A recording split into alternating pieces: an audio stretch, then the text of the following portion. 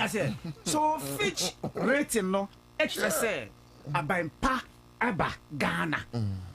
Onimdifuo His Excellency John Dramani Mahama.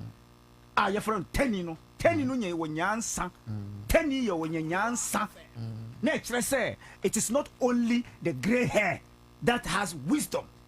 It tells us say we are when and you have no wisdom. It doesn't have any tribal affiliations. Wuni nyansa, wuni nyansa. I found say wuni na uswa. There ka say that can for we baby. Was it ansana yebewo abu. Na eyi what's it there?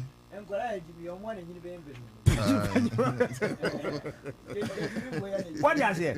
So if you have a country like Ghana and you have no trust to say Nana Akufo-Addo, Nana need trust in this country and you need investments in Ghana, and I'm not surprised his finance minister the cousin America spending millions of dollars to treat himself abra ucho and awarded contracts called them Agenda 111. Abra would to Obimuka. Those hospitals are still standing. Abra Obimu Ejisik Sasikanina Edi. I am not surprised under His Excellency the former President Crawford Nepansono going to meet over $45 million and spent it for free. Abra one sites. Oh, so I am surprised that as a country we have not decided to take this man to ICC.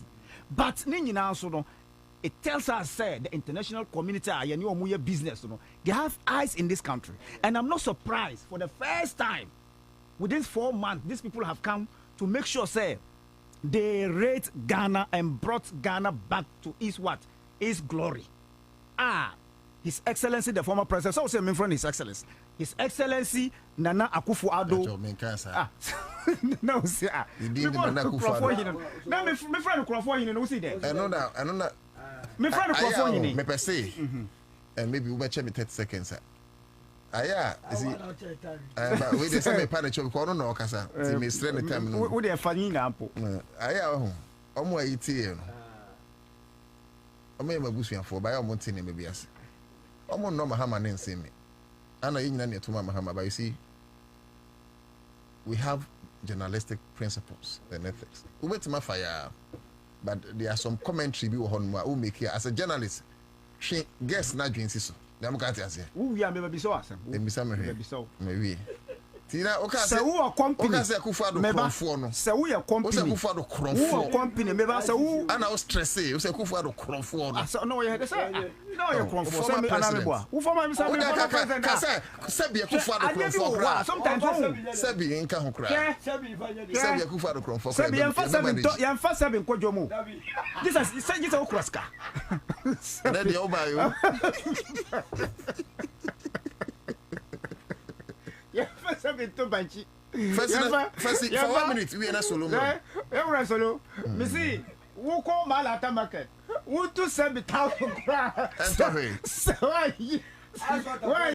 Do inspiration free. White House. So we take it every Ghana pressure. So we need inspiration. For Samira. What did I say? So when you now extra say, what do you know? I have no doubt. Say Ghana has gained back and will continue to have that glory that we lost for 8 years. Now, yanka about the dollar because minya obimu mini omukra have a challenge in one of your sister stations about unsustainable nature of the dollar, and they say it's artificial. Eto da na mibisa omu say. You, if your mother or your father is in the hospital battling with sickness, would you look into your father's face there and tell the papa would you do that? Very good. So these people have come and they have tried. Look, I said this 2 weeks ago here. Say the fact that this dollar thing has come to has reduced to 2 for 2 weeks sustainably. I have gained 200,000 Ghana cedis just for 2 weeks. 2 weeks, oh, I have gained profit of 400,000 Ghana cedis. It's serious intervention. So even if it is 1 month to cry, within that period, no, you cannot underestimate the profit that will be better massive. So for me, if you are a Ghanaian and you are preaching doom that the dollar cannot be sustained, the CD strength cannot be sustained, and you are not a patriotic Ghanaian. I say, Nidindi Haruna Mohammed, Wakasa Bebre, or do who are saying between with you? My member, yatiti shedding, and so, or training papa, make a binim, Siciana, before my banner. Before me ban. Wow. And I send yatiti. I say, oh, ne papa wound. Rana meaning ye we be, and unya ko be a say the oxygen. Oh, I say papa. But send a corner by your money. Omka say, your oxygen is in so, your mum in a pea, but ne papa is stable. But me who say, but Oba somebody. It's yatiti shedding. Your mama shedding. Welcome to the family.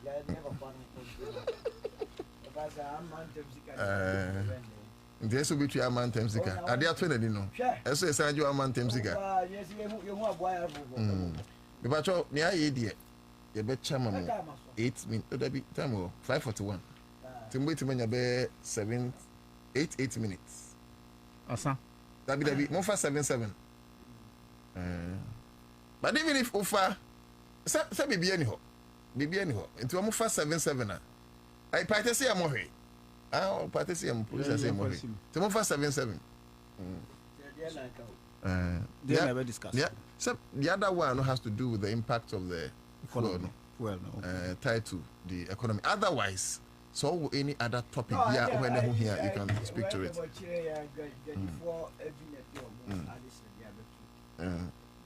That's right. Okay. What did you get for the passport? Okay. For more than 6 months, a video passport on January. Okay. A video called December, a video called February. Or we am conform, yes, first time travelers to China. We okay, we are kind of brothel, senior. Chinese, I'm coming to brothel. Yes, sir. Or what you own more visa now. Or we your passport to class on the different embassy. I call for you because or my quack of business. Our banker or office of the Cofano Mano, Ababeto. Or more to drink. Also, what's your passport? Or Quano or the wolf. I mean, what sort of life is this? Chion. Who go fool? The Ministry of Foreign Affairs immediately must contact the Chinese embassy in this country. So, would you also more this and that? From passport more. Can we bro from the Chinese embassy in? So, may let me even address it to the Foreign Affairs Minister for him to forward this message to the Chinese ambassador and for that matter the consulate or the embassy. Mr. Foreign Affairs Minister. But, yes. What contracts are a war or moon? Visa debut omu the visa application ko embassy no ana omu the ama independent person. Embassy was okay. But the person working on it is the chairman. According to now asama okay. 3 months ago. Yes. No, if you want to talk about a different thing, they let him make him point. No, I know me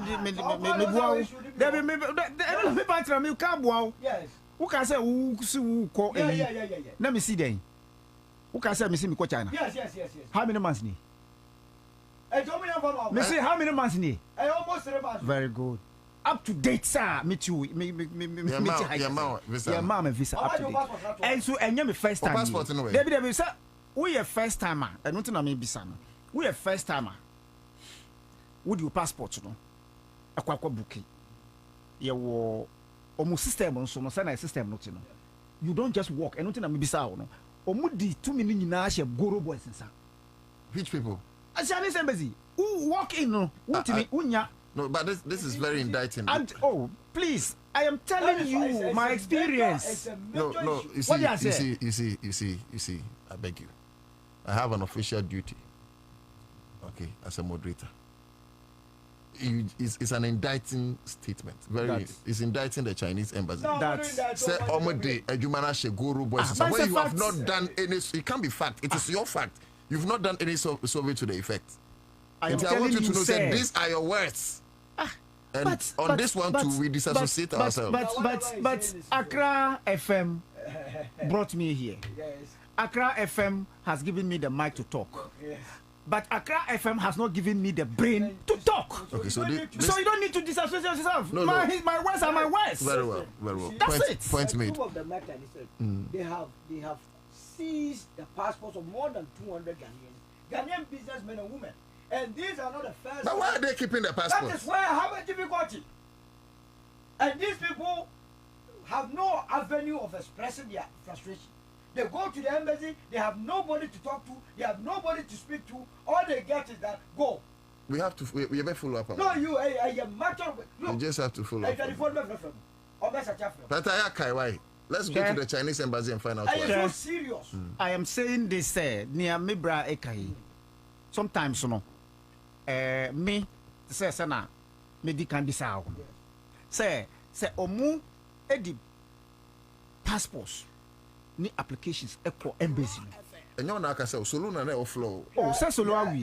Onwe what you say? Part of their strategy. The strategy of the Chinese they don't want to encourage a lot of Africans to come to the country anymore. So remember have a galamsey. The friend is saying, or more wholesalers. They want you to buy from their wholesalers here, and you do not come. The Bassanwa, a family will be on best of the bow from the above. When you now must rather encourage Africans, say, you're making a problem. Yes, you are here and no more. So, maybe that is where I am driving to. Obviously, buy and Uganda for produce will be Nigeria for produce will be. Mediterranean. Energy 7 for Asia because Israel your friend is Iran. One say AU Asia. What to say? Just AU this strategy be. So AU has time almost here. No, we have extraordinary meetings. Crisis ahead of you. When you have crisis, you do extraordinary sessions. Now even cry University Student Association of Ghana. You cry near extra.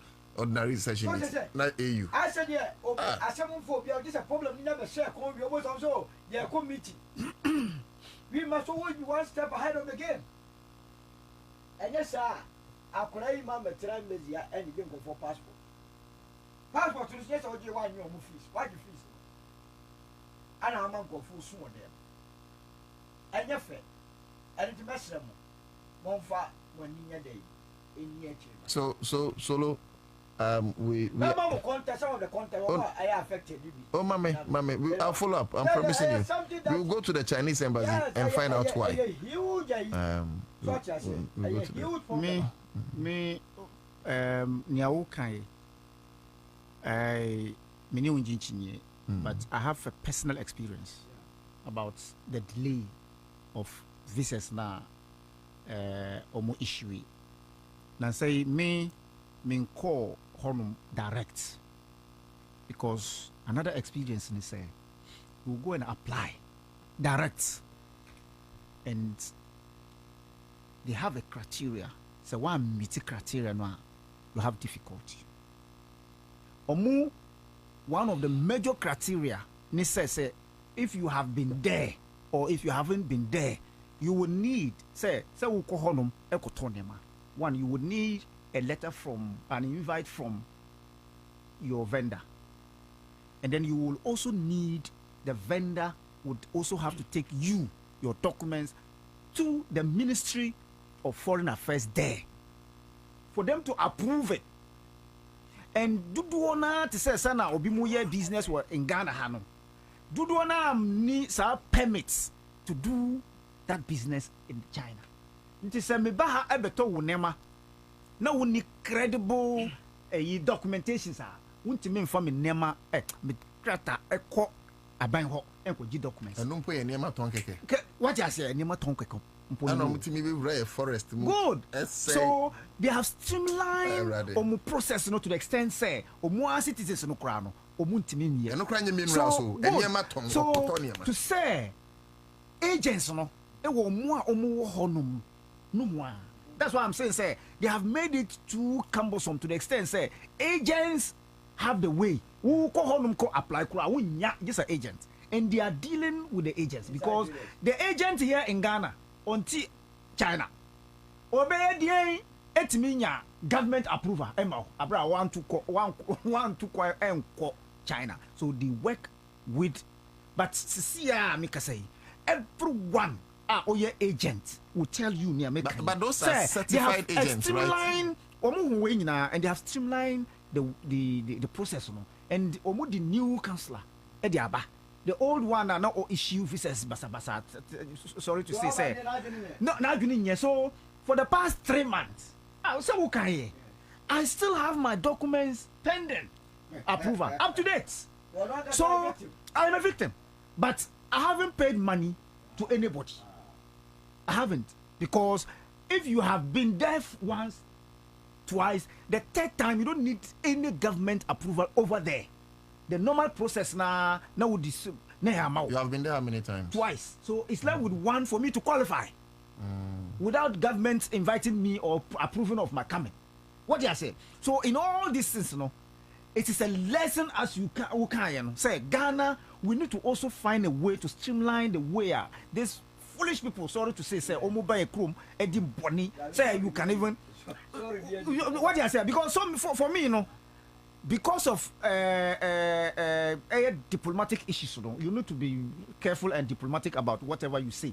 But trust me, if you go there, they will tell you what these people are doing. I say they are in China. I'm telling you. But in all of that, they haven't invited us. So we need to strengthen our economy to infuse certain things that we need so that together we can build Ghana or Africa. Dear Medibe say there are issues in this country, and such issues concerning politics or Ghana, and minority has failed Ghanaians, and for that matter NPP.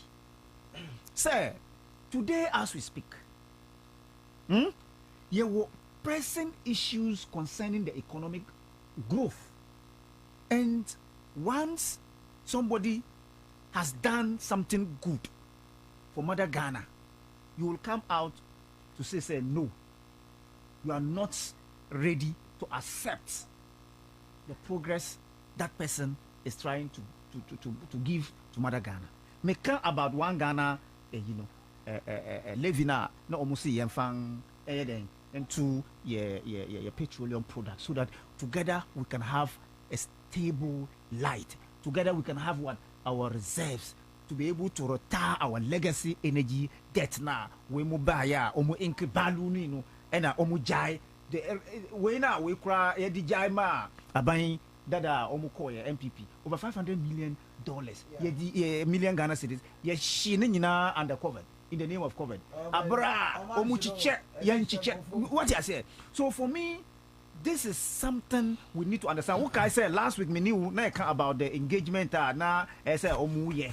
When I sat down and listened to whatever engagement that went on, thank you, Haruna. I say, look, these people really meant well. So everybody and people should give us a break. They have failed us. They should allow these people time to be able to proceed. Okay. So your last bite tonight. Yes,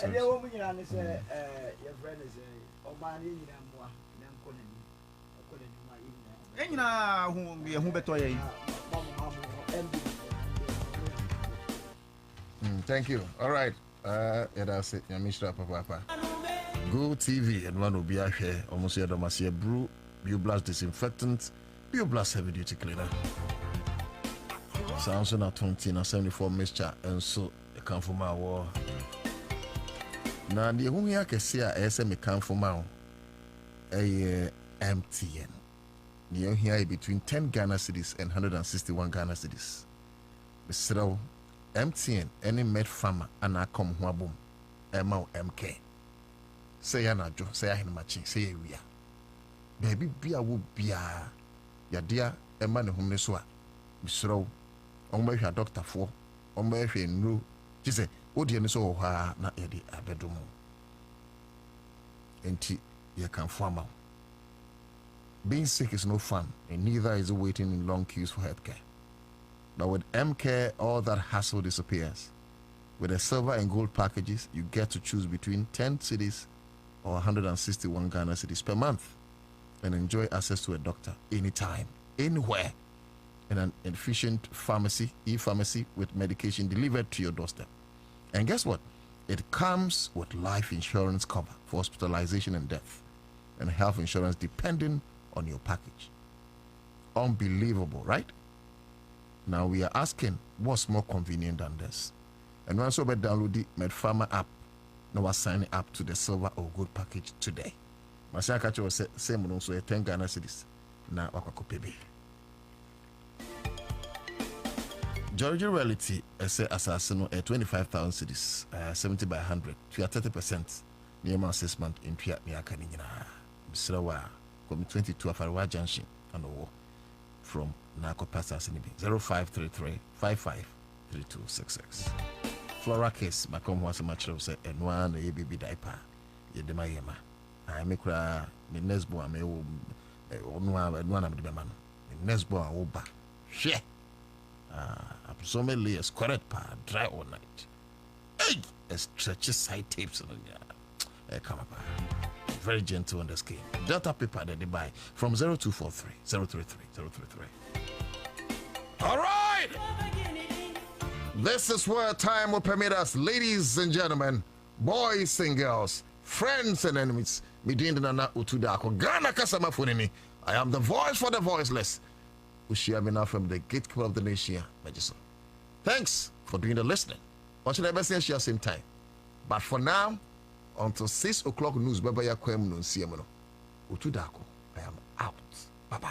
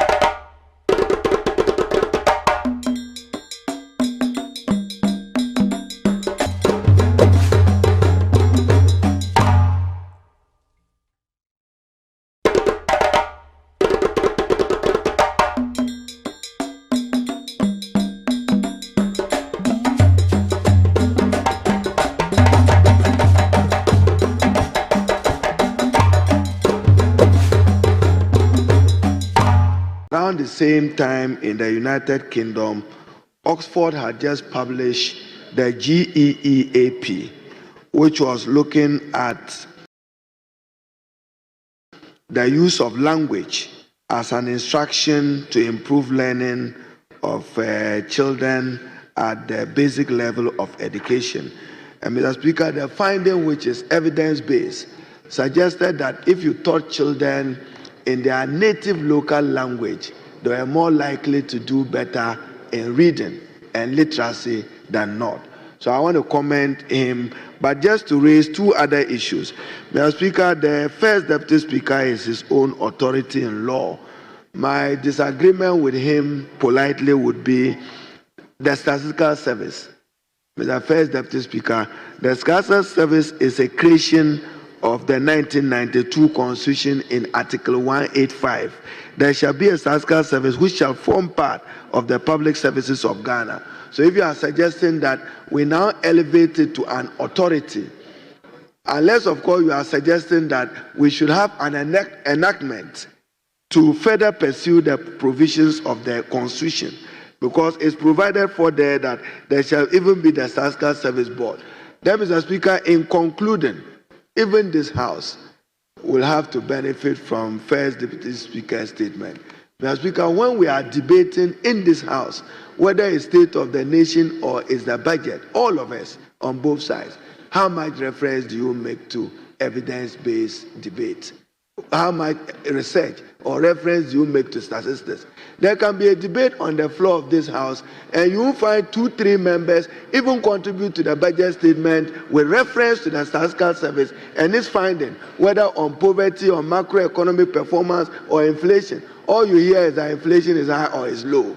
No evidence, no pointers to statistics. Road infrastructure, there can be a debate here. We need to know which parts of the country are not doing well statistically in terms of their access to quality road. So, Mr. Speaker, I hope that the statement of the First Deputy Speaker will be an awakening even for Parliament. As he said, Parliament must make use of reliable evidence data for policy making. What is policy? Policy must respond to a need.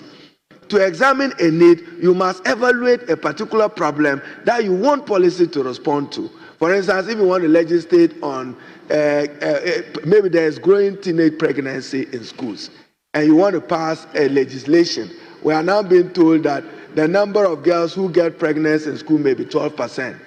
You can only respond with legislation if you appreciate the numbers or the statistics concerned. So, Mr. Speaker, I want to commend the maker of the statement and to encourage Parliament and members of Parliament. Mr. Speaker, the Hansard used to be an authoritative source of reference. We have all contributed in debasing the standard of the Hansard with very frivolous references we make here, that a student cannot quote a member of Parliament and say, on this day, this is what the honorable member said on this matter, and these are statistics we provided. When you were a student in Lagos, you were told, as a political science student, that the parliamentary Hansard is an authoritative source of reference. Today, it may not be so because we do very little research. We debate not with informed evidence base, even on the performance of the economy or our society. With this, Mr. Speaker, I commend the maker of the statement. Yes, Honorable Professor Nyako. Mr. Speaker, I'm grateful for indulging me to add my voice to the statement on the role of statistics in evidence-based policy making delivered by the Honorable Bernard Ahiafo, my very good friend MP for Kati South and the First Deputy Speaker of Parliament. Mr. Speaker, this chamber is a political chamber.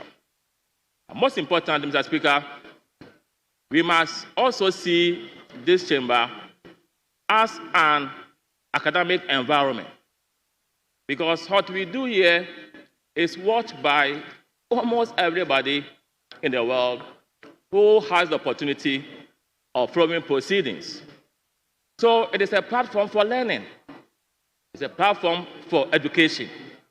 For that matter, our comments, our debates, our contributions must be informed by empirical evidence.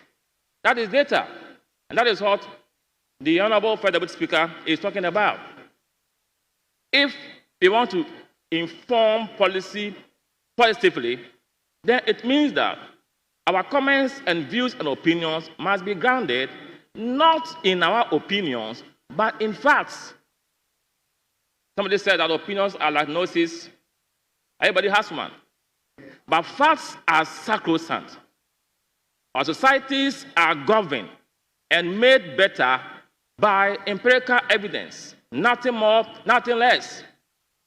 We can have our opinions, but our opinions, Mr. Speaker, with all due respect, our opinions don't matter. Our opinions don't matter. What matters most is the evidence that we have to shape thinking, to shape thoughts, and the way of life in our quest to advancing with society. Mr. Speaker, our able Federal Speaker advised that we should establish dedicated parliamentary unit within the Ghana Statistical Service. Mr. Speaker, we must also strengthen our racial department. We must expand its function and make it more functionable, more effective, where we can go and get more knowledge. Thank you, Prof. Oh, why? Mr. Speaker, Mr. Speaker, Mr. Speaker, Mr. Speaker, just wind up. Just wind up for me. Mr. Speaker, I want to urge us all for us to be better parliamentarians. We must be equipped with the skills in research so that we can convince policymakers in order to ensure that our policies are. Mr. Speaker, theories change. That is why we need to constantly update our knowledge, our skills, so that we will be in tune with the realities on the ground. Mr. Speaker, because of time constraint and the pressure for next interference, I beg to yield. Thank you.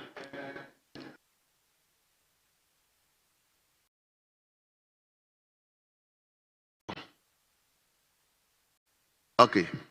Speaker, let me commend the First Deputy for this statement. Speaker, indeed, in East Africa, in fact in Kenya, in the National Assembly, there's a whole caucus that recently has been formed on evidence-based approach to legislation.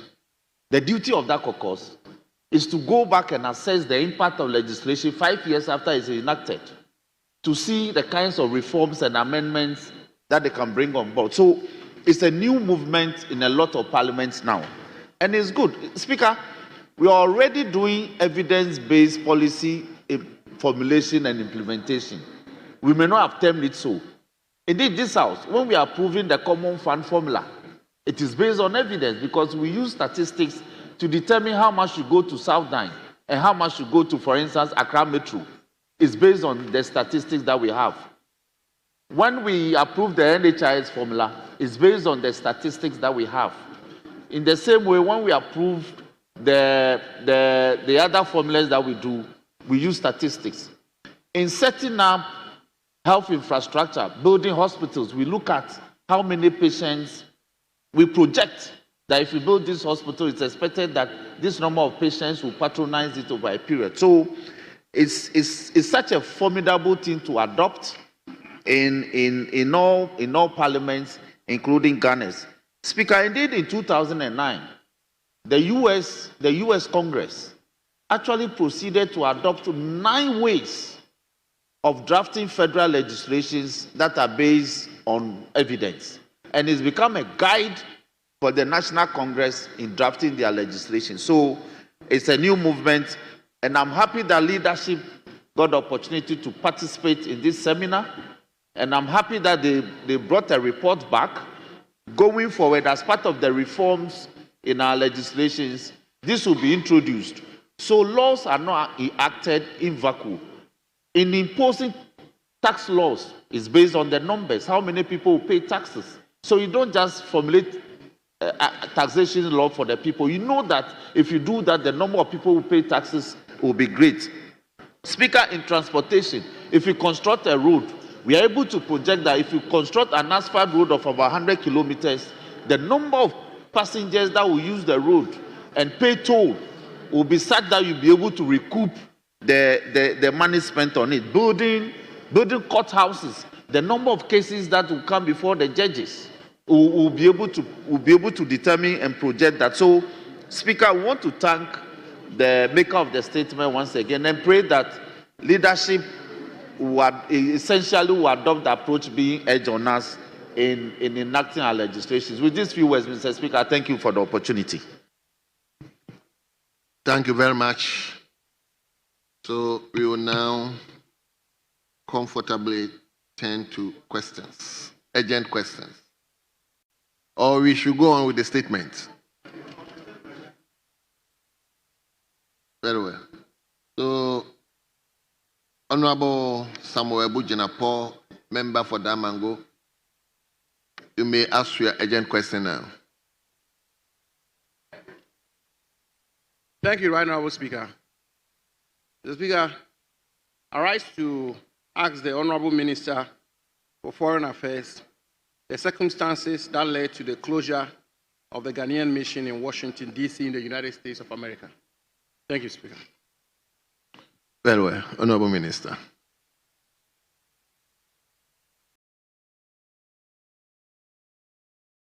Right Honorable Speaker, I thank the ranking member for the question.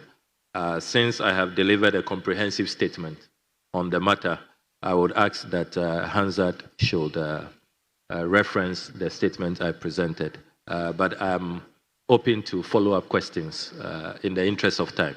I'm grateful, Mr. Speaker. Thank you very much. Yes. Honorable Abujanapo, supplementary questions. Thank you, Mr. Speaker.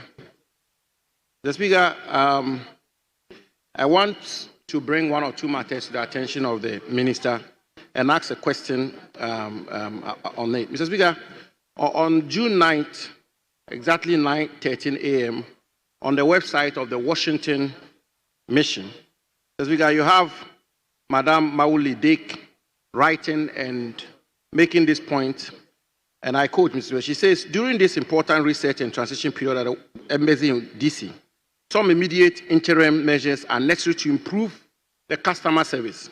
Mr. Speaker, she goes on to talk about how one Professor Satan Nabani applied for a visa to come to Ghana with a group of intellectuals, but because of the breakdown of service delivery at the mission, they were unable to make the trip. Mr. Speaker, you have another Rastoto who said, for example, I quote her, shame on the Ghana embassy in Washington, D.C., and shame on the Ministry of Foreign Affairs. You disrupt service with no circumscription for it to reflect patrons. And worst of all, you do not research expected end code. Mr. Speaker, my question to the Minister is, what specific measures is he putting in place to improve upon service delivery at the Washington mission? Thank you, Mr. Speaker. Thank you very much, Honorable Minister. Speaker, Mr. Speaker, the Honorable Ranking Member's follow-up question is extremely important. The matter of responsiveness, engaging clientele timeously, with respect, acknowledge that they have paid for a service, and making sure that customer satisfaction is guaranteed are principles that we cannot compromise on.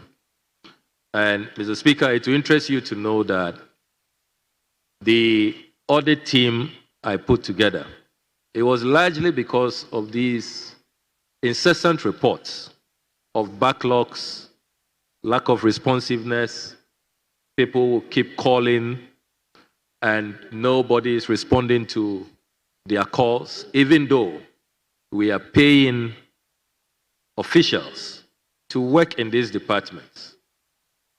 We all know as a house that we spend over 1 billion Ghana cedis maintaining our 71 diplomatic missions abroad. So there can be no excuse that people who are paid to work, to man telephones, to respond to emails, to carry out consular services, to ensure that our embassies are friendly places that project the image of our country. What we have been telling colleagues is that first impressions really matter. We cannot say that we want to market our country, we want to make Ghana the gateway to Africa, we want to boost tourism. And then the first impression that visa applicants get is a certain nonchalant, a certain,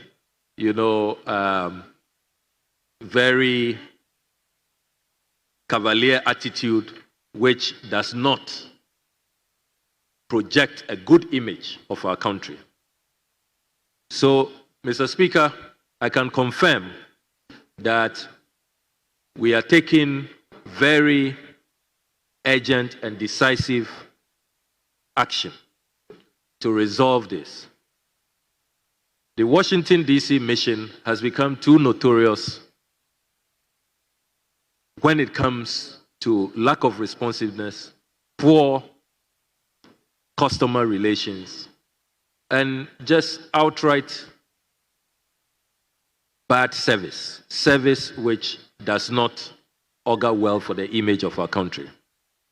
Indeed, by the time we had to shut down the embassy, we had discovered that there was a backlog of over 2,300 visa applications that had just been ignored. And a certain culture of disrespect and disregard for applicants had really become entrenched. I can confirm today, Mr. Speaker, that we have put together a new code of conduct and we have sent a circular to all our embassies that we want all our phones to be reconfigured, and they had up to the 15th of July to comply. Some have already complied, like our UK mission, where we want simultaneously multiple calls can come through and be picked by different staff at the same time to deal with this matter of people waiting on end and not being attended to. We have also requested that every week a report should be submitted. We want to know how many people called in and how many of those calls were picked. We have also put in a mechanism where, with the service providers, we can directly assess how many calls came through, how those calls were picked, and then most importantly, Mr. Speaker, we have also introduced a new system where all calls to our diplomatic missions are being recorded for review by management, so that the reports of discourteousness, disrespect, people being rude, all of this will be subject to review, so that if we discover that a particular foreign service officer has been rude, has been discourteous, has been bad-mannered, then the sanctions will apply, because the foreign service regulations do not condone that kind of attitude, and there are clear sanctions that should be applied for those who engage in that unworthy conduct. So, Mr. Speaker, we are putting in place far-reaching reforms, and we believe that with the support of this House and the hard-working members of the Foreign Affairs Committee supporting us, we can really deal with this matter once and for all. But, Mr. Speaker, having been offered the opportunity, please permit me to take full responsibility. I would want to render an unqualified apology to all applicants to embassies across the world who feel so frustrated, who feel let down. We want them to know that we are still the very hospitable people we are. Ghanaians are celebrated globally for our quintessential warmth and welcoming attitude.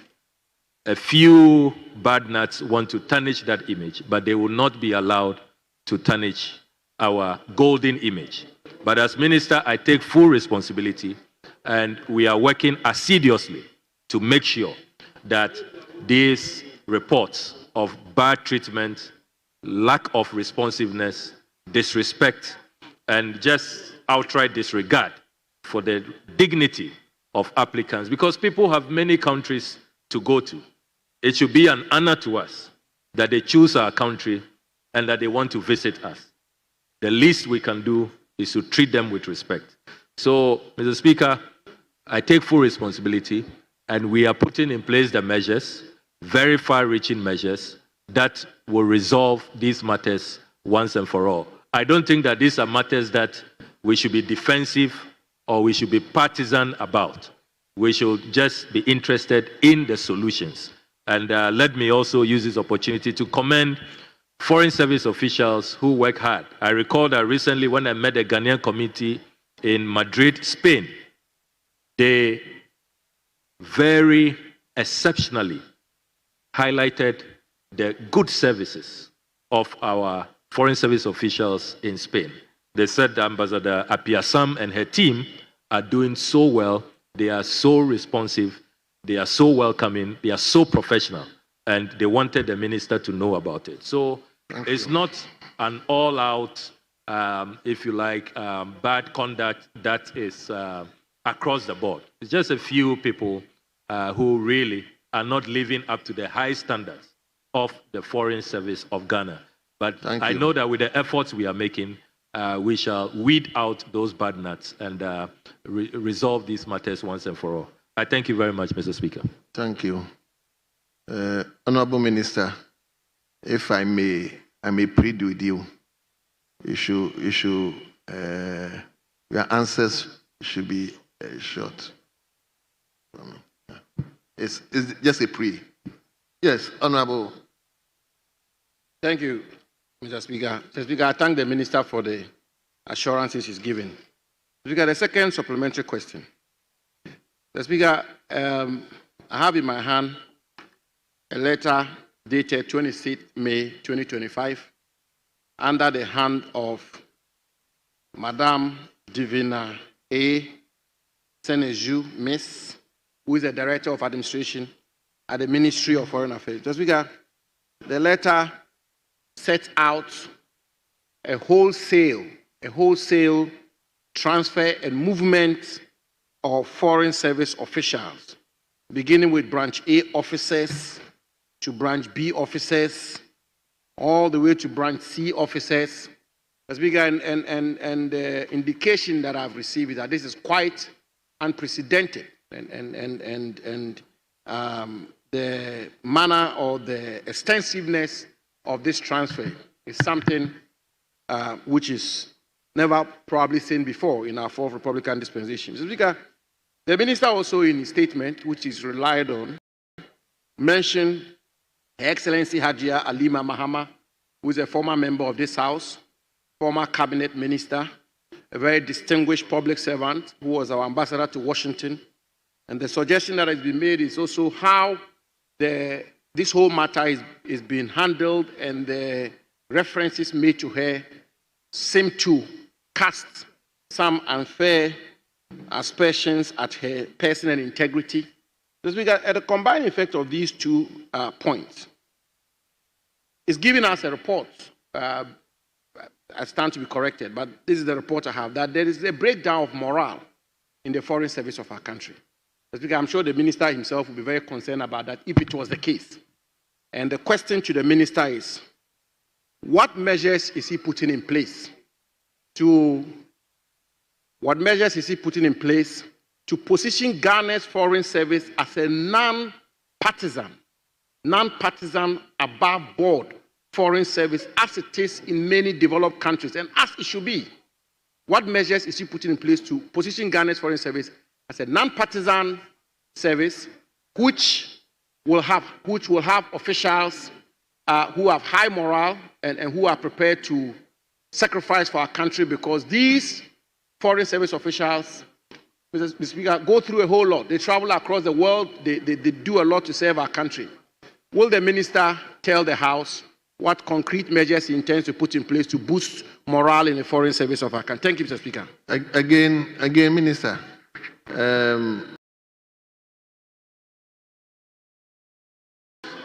The questions, let's try to be.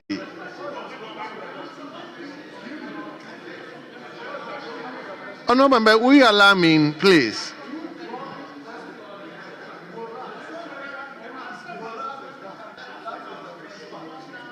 Honourable members, please. So I'm pleading with you as well, those who are going to ask questions. Please, let's be straightforward with our questions. Because we have so many. If we are going to go the pace we are going, Mr. Speaker, then we may leave here around 10. Mr. Speaker, I'm fully guided. But Mr. Speaker, my good friend Honorable Ablakwa, he was very comfortable. When he was here, Mr. Speaker, you can tell. No. That's not the issue. That's not the issue. Yes, Honorable Minister.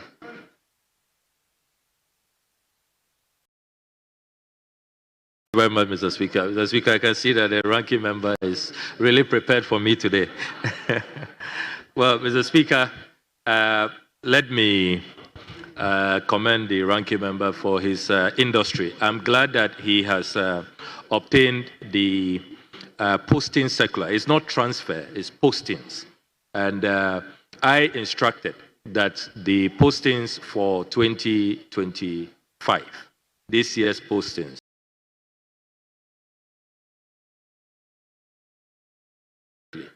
so this is how we started. We set up a committee chaired by the chief director. I was not involved.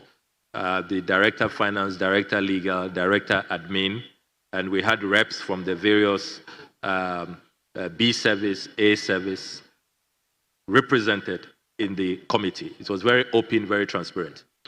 For those who don't understand the workings of the Ministry of Foreign Affairs, every 4 years we post officers, foreign service officers, every 4 years, typically. And there is a precedence list which is followed, and it is done in a very transparent manner. The committee presented its report, and before the report was presented, they even allowed the foreign service staff to indicate if they were available to be posted or not. And they did a great job. They even considered humane circumstances, like some of our females who have just given birth, those who may have children who require special needs. They didn't want to post them to countries where they will not receive that kind of specialization for their children. So it was really humane, very, thoroughly done in a fair, objective manner.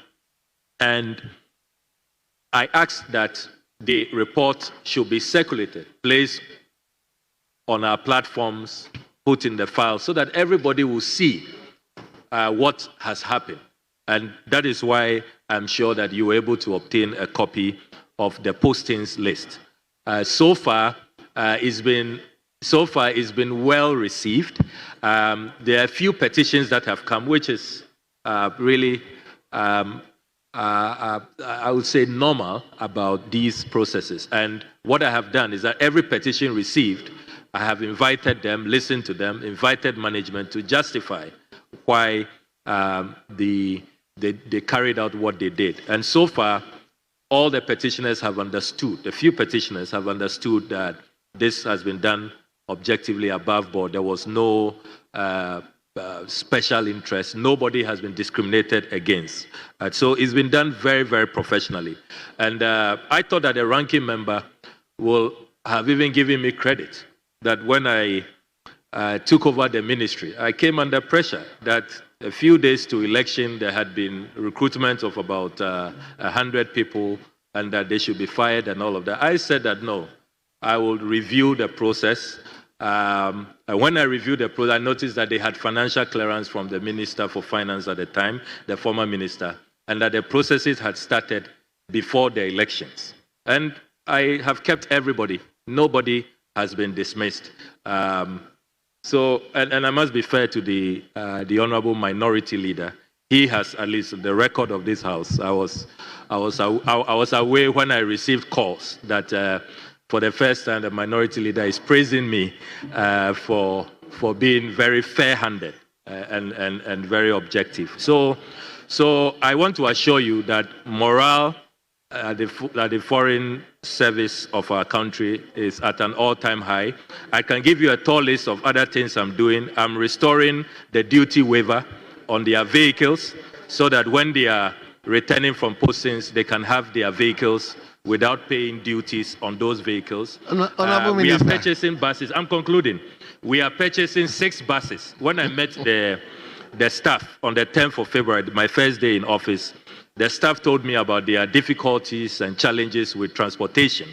And I made sure that in the 2025 budget, we made an allocation for 6 buses, which we are procuring for our junior staff to be ferrying them. We are also making arrangements for their housing and all of that. So there's a lot we are doing to really take good care of our staff. Those who ask for extension, even whilst they are on posting, medical support, funeral support for their spouses, loved ones. We are taking care of all of those needs. So I like to be an empathetic leader, a humane leader, and I can assure the ranking member that we will not do anything to lower the morale of our very dynamic and hardworking staff of the Ministry of Foreign Affairs. Thank you very much, Mr. Speaker. Honorable, it's okay. Let me give the opportunity to somebody else. 3 questions. 3. I mean, 33. Mr. Speaker, the final question. Mr. Speaker, I thank you for your indulgence. Mr. Speaker, but before I ask the final question, let Hansard capture my high commendation of the Minister for Foreign Affairs and praise for this step he took in ensuring that Ghanaians who were recruited before he came to office were not dismissed. Mr. Speaker, I hope his friend, the communication minister, will take some notes from him. And when he gets to cabinet, he should make a case to the president so that the chief of staff will draw the directive to dismiss Ghanaians across board. Well done, Minister. Mr. Speaker, the final question. Mr. Speaker, the Vienna Convention on Diplomatic Relations, 1961, sets out copiously the steps which should be taken before a mission is closed down. Mr. Speaker, further, the United States State Department, Mr. Speaker, on 24th April 2025, issued a circular to all missions under the hand of the Secretary of State, where again, if you go to item 10, Mr. Speaker, they set out again copiously what the government of the United States requires for before a mission will be closed down. My question to the Minister, Mr. Speaker, what steps, as it relates to the Vienna Convention and to this circular, which I'm happy to share with the Minister, did the Minister take before closing down our mission in Washington? And is the closure related in any form or shape to the threat issued by the Trump administration to possibly ban Ghanaian citizens from traveling to the United States? I thank you, Mr. Speaker.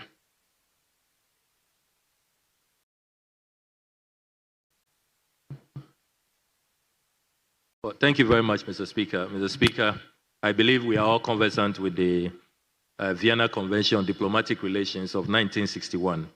And we need to do a distinction between leaving a country permanently, where the accreditation that you have been given, you no longer have use of it. So you are withdrawing permanently from the country. And then temporal closures, which is not a permanent withdrawal where your accreditation is still valid. What we did, there's a clear distinction. It was just a temporal closure of our Washington mission because we needed to carry out systemic overhauls. I mean, the rot was just too much. It had become a cesspit, that, as we have discussed earlier, we all are not proud of what was happening at the Washington mission. So in that case, it's just similar to very akin to what happened during COVID, where embassies temporarily shut down, they were working from home, only skeletal staff. Even as we speak, we've had to close our mission in Tehran because of what is happening between Israel and Iran. In Israel as well, the Israeli foreign minister has urged governments to ask their staff, the foreign mission staff, to stay at home.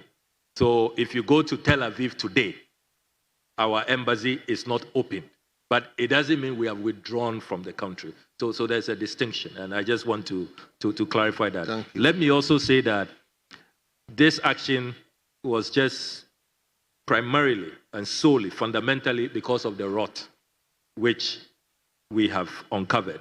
It had nothing to do with the so-called, and I have to really assure the nation, a lot of reports about some looming ban on Ghanaians, that we will not be able to travel to the States, we are going to be banned and all of that. Let me state, this is a house of record, that Ghana has not been officially notified that we are going to be placed on any prohibition list or on any ban where our citizens cannot travel to the United States. At this point, all of that is speculation. But as a proactive minister, I can assure honorable members that we are having high-level engagements. I have asked that we want to be assured that those leaks, because according to the US media, those were leaks that they intercepted, internal memos. We want to be assured that there's really no merit. And so far, I can tell the people of Ghana that there is no cause for alarm. That is what we are receiving from our partners in Washington. So I think that we will be fine, and we will continue to have very great and cordial relations with the United States of America. Thank you, Mr. Speaker. Thank you. Honourable members, we will turn to question B.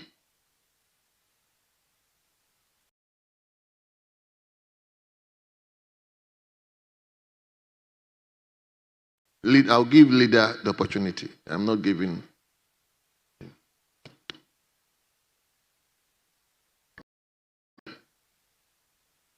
I have so many questions to deal with today. So, maybe if you can give him just one supplementary. Leader, I will yield. Then I will yield. We have similar questions relating to almost the same issue. Very well. So, Speaker. Mr. Speaker, I have seen the minister's answer as contained in his statement. I am concerned about the foreign service staff. As we all know, when they move out on a mission, they move with their family, spouse, children who are in school. Reading the response, it appears to me that the key person in this whole matter has been mentioned in name. And the minister does not specifically mention that certain other foreign service staff were directly involved.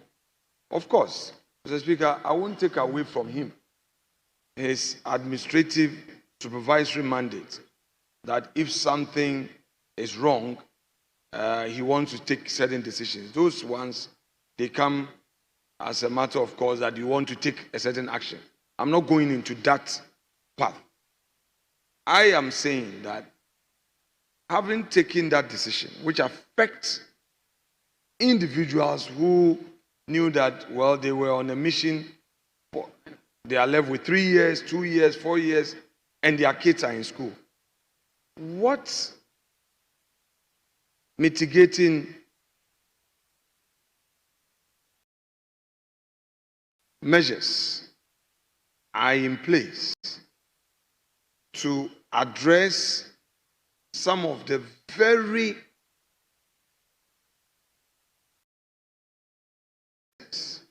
because if a child is in school and you are by this order pack and go back to Ghana, I know in this house across the aisle family members who are affected by this. Not, I've been talking to colleagues who are even on your own side, who may not have had the opportunity to come to you, but whose siblings, whose cousins, whose relations are worried because children are now stuck. They don't know what they're doing. At the risk of saying that the measures taken were rather too harsh, would you share with us how you are mitigating this?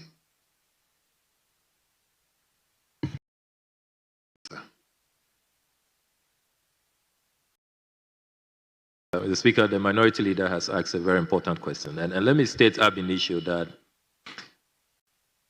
all of us in the Foreign Service, we know that our circumstances can change at any time. Indeed, if you look at the posting letters that the Foreign Service officials receive, they are told in very clear language that they can be recalled or they can be cross-posted at any point in time.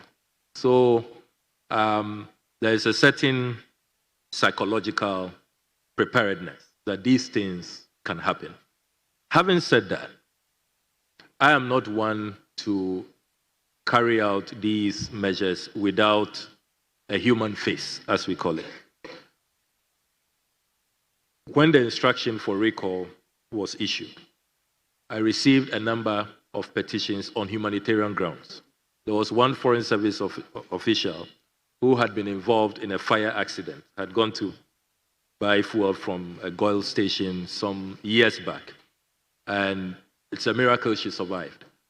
So she's receiving care in the United States, has gone through 13 surgeries. I'm sure that the Honorable Deputy Minister, Honorable Aprechi, knows her very well. When her petition came to my attention, immediately I said she should be on humanitarian grounds, she should stay because she even has outstanding surgeries, 8 more surgeries. I mean, I would not want, because of the action of somebody. And it was clear to me that she was not anywhere close to what Kwarteng and his collaborators were doing. Then there is also another confidential secretary who petitioned. She is almost 9 months pregnant. And you don't want a pregnant lady being compelled to travel, by air, that distance, about 13 hours. So again, the internal committee we set up, finding out that she was not close, we have exempted her, so she is staying. So this is just a practical way of explaining that we are implementing this with a human face so that the Foreign Service officials don't think that, we are just out to get them or we want to, if you like, be draconian. That is not what is at play. In the case of children, spouses, and all of that, we are looking at these matters on a case-by-case basis. But as I pointed out earlier, the evidence is overwhelming. The management team that carried out this this investigation, has concluded that there is no way Fred Kwarteng could have done what he did all these years alone, as a lone wolf. There's absolutely no way. There's evidence. They talk about the welfare fund, which they made Fred Kwarteng to be transferring money. And it's all in the report. We'll make the report available, the welfare fund that they were benefiting from, and those who allowed him to be carrying passports out and all of that. So, I mean, if we delve into, I've been quite measured not to mention names and people's complicity and all of that. But I'm sure that when you read the IOCO report, there's an internal report, but we've also invited IOCO. We've invited IOCO to carry out more forensic investigations. So let me just assure you, Leader, that we are balancing between the need to be ruthless in fighting corruption, conflict of interest, naked abuse of office, and also doing it with a human face so that vulnerable people are not disadvantaged. So it's a delicate balance which we are conscious of.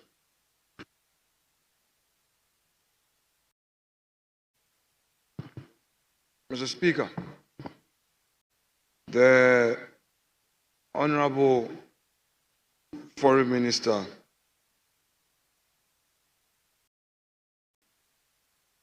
statement, which he requested same to be adopted as his answer to question 6A,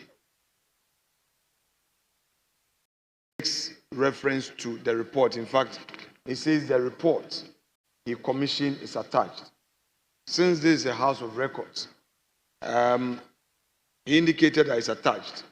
In his response, he said he will bring it. I just want to confirm whether he has the report, the team, the audit team. In your statement, you make reference to the report that which is hereby attached. But what is in distribution, what was distributed to us does not have the report. So may we have a copy table? Yes. Pardon? Yes, what I'm saying, he said he would attach, but he didn't table it. So I want him. Yes, but what I'm saying is that this is very important. So if he can table it now, because it's something that he referred to in his statement that the report is hereby attached. It is his words. So if he can table them, it becomes part of the records of the House, then we can rely on to do further deliberations. But Mr. Speaker, whilst he takes his time to look for the report, yes, I needed this copy for. You have it there? Okay. Mr. Speaker, may he do the formal tabling, then I take a copy. I want to make reference to something in it. So if you can table it formally, then the transmitters can make it available. Thank you very much, Mr. Speaker. Mr. Speaker, the Honorable Minority Leader is the Honorable Minority Leader. Yeah, that's what I said. The Honorable Minority Leader. The Honorable Minority Leader is clearly misconstruing paragraph 7. If you pay attention to paragraph 7, I speak of the query, the 2019 query. So paragraph 7, I was referring to the query. I say I have here a copy of the 2019 query, which I'm able to present to this House. And I have a copy. I did even read the query. So I am happy to lay it. So it's the query I was referring to, not the report. But I'm also happy to make the report available to you later. Yeah, because I don't have that here. But paragraph 7 was about the query. Mr. Speaker, I'm quite curious in the sense that the mainstay of the action was founded on the outcome of the audit. I would have thought that the minister would have fortified himself without a demand from this House. But, Mr. Speaker, he is a man who is representing us in that space and would respect his promise to make that report available to us. So I would not belabor. Now, Honorable Minister, you have used that principle of collective liability to take a decision that innocent people are also being affected. And you refer to this general clause we find in contracts, that termination clauses. But the tests, there is always a test to the triggering of these clauses. I agree with you that, yes, when you are posted, there is a provision that you can be recalled, reposted and all. But there is a test to it. it must be within reasonable contemplation, not on matters suddenly arising. You know, you talked about human face to solving the problem. I may want you to pursue that rather forcefully, because there is really an overwhelming outcry, lamentation that, you know, has come to my attention, and I would want you to continue to pursue to see how you can solve that problem for our compatriots who are there. That said, may you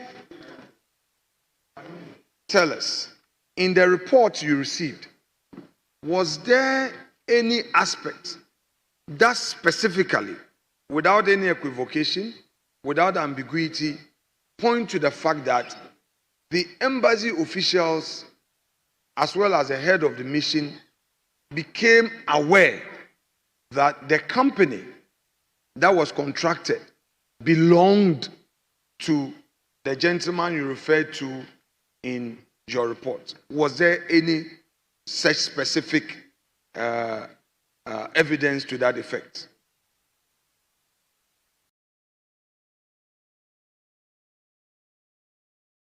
Thank you, Mr. Speaker. Mr. Speaker, the simple answer is yes. The committee discovered that there were some officials at the embassy who knew that GTC belonged to Mr. Fred Kwarteng.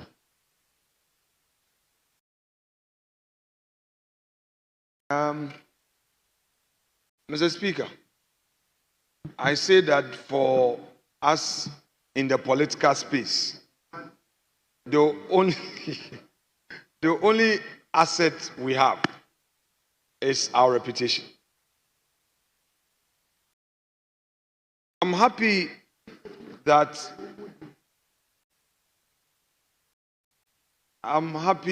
to hear that the Honorable Minister says that some staff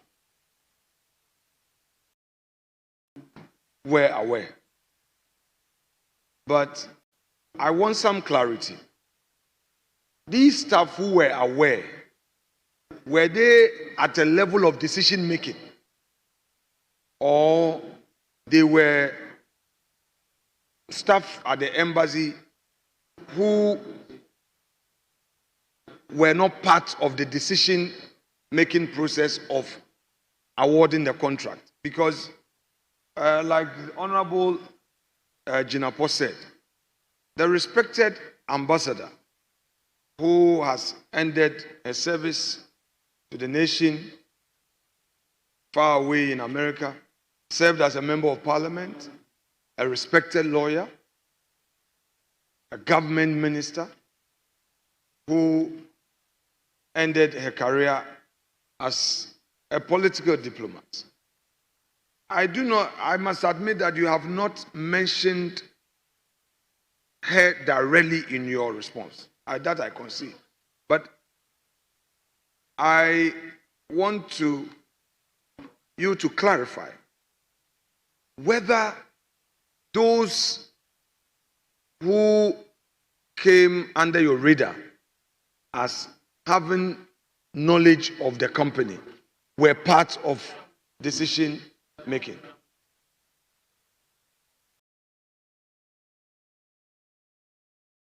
Yes, Honorable Minister. Mr. Speaker, the report indicates clearly that there were some in management and some lower on the food chain who knew about it. And they will even help him cut the passports to his office 40 minutes away from the mission. And as I said, that explosive report, which will be of interesting reading, will be made available to this House. Yes, Honorable Leader. Mr. Speaker, I'm not asking any more questions. Mr. Speaker, I believe that when we finally get the report, we can interrogate the issues. So I'll rest my case pending the tabling of the report. The minister indicate how soon? Thank you. Let's turn to question B. Speaker, I said, may the minister indicate how soon, based on his own, because he can't have it readily with us. He says he has it. Yes, Honorable Minister. Because he's busy. Say yes, Honorable Minister. So, Mr. Speaker. Mr. Speaker, I'm happy to present the report as early as tomorrow. We have cabinet, yes, we have cabinet tomorrow, but after cabinet, I would be here to present the report. Very well. Yeah, thank you, Mr. Speaker. Very well. We turn to question B. I'm reading the mood of the House. So, we turn to question B. Honorable Rorita Koko Asante, Atiwa West. Thank you, Mr. Speaker. I'd like to ask the Foreign Minister the outcome of the meeting between the Ministry and the Ambassador to the United States of America regarding the 10% tariff. Thank you. Yes, Honorable Minister.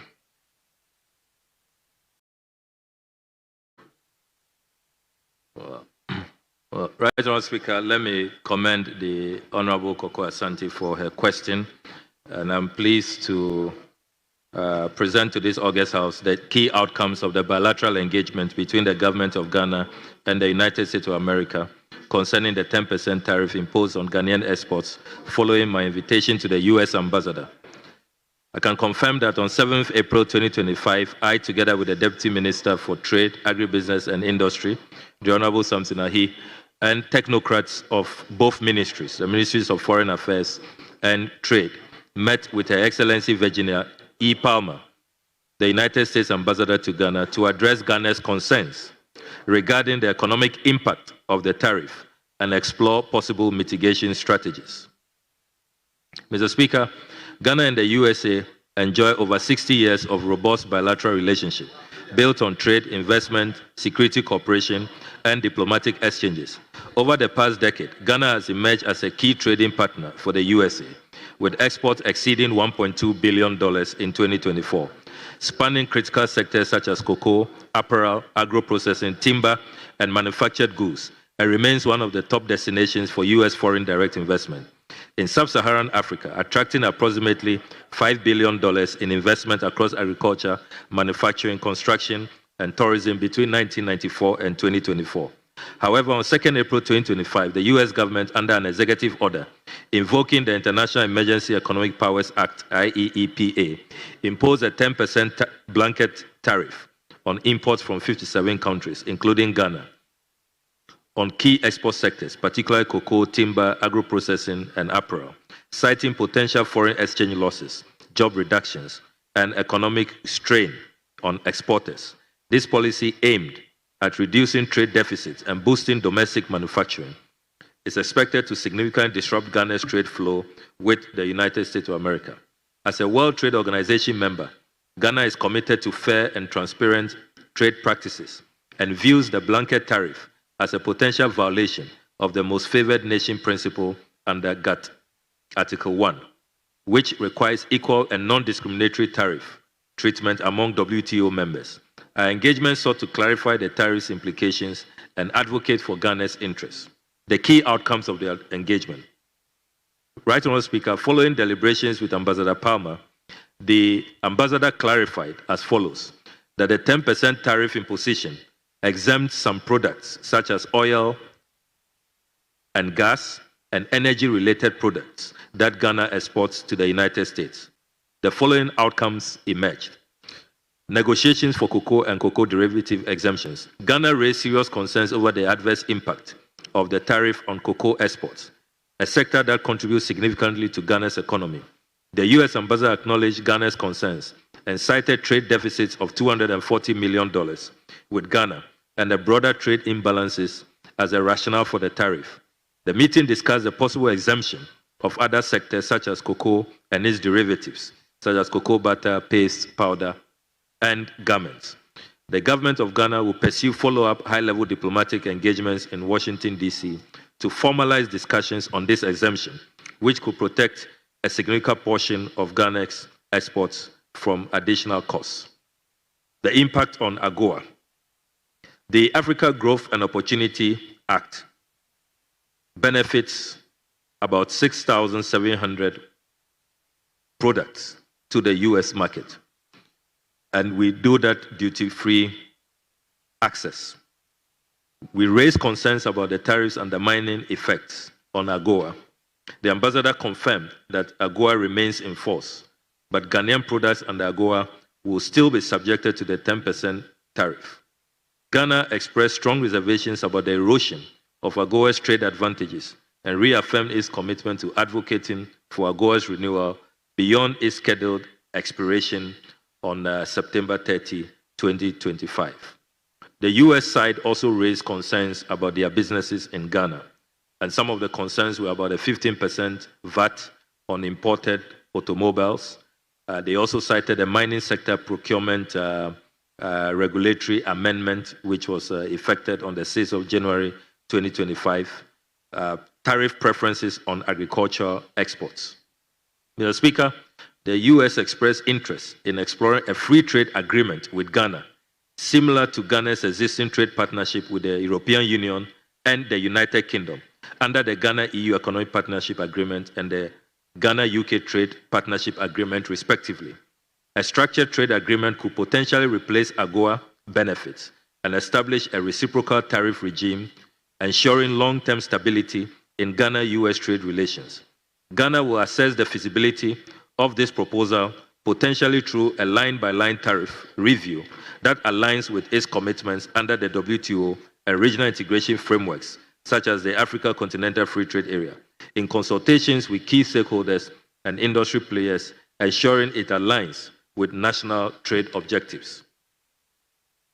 Further commitments. Ambassador Palmer reaffirmed her dedication to preserving Ghana-US relations despite the 10% tariff imposition.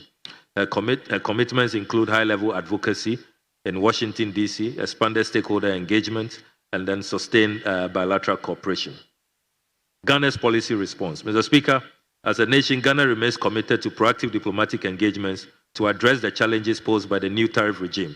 The Ministry of Foreign Affairs and the Ministry of Trade, Agribusiness and Industry, in consultation with His Excellency the President of the Republic, jointly issued a press release on Monday, 7th April 2025, to reassure stakeholders of government's commitment to dialogue with the USA to improve their trade relations. Stakeholder engagement with all key stakeholders, including industry players, trade associations, exporters, and academia, was held on Thursday, 10th April 2025, at the Africa Continental Free Trade Area Secretariat, which concluded with a suggestion that the government should ease the cost of doing business and explore alternative markets to export Ghanaian products. Among others, our approach moving forward includes strengthening our trade diversification through the Africa Continental Free Trade Area framework.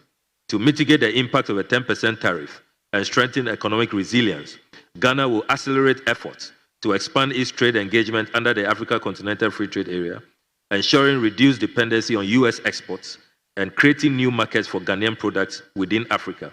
This strategic approach aims to expand intra-Africa trade, promote regional market access, bolster local production and export capacity, and strengthen economic resilience.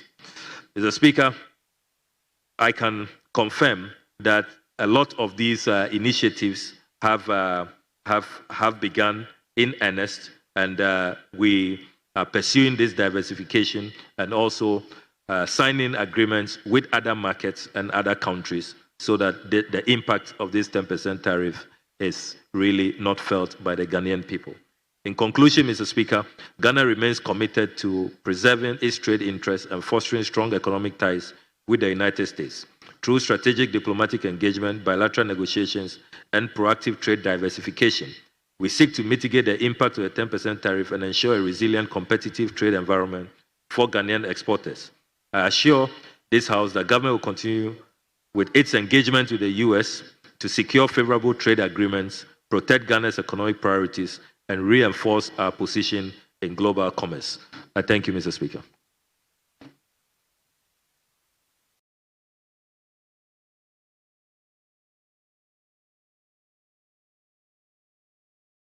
Yes, Honorable Koko, pardon me, I'll give you only one supplementary question. Don't fight Mr. Speaker, I believe I'm entitled to 3 supplementary questions. The minister will indulge me. Okay, I'll ask one. Honorable Minister, can you clarify? I think I heard you mention that when you had the meeting with the ambassador to the United States, they counted that we have a VAT, and so did you present any counter proposal to them or offer, or have you taken any steps to reduce for a reduction or even a waiver? Because I know some countries have been exempted. Thank you. Honorable Minister. Well, thank you very much, Mr. Speaker. Mr. Speaker, that's a very important supplementary question about measures to mitigate.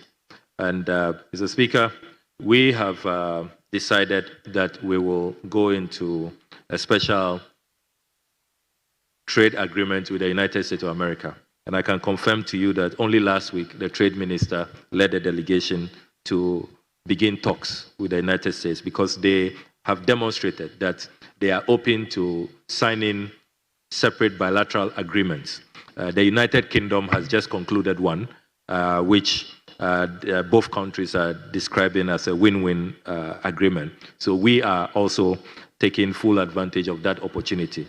And those discussions have only just begun last week. So I can make a commitment to be regularly updating the House and the Honorable Member on the progress made. And I also will assure the nation that when we conclude those negotiations, we'll certainly make public the outcome. I'm grateful, Mr. Speaker. Thank you. It's okay. Or you want, I can give you one more slot if you. Thank you. Honorable members, at your pleasure, can we continue with his normal questions before we come to Honorable Ways and Housing Minister? Okay. So, Honorable Patrick Boama, you will take the normal question 77. Thank you very much, Mr. Speaker. Mr. Speaker, I rise to ask the Foreign Minister, the Minister for Foreign Affairs, the cost structure and the pricing of an ordinary Ghanaian passport. Yes, Honorable Minister. I'm grateful, Right Honourable Speaker. Right Honourable Speaker, let me commend the distinguished Patrick Boama for his question. And to state that, Mr. Speaker, I appreciate the opportunity to address this Honourable House to provide clarity on the cost structure underpinning the production and issuance of a standard passport booklet. This is in line with our commitment to transparency and sound financial governance in the delivery of essential public services. The total cost incurred in producing a single standard passport booklet currently stands at $18.54, so $18 and some 54 cents, equivalent to 278 Ghana cedis, 10 pesos, using an exchange rate of 1 United States dollar to 15 Ghana cedis. That's at the time the agreement was signed with BTS. That was the exchange rate used. It was 1:15. This total cost is comprised of two key components. The cost of the passport booklet, and this refers to the physical production of the secure booklet, including specialized printing and embedded security features. The unit cost for the booklet is $11, which translates to 165 Ghana cedis at the time when it was 1:15. The operational cost per unit, this amounts to 7.54 United States dollars or 113 Ghana cedis, and includes a range of essential services required for passport issuance. These are maintenance of biometric and IT infrastructure, courier services for document delivery, which we introduced recently, printing, and the personnel cost. So when you put the cost build up together, we have a total of 278 Ghana cedis, equivalent to 18.54 United States dollars. Right Honourable Speaker, although the underlying dollar-denominated costs remain constant, the recent appreciation of the Ghana cedi from 15 Ghana cedi to approximately 11 Ghana cedis to the US dollar has led to a significant reduction in the cedi equivalent cost of producing each passport. This favorable exchange rate movement has created fiscal space, resulting in savings in our local currency terms. In line with our prudent financial management practices, these savings will not go unused. Instead, they will be strategically reinvested to improve and expand the delivery of passport services across the country. A portion of the realized gains will be directed towards courier services as part of our ongoing reforms, thereby enhancing the efficiency and reliability of passport delivery, particularly for applicants outside major urban centers. I am therefore delighted to confirm that the Mahama administration remains committed to its pledge of reducing the passport fees from 500 Ghana cedis to 350 Ghana cedis for the 32-page booklet. It will be recalled that the previous administration last year carried out a 400% increment in passport application fees, which was not well received by the Ghanaian public and led to a considerable decrease in the patronage of passport services. A new fees and charges amendment will soon be presented to this August House to approve the policy on the reduction from 500 Ghana cedis to 350 Ghana cedis. I'm grateful, Mr. Speaker. Mr. Speaker, thank you very much, Honourable Minister, for your elaborate answer. I'm satisfied, especially with the concluding part of your answer with regards to the fact that you'll be coming to our committee the fees and charges. That led to my filing of this question. So I thank you very much for the opportunity. Thank you very much. I wish every owner of the question will just do what Honorable Patrick Boama has done after the main question and probably one more supplementary question. So we will turn to question 102, which stands in the name of Abu Jinapo. Is he okay? Deputy Ranking. Thank you, Mr. Speaker. Mr. Speaker, I rise on order 88.3 to ask a question for Honorable Samuel A. Jinapo to ask the Minister for Foreign Affairs the response of the Ministry to the foreign policy of the United States of America under President Donald Trump, particularly the withdrawal from the Paris Agreement. Thank you. Yes, Honorable Minister.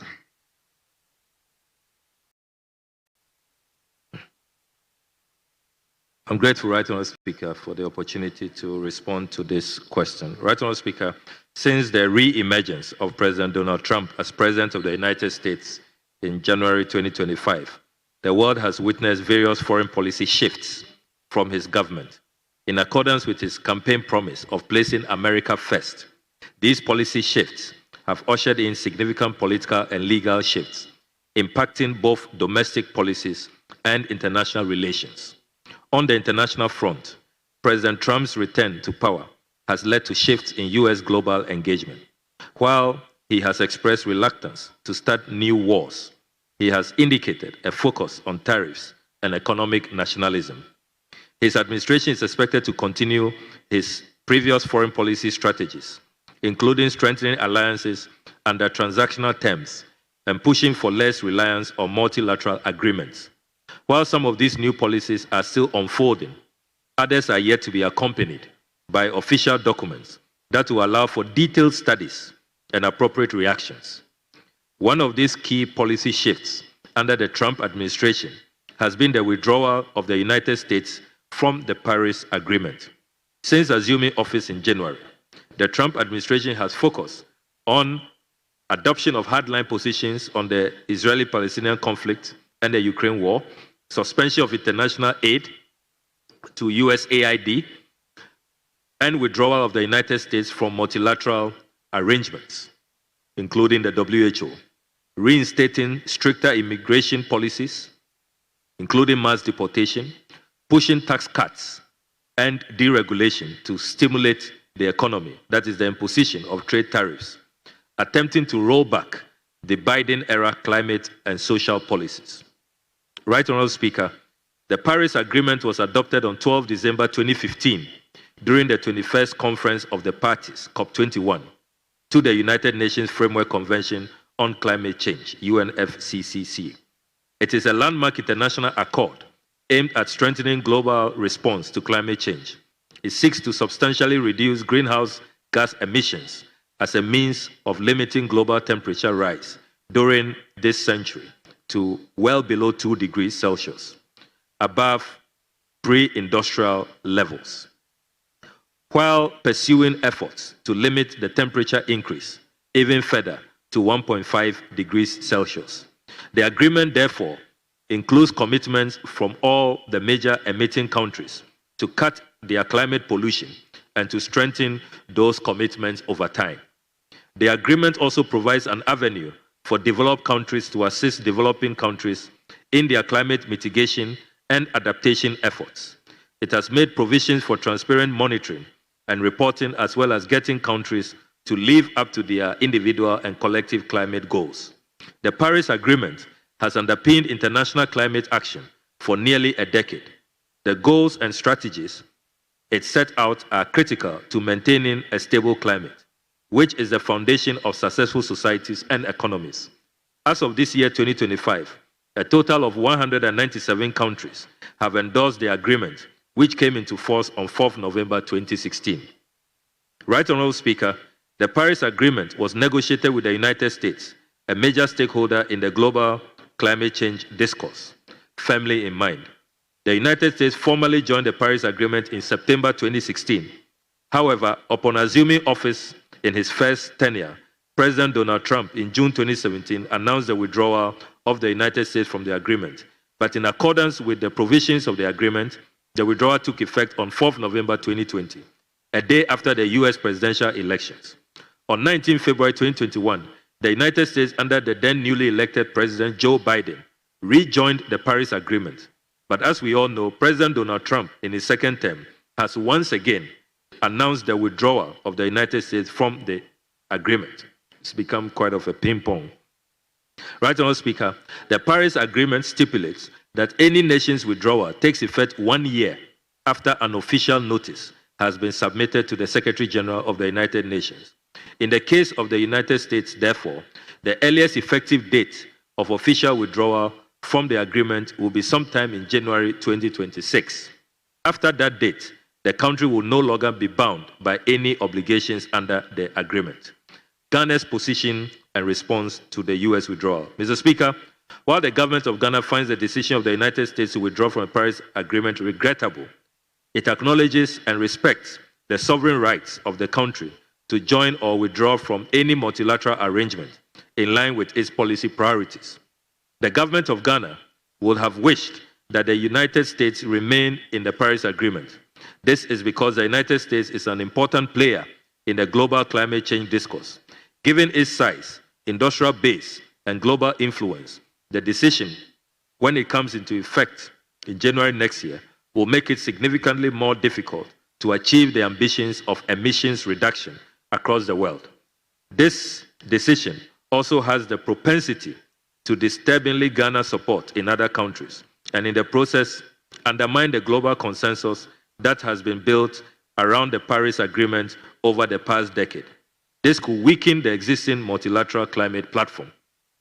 As a result, one of the immediate responses of the government of Ghana to the announcement of withdrawal by the United States from the Paris Agreement is to utilize every opportunity at both bilateral and multilateral fora to appeal to the US government to reconsider its decision. Working with the larger international community, we hope to continue to engage the United States on the matter and to highlight the direct impacts of the changing climate on our world, from storm surges to heat waves, melting glaciers, and massive crop failures. In diplomacy, Mr. Speaker, we cannot forget the power of persuasion as a tool for change, no matter how grim a situation may look. Mr. Speaker, if history is to serve as a guide, we can be hopeful that even if our persuasion fails and the withdrawal from the Paris Agreement goes into effect in January 2026, the United States could in future rejoin the agreement under a different precedent.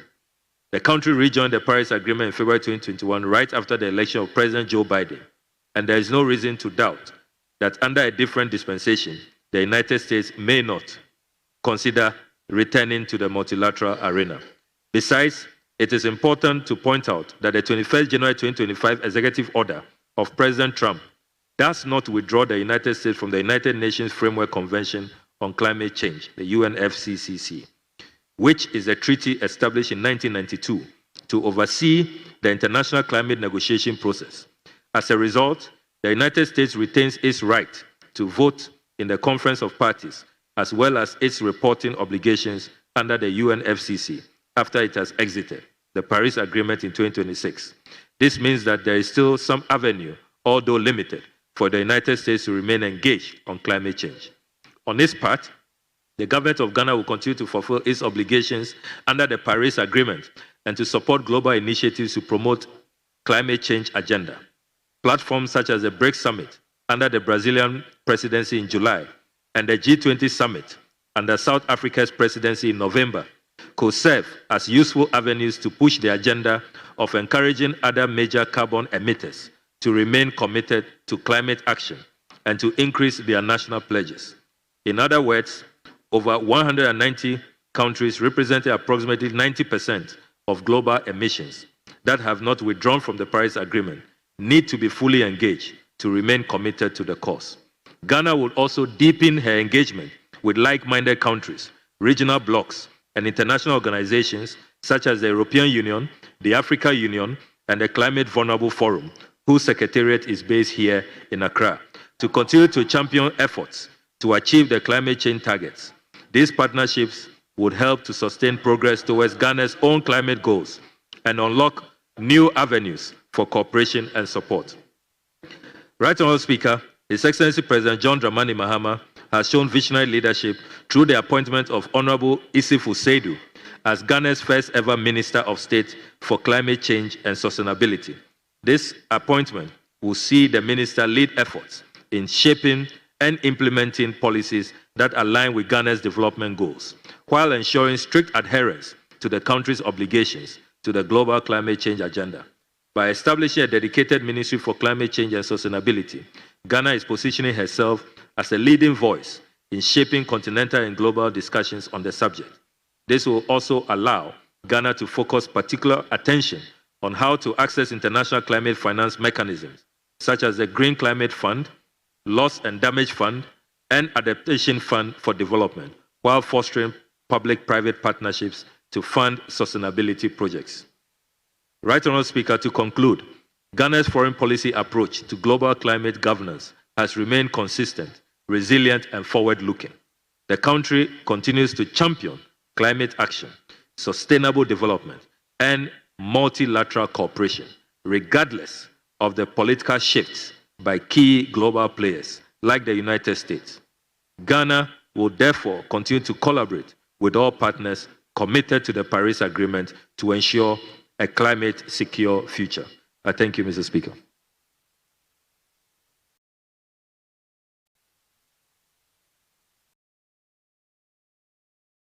Are you not tired? Okay, let me give you one.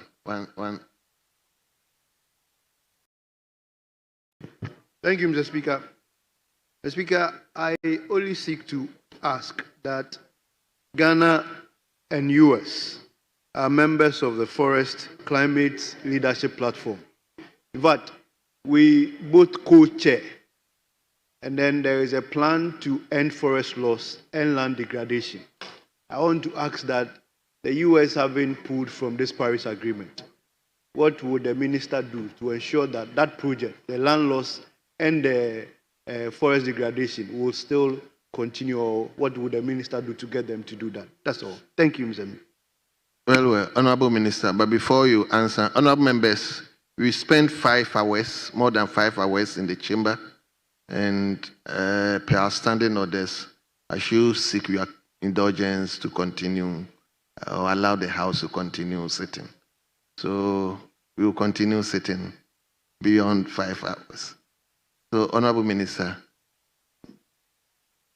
Well, thank you very much, Mr. Speaker. Mr. Speaker, let me assure the Honorable Asafweje that we will continue to engage with the United States at that forum. As I pointed out in my response, the United States, fortunately, has not withdrawn from the UNFCCC, which came into force in 1992. So we continue to collaborate through that framework, and we are confident that the objectives that we have set can continue to be pursued at a bilateral level. Thank you very much, Mr. Speaker. Thank you very much. Question 128, the owner is not here. Swaman. Okay, let's hear you. Thank you, Mr. Speaker. I come under Order 88.3. I have the authority of the Honourable Member to ask the Minister for Foreign Affairs to provide a timeline for establishing passport offices in the remaining 6 regions that currently do not have them, in line with the government commitment to expanding passport application centres. Yes, Honourable Minister. Short.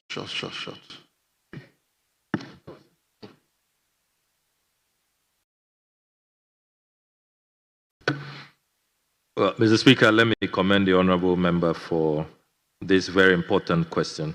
And Right Honourable Speaker, as part of efforts to decentralize passport delivery and ensure equitable access to passport services, the Ministry plans to establish passport application centres in the 6 regions that were newly created that do not have passport application centres. They are the Savannah region, Bono East region, Ahafo region, Oti region, Western North region, and the North East region.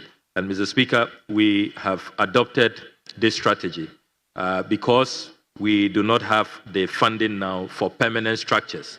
What we are doing is to have the first phase, which is to establish the temporary offices. So we are collaborating with the regional coordinating councils to establish the offices, including one in the Upper East region in Bolga. They do not have a passport application center. Then in the 2026 budget, we hope to receive favorable approval from the Ministry of Finance so that we can then move into permanent structures so that we can have dedicated standalone passport application centers. But for now, I can make the commitment that latest by close of this year, passport application centers will be established using our partnership with the regional administrations across these 6 regions and the Upper East region, which currently does not have a passport application center. A project started but stalled a couple of years ago, and we are determined to make sure that the people of the Upper East region and all these new regions do not continue to suffer and be frustrated because of long travels for passports. And Mr. Speaker, with your permission, I have summarized my response because of the exigencies of time, and Table Office may want to capture the entire response, which I've made available to them. Thank you very much. Thank you very much. So we will turn to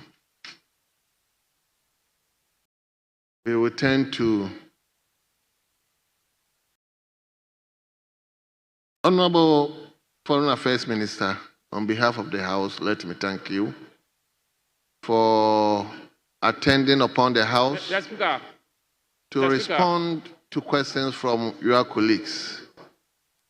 We thank you, and you are hereby discharged. Oh, why do you do that?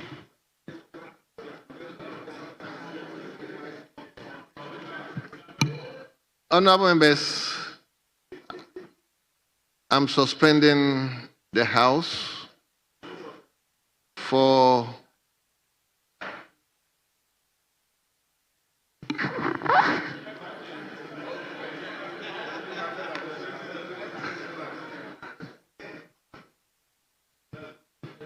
leadership.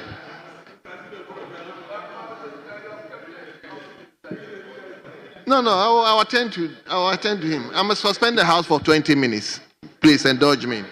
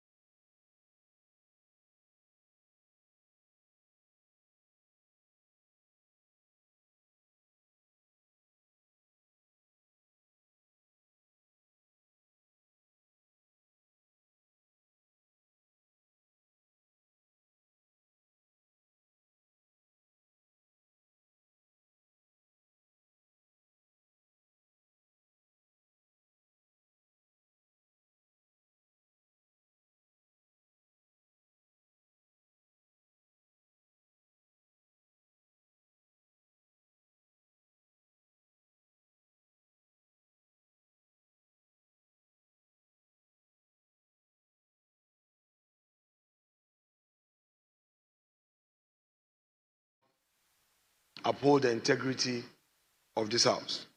Mr. Speaker,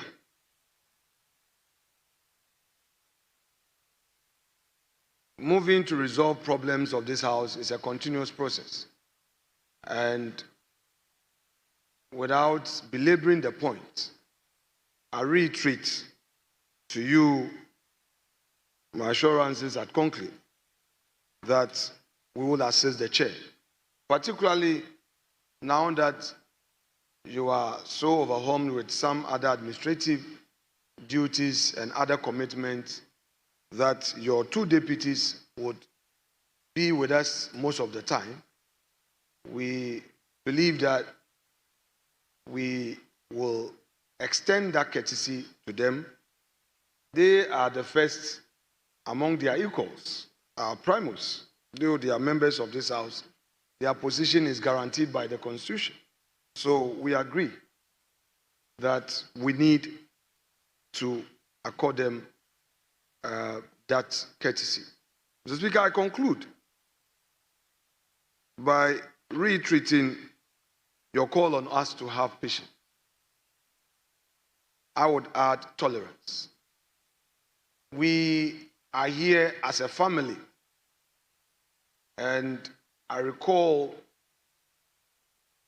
Right Honorable Doa Jaho when in 2013 we had the orientation at Gimpa. He shared with us his own experience as an MP with fire in his belly when they saw the Honorable J.H. Mensah, the minority leader of the MPP side at the time, that he was quite combatant, only to realize that after sitting, he and the Speaker, the Right Honorable D.F. Annan, were in the office enjoying some good whiskey. And he told them that you young men, you think we are here to fight. We are not fighting. We discuss ideas. And it changed his perception about his attitude towards colleagues opposite him in the chamber. The Speaker, for me, I believe that we don't just come here as parliamentarians, but we come here to build friendship and relationship. Mr. Speaker, I believe that it is that friendship and relationship that earn you that your enviable position. We may not be happy that you assume the chair in the 8th Parliament, but it's because of relationship that perhaps got some people to believe that, oh, that is our friend, let's entrust in him the powers of speakership. So I want to encourage colleagues that no matter what, the Speaker has called upon us to have patience. I am adding tolerance to it. We may disagree, but that is the beauty of politics. We cannot always agree. Let's disagree, but be measured in the language we use even where we disagree. Mr. Speaker, we cannot all be perfect. We are never perfect. We make mistakes. I make mistakes. But we should be committed to the national interest and know that today we may be to your left, tomorrow we may be to your right. Fortunately, the two political parties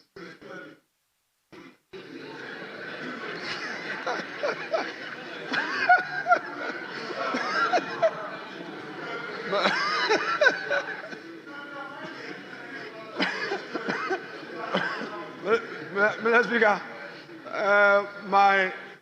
my respected senior Muntaka Mubarak has not spoken into the mic, but he's saying that at least Mintra 5 years answer Makasa.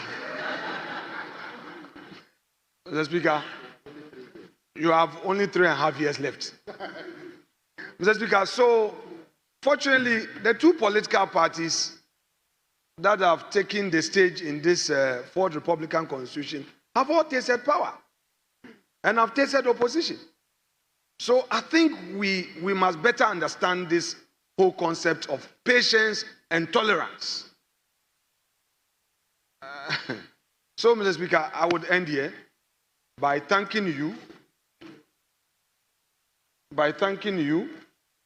and assuring you that the needful as you have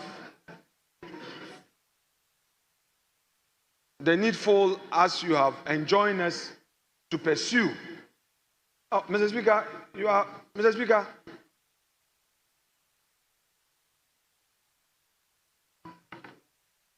Mr. Speaker. Yes, Minority Leader. The needful as you've enjoined us to pursue shall be pursued. I want to thank you once again for the fatherly approach you've adopted in dealing with this matter. Thank you so much. Honorable Majority Leader. Thank you very much, Right Honorable Speaker. I think your statement is explanatory enough of the issues of yesterday and the rules that should govern proceedings in this House. And so, Right Honorable Speaker, I have no intention of belaboring the point. I think all I can say is that we should all take time to study the rules. We should all take our time to study the rules. My brother, Honorable Muntaka, is here.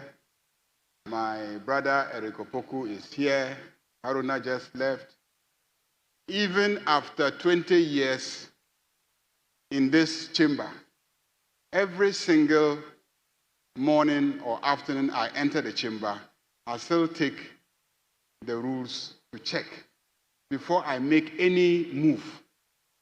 Even when my backbench or my colleagues are trying to do something, I know I will have to defend them. So I'm quickly glancing through the rules.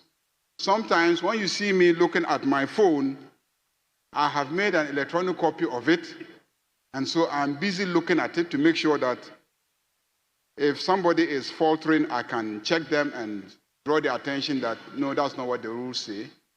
I think the problem is that we are not investing in the rules. If we invest in the rules, many of the issues that we are confronted with in this chamber will not arise. It will not arise. People will know when and how and under what circumstances a statement should be made, no matter how urgent. So my only plea is that let's invest in the rules. It is not about how loud you can shout. It's not about the size of your muscles. It is not. It's not how big your chest can be. It is not. Somebody says I should add breast, but I won't add breast.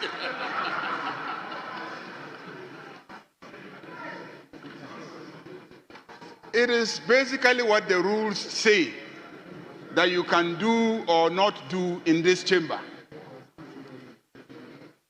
And when people are trying to insist on the rules, please let it not be presented as if there is an attack on one side of the House. It's just the rules. It's simply the rules. The rules may make provision for us to make concessions, but those concessions must be willingly made. They cannot be coerced. They cannot be forced on anybody. It has to be negotiated and willingly made. If the evidence is that there is no willingness to make those concessions, we must continue as dictated by the rules. So, Mr. Speaker, you have a long business today, and so I will not repeat any of the things that you have already said. I believe in this chamber, you remain a fountain of wisdom, sagacity, and knowledge of the rules. And we'll continue to learn from you and to be guided by you. And I thank you very much for giving us this ruling without penalizing any member of this House. Your magnanimity is appreciated. Clearly, there were very serious and egregious breaches of the rules.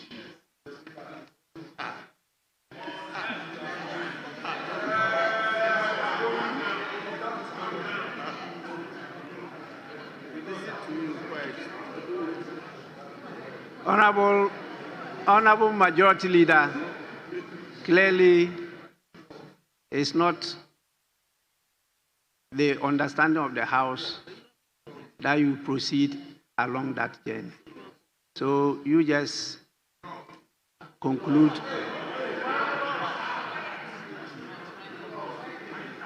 Please don't chip away my powers. I have to decide whether he should withdraw or he should leave it at that, not any of you. So please desist from going in that direction and then conclude. Mr. Speaker, you yourself said you will not punish. You clearly said that you will not punish. And that is what I'm commending you and thanking you for. To say you will not punish is to admit that there was a punishable conduct. So I'm just commending you. Majority Leader. I'm just commending you for not punishing. Majority I'm just thanking Leader, you, Mr. Speaker. Please. I'm just thanking you, Mr. Speaker. Please, please. I know you very well. Sometimes, you see,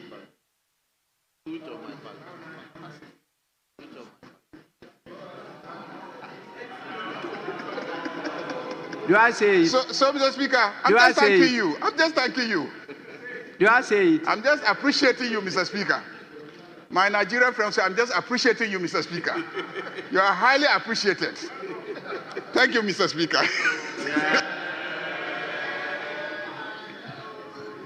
Honorable members, please know that this House, the Parliament of Ghana, is globally ranked very high, and people respect us. And it has shown in all the conferences you've attended that any time a member of Parliament stands for a position from Ghana, the member is elected and given the position. Have you realized that? Yes. They don't even contest you. Once we say you are from Ghana and you are contesting a position, it's given to you. And many of you seated here are holding those positions. So please, in your own interest, even if you are not talking about the country, your own interest, we have to conform. I sit here as the chair of all the speakers in Africa. And that is why you see me, as somebody said, changing plane in mid-air. I don't know how that happens, but I have to run around the parliaments in Africa, whether north, south, east, west, central, they call on me. And you know I'm the immediate president of the Commonwealth Parliamentary Association, 182 parliaments. And so we've been well branded and marketed. And that inures to your benefit and to the benefit of the country. So take these matters seriously. I'm getting to the end. You are just starting. That will be a better career for you than me. So please, allow the old man to mentor you properly. We have in our midst some distinguished visitors from our schools. You know, they are leaders of today and tomorrow. We have students from the Jachi Pramso Senior High School. They spelled it with J-A. That's why I said Jachi. And it's at the Bosunchui constituency. And they are led by the head of the department in the person of Collins Opoku Buahin. There are 88 in number. 88. They are to my right. And on your behalf, I want to welcome them and to encourage them to keep on coming. We want to catch you young, let you perform better than we are doing today. So you are most welcome, and please take time to learn and observe what is happening here. You may resume your seats. We also have students from the La Kwatanang Madina constituency coming from the school called Gladys Otima Memorial School. They are led by the civic educator in the person of Hannah 9. They are 16 in number, and they are to the left of the speaker. You are also warmly welcome, and please make good use of your presence here. We thank you for coming. Please resume your seats. And we also have the third group coming from Yilo Krobo constituency, from the Doorbell International. They are led here by the administrator in the person of Leroy Obing Yirenchi. They are to the left of the speaker. You are also welcome. And please make the best of your time here. You see, your MPs, they are not fighting, they only debate. We expect you to be more decorous and decent than us. Please, you may resume your seats. Honorable members, I did this because they will be taking around and show some places and giving some lectures. Now we can go to correction of votes and proceedings, and we do that snappy before we move on to the urgent questions. We have a number of ministers available to do so. We start with the votes and proceedings of Tuesday, 10th June 2024. Page 1, page 2, page 3, page 4, page 5, page 6, page 6, yes.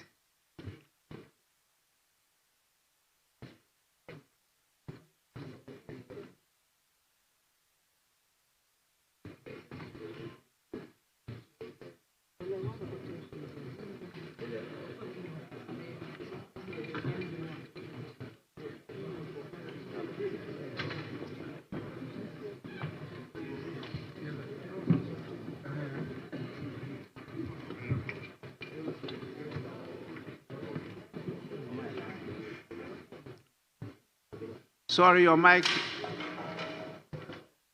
is not on. Please. Okay. Speaker, thank you for the opportunity. Mr. Speaker, may I seek your guidance on this matter? Item number 5 on page 6. It spills over to page 7. Names of members who are listed as absent without permission, even though I can identify as many as 13 out of that list whose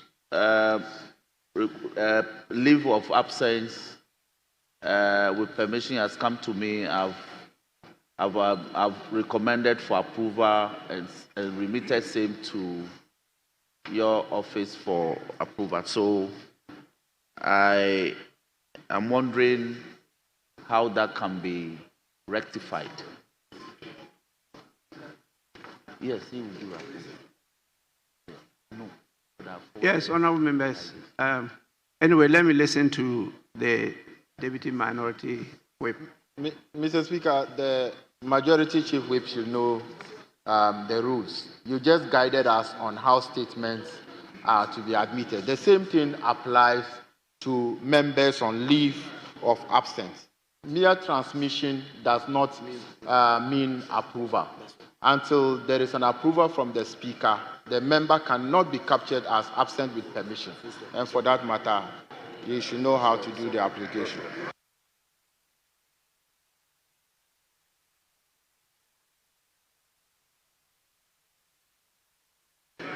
Mr. Speaker, he didn't listen to me at all. I rose to seek your guidance because some of the names that have been captured as absent without permission, the members apply for just 3 days. And so when they submit it to me, I recommend for approval, and then I quickly forward to your secretariat. I see that some have been caught by a fruition of time. That's why I'm seeking your guidance that eventually when the approval comes or otherwise, how would it be rectified? You just don't get up and say, I should know the rule. Please, please, please, please, please, please don't do that. Don't do that. So, Speaker, that's why I'm seeking your guidance, because these are, the application of the rules are also fused with administrative exigencies, and it keeps happening. So I am only seeking your guidance on the matter. Be patient.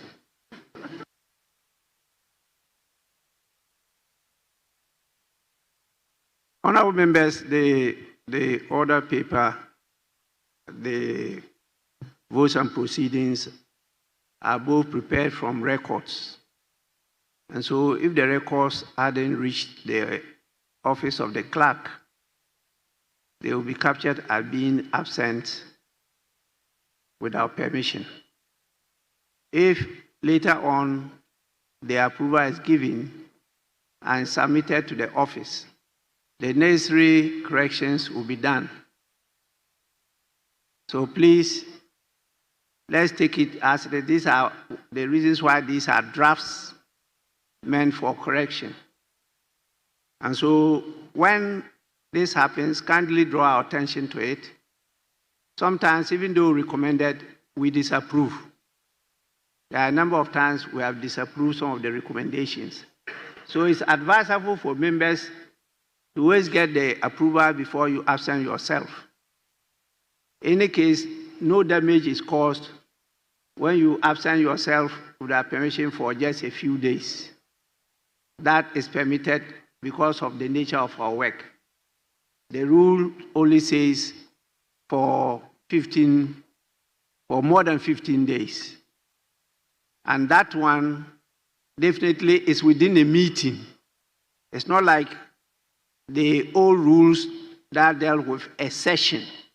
That is a whole year. But this one, a meeting of about 3 months. The rule too doesn't say it must be continuous. No, it doesn't say so. So when you accumulate absence for more than 15 days within a meeting, we can add all and say you have vacated your seat. This one, when you disagree with me, the courts are there for you to go and try your luck. So we move on. That is the guidance I can give. Page 7. Yes, please. Honorable Speaker, on page 7, item 6, recognition of schools stroke visitors. Because the top items capture only schools, I'll be grateful if we delete the visitors and leave out only recognition of schools to conform with what we've been doing currently. I'm seeing that on item 6, we have recognition of schools to visitors, but we have here listed only schools. So if you could delete the visitors and leave only recognition of schools. Thank you. Well, Honorable Member, you are right, but that's the heading on the document that is submitted to the office. Is there recognition of schools, visitors? But since we add only schools, you don't need to add the visitors. Page 8. Yes, page 8. Yes. Speaker, item number 7, paragraph 5. Speaker, I recall vividly that in giving the direction, you indicated that the forms be submitted within 14 days. That's the application for the grant or otherwise of a member seeking to hold office of profit should be submitted to the committee within 14 days for their consideration and report. The application is not simply to be submitted to the committee.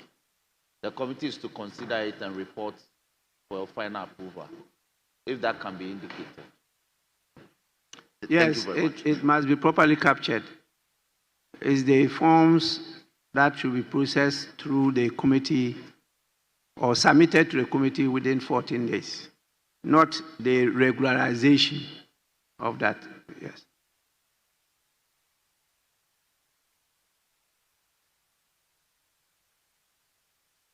So that is what I talked about, because I don't know the advice that will come from the committee, and so I can't anticipate that, but I know they will always advise me as to whether to approve or not to approve, and I'm not bound anyway by the advice. I'm guided by it. Please properly give the rendition as conveyed by the statement. Page 9. Yes, please. Speaker, I'm exceedingly grateful to you. The page under review, item 9, caption questions. Question number 48, the very last line. The members seeks to inquire from the name under, that's Dr. John Pandit Esiama, but I think he was trying to refer to the governor of the Bank of Ghana. His real name, Johnson, but over here is John. It's Johnson, so if the record could capture him appropriately. The real name is Johnson Pandit Esiama. Thank you.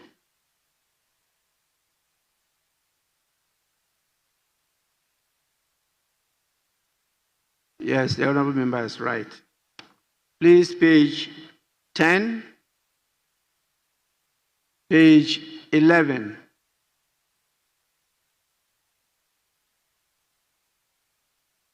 Also, in the spelling of Asiama, there is no H at the end. So, table office, do the proper thing. Page 12. Yes, please. Mr. Speaker, on page 12, and I also add page 11 to it, looking at the commencement of the meeting, the subsidiary legislation committee meeting, it started at 11:13 a.m.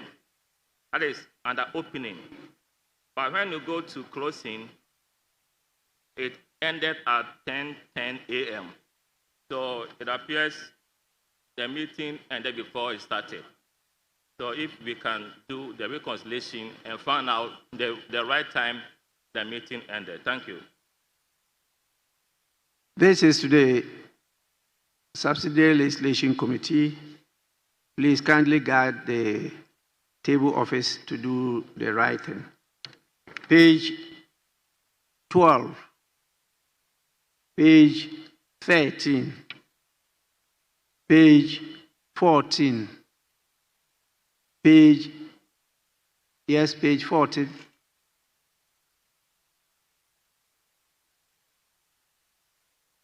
Thank you, Right Honorable Speaker. Page 14, IV, that's 1, 2, 3, 4. The name Mr. Richmond Roxon, Esquire. Mr. Speaker, my understanding is that since there is the Esquire should not be at the tail end. So it should be Mr. Richmond Roxon or Richmond Roxon Esquire. Thank you, Mr. Speaker.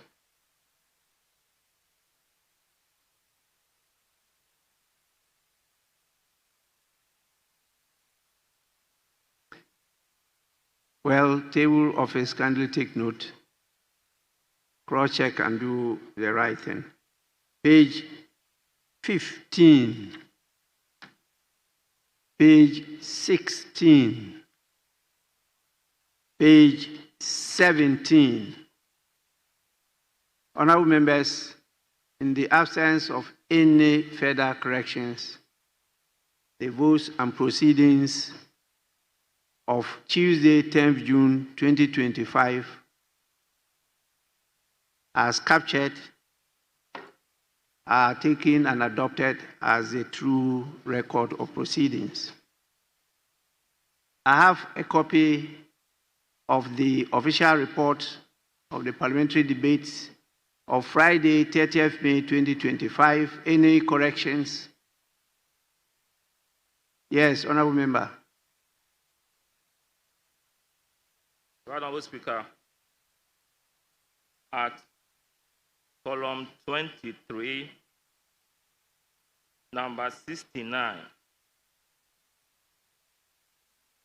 the names under the constituency, I, Abofor.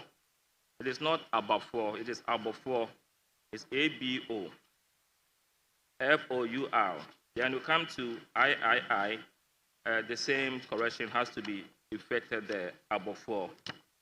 And Mr. Speaker, with your indulgence, we go to column 31, the first paragraph. Sadness to the power 4 and our back, sadness to the power 3. Majority leader should something. There's the omission of the verb do. So majority leader should do something. Then you come to the next sentence. The mood of the House is not too good. Members are happy. And I'm wondering how a mood that is not good, members can still be happy. So I'm thinking that there's an omission. Members are not happy. Otherwise, these two sentences wouldn't make sense. Thank you.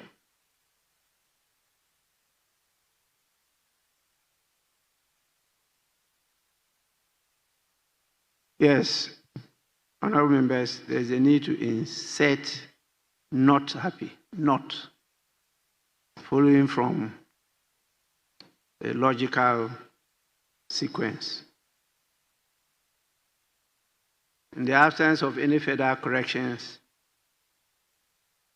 the official report of Friday, 10th May 2025 is hereby adopted as a true record of proceedings. We now, honorable members, will move to questions. And we have urgent questions. The first one, which is 6A, stands in the name of Osahene Alexander Kwamina Afenyo-Markin, the Member of Parliament representing Efutu, and this is directed at the Minister for Labor, Jobs and Employment. Honorable Member, I'll call the second Deputy Speaker to take the chair. Second Deputy Speaker to take the chair.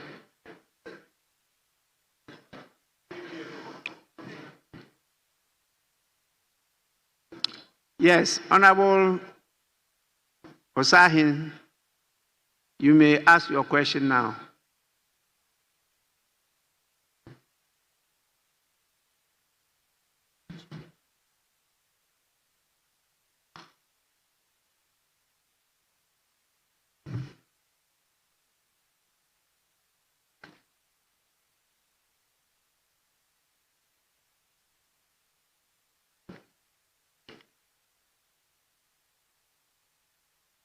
Mr. Speaker, I rise to ask the Minister of Labour, Jobs and Employment the total number of Ghanaian youth affected by the Chief of Staff in a letter dated 10 February 2025 with reference SCR/DA/85/01/A. Thank you very much, Mr. Speaker.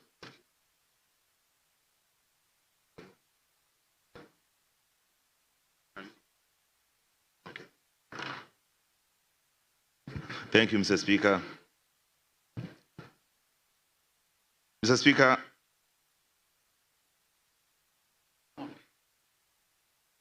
Speaker, following the directive issued by the Chief of Staff on behalf of governments, an intersectoral committee has been established to investigate, verify, and validate the authenticity or otherwise of appointments in the public sector, which were carried out after 7th December 2024.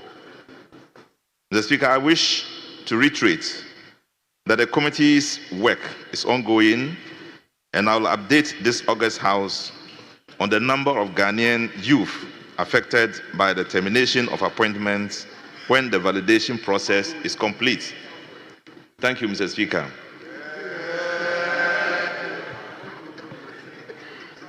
Yes, Honorable Minority Leader, supplementary question. Mr. Speaker, the minister appears to have satisfied his people, so they are cheering him on. Mr. Speaker, they are cheering him on because majority. Because, Mr. Speaker, he says that there is an ongoing. Honorable Minority Leader, please. Oh, very well, Mr. Speaker. Yes, Leader. Mr. Speaker, clearly what he's saying offends the rules. You've asked a question. It has been brilliantly answered. All you need to do is to ask follow-up questions. The reaction of the House should not be a subject matter for your commentary. Just ask your follow-up questions. Well. Honorable Minority Leader, supplementary question. Mr. Speaker, I take it from where the majority leader said that the many Ghanaians whose employment have been terminated, for which the minister says they are yet to know the number, he considered it as a brilliant answer when many Ghanaian citizens have been sent home. That is very rich, but let's proceed. Honorable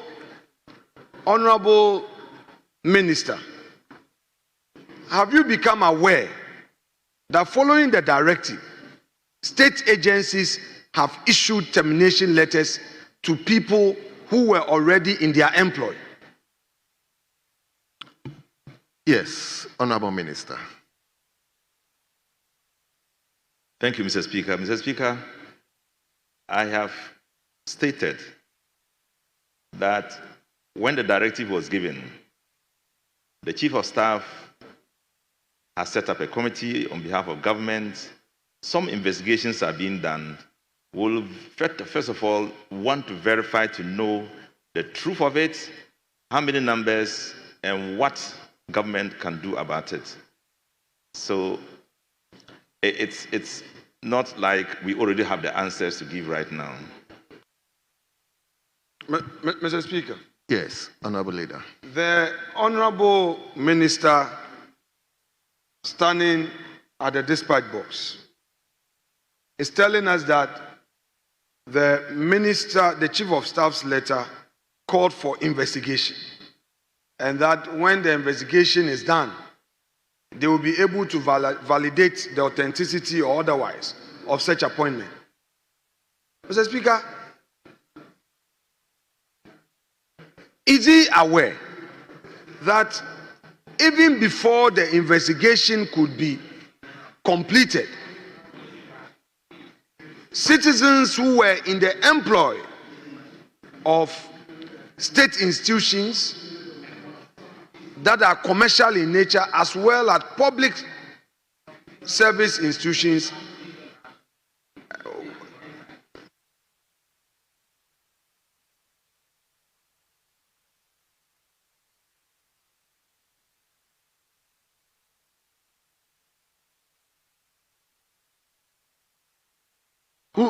Who is far away from the majority leader?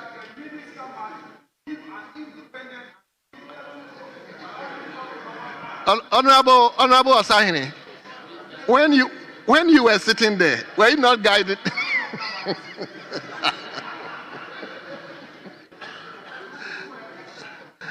Have you finished with the questioning? Very well. Mr. Speaker, maybe I'll rephrase it. The minister standing in the dispatch box is telling us that there is a committee to investigate and to validate the authenticity or otherwise of those who are already in the employ of one, state institutions that are commercial in nature, public service institutions, and those in the civil service. Now, has he become aware that, as in his own words, the committee is yet to finish its work? Yet,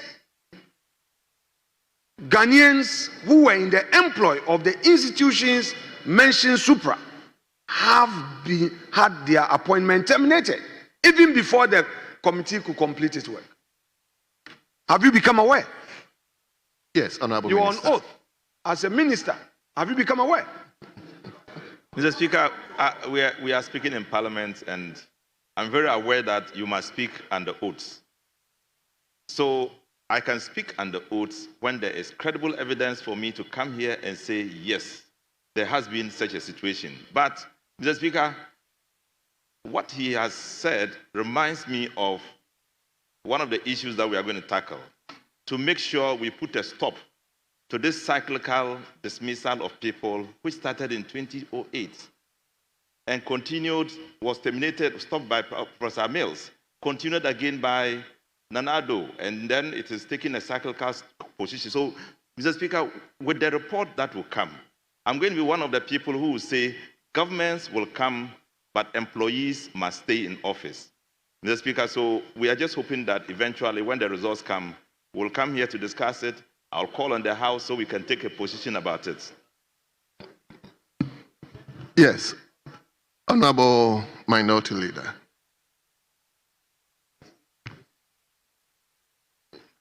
Mr. Speaker, the former deputy leader of this House and now the minister responsible for labor, employment, and jobs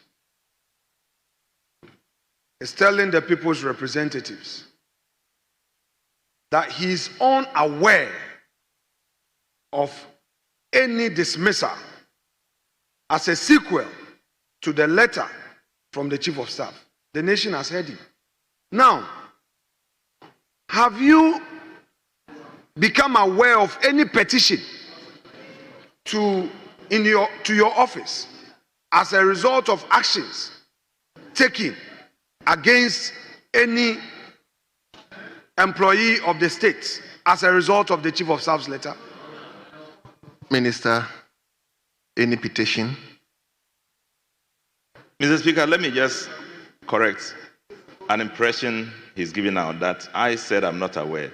I have not. I said that I'll speak under oath, I'll speak with evidence, and I will speak when the evidence comes, and I'll present it to this House.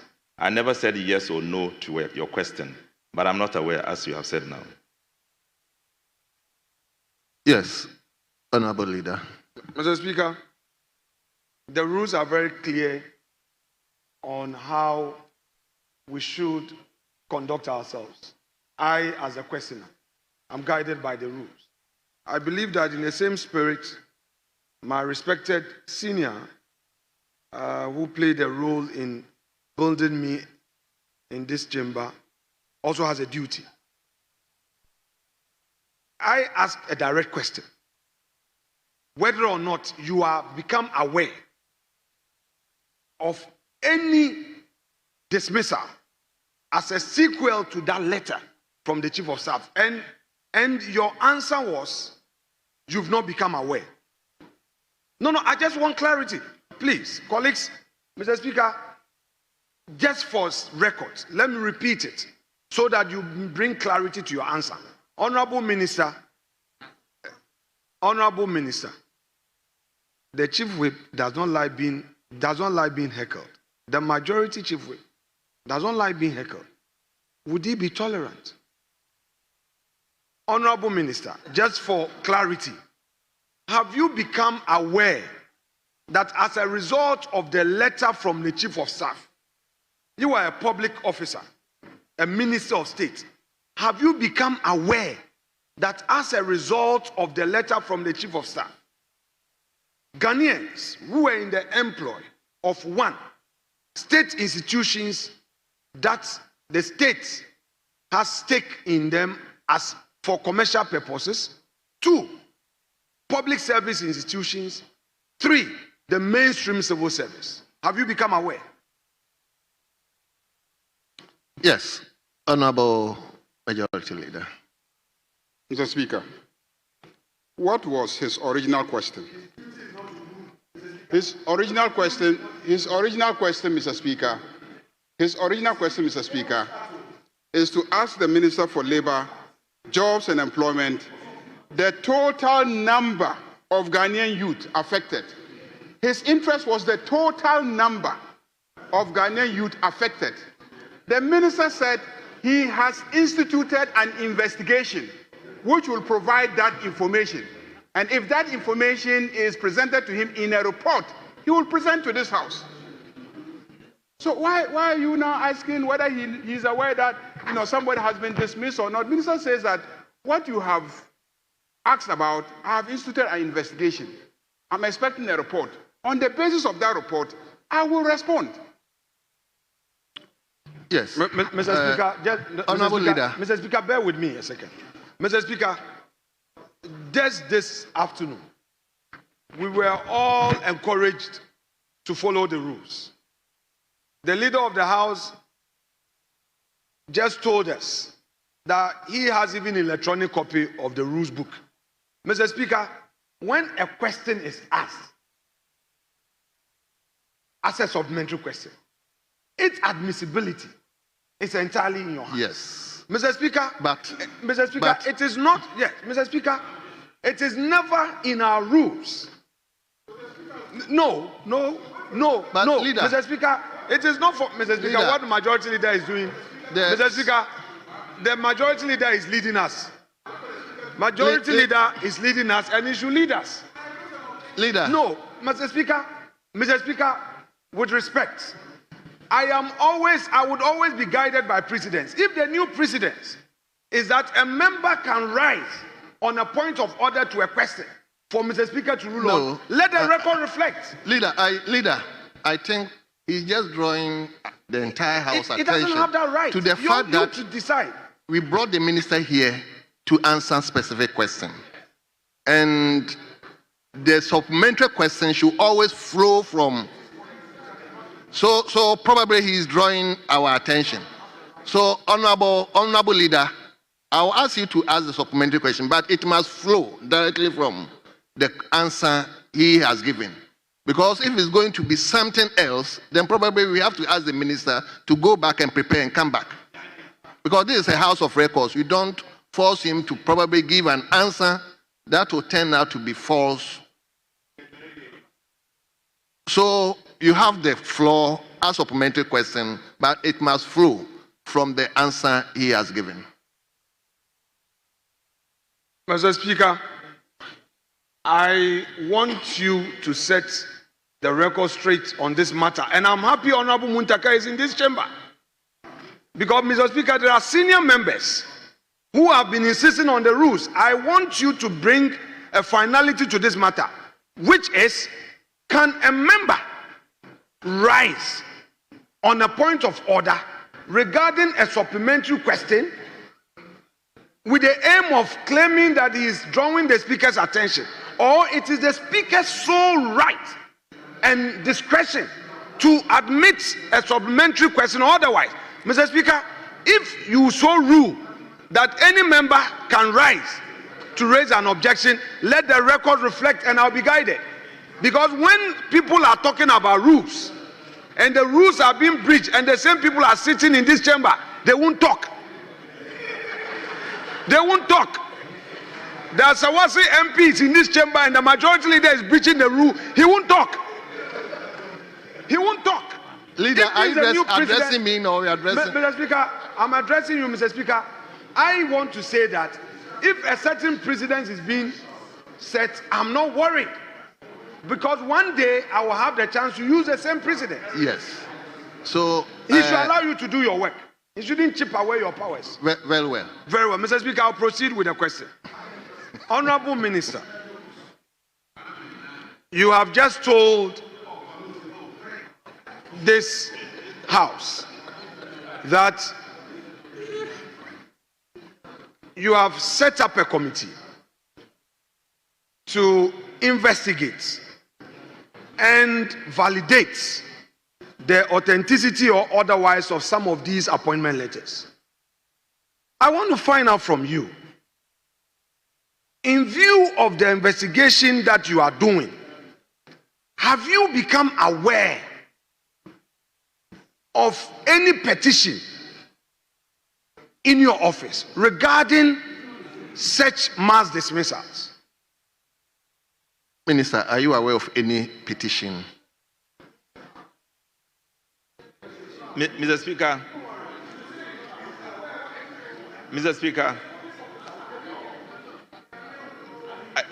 this question is a very straightaway question, and we'll get a straightaway answer. If there were no such complaints, requests, there wouldn't have been a committee. Well. Those things have come. We are set up a committee and we're working on them. Why are you asking whether I'm aware? They are there. My man, my minority leader. We have been together for a long time, so just give it up, so I can. Minister, just answer else. the questions. Don't say yes. Honorable Minister, in the question, I referred you to the dates of the letter, 10th of February 2025. Fortunately, you have been honest with this House by saying that you become aware that as a sequel to that, we've had some mass dismissals. That is why you are investigating. Now,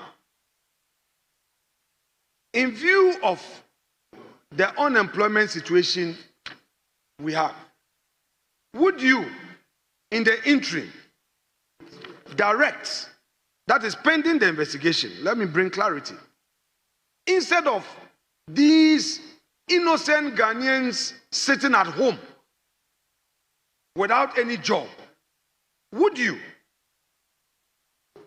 direct that they get back their jobs pending the validation of their appointment letters? Because, Mr. Speaker, from what you are saying, you are not done yet. However, certain actions have been taken that have rendered them unemployed.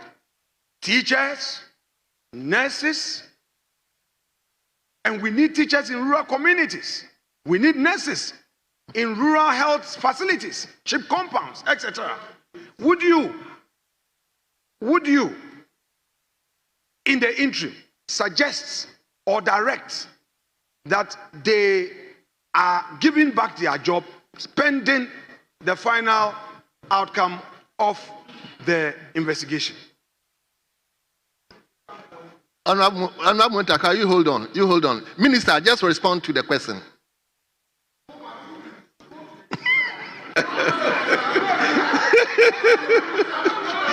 Hey, Mr. Speaker,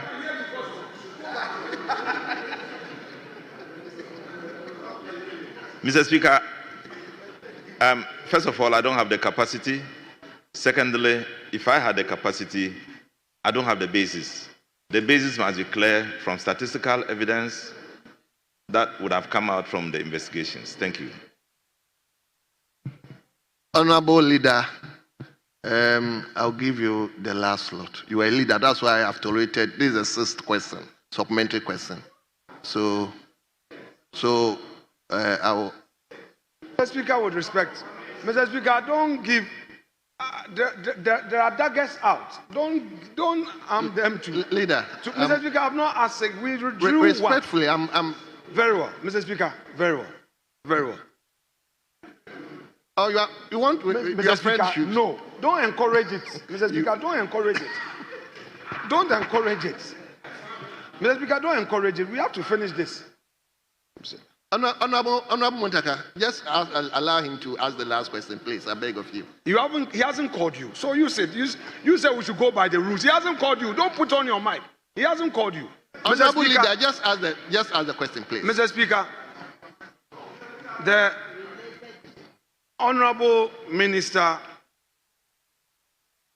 has told this House that until the investigations are over, he wouldn't know the total number of innocent Ghanaians who have been affected by this mass dismissal. He has on record also confirmed that indeed he's become aware of the dismissals. That is why he has set up the committee. What I want the minister to clarify on is whether he will, in view of the state of unemployment in the country, and in view of the fact that we need essential services to be rendered in our rural communities, teachers are needed, nurses are needed, would he recommend that pending the final outcome of the investigation, those who are currently suffering and are at home, they themselves, their dependents, their community will be restored Last question. in the interim? One question. Would you recommend? Yes, Honorable. Mr. Speaker, I have a lot of issues like that. I don't want to go there. Starting from the last 10 years, 8 years, and they have come forward to say that they had been dismissed for a very long time. They and their parents and their wives and their children suffered for 8 years. And today, Mr. Speaker, no, it's not politics. They suffered for 8 years. Now, if you are asking whether somebody who has been dismissed for 2 months, excuse me to say, has been dismissed for 2 months, whether it will be taken care of, I will expect that let's do a comprehensive stretch of the matter and help all those people. I'm very open to that.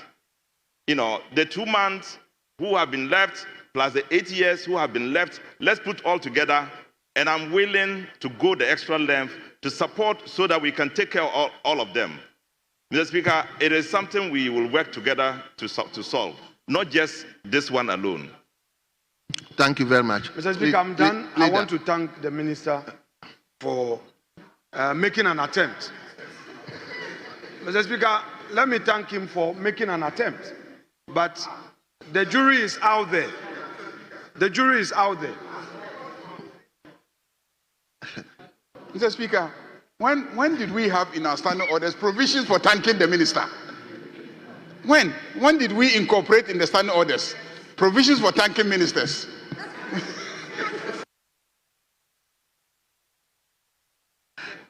Yes, Chairman for the Economy Committee. Thank you, Mr. Speaker. Mr. Speaker, I'd like to ask the minister, is he aware that before such mass employment can be given to Ghanaians, it should be backed by financial clearance from the Ministry of Finance? I'm asking him, when you enter the office, have you come across this financial clearance? Have you come?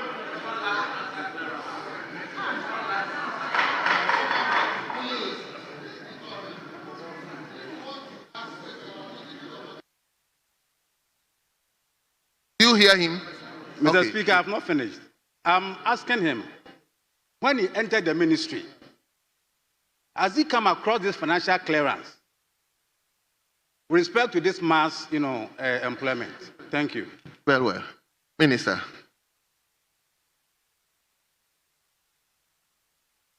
No, Mr. Speaker, I haven't come across that. Financial clearance depends on the health of the economy. And we are told that the economy is not healthy now. So essentially, when it is done, I'm very sure they will give financial clearance. Well. Yes. Honorable Mustafa. Thank you, Mr. Speaker. Mr. Speaker, I want to find out from the minister when the investigation will be done for him to report to the House. When will the investigation that he has instituted will be completed for him to be able to report to the House? Thank you. Well, Honorable Minister. Mr. Speaker, I'm going to monitor to find out when it will be done. And I don't know the time. It's ongoing. Thank you. Well. Yes. Honorable Reverend Ntimfojo. Thank you, Mr. Speaker. I rise to ask the minister in reference to teachers. Is he aware that on 10th of May 2024, in a letter signed by the Minister for Finance, the clearance given for 18,000 teachers to be recruited? 2024. Yes, Honorable Minister. Mr. Speaker, if there was any such clearance, I'm not aware. But if there was, it would have expired by now. It would have expired by now, Mr. Speaker. Well. Yes, Honorable Emmanuel Bejura.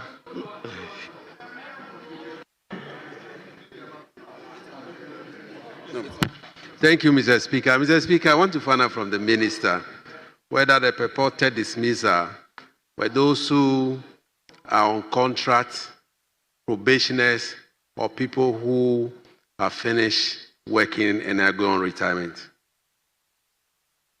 Minister, did you get this question? Please, can you repeat the question?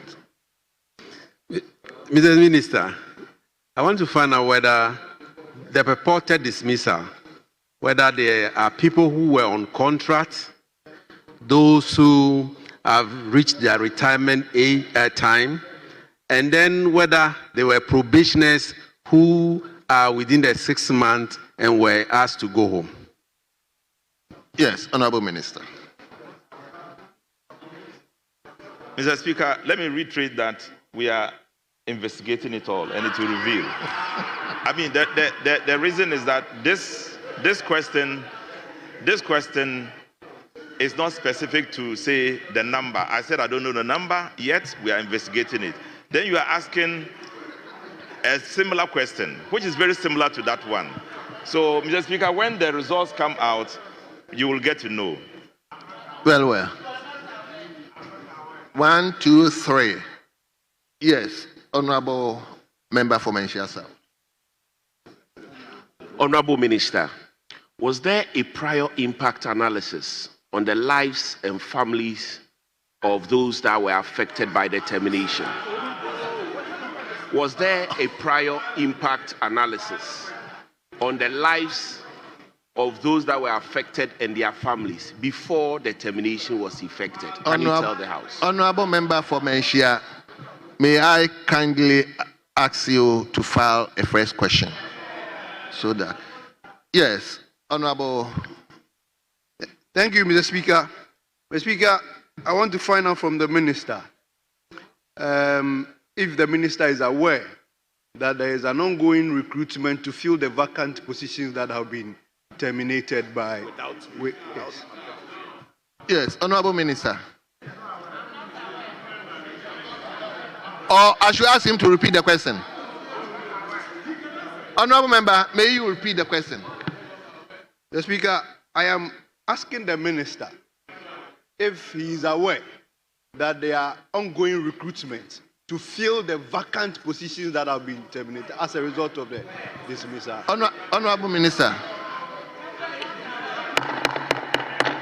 Honorable member, please, let's listen to him. Yes. Mr.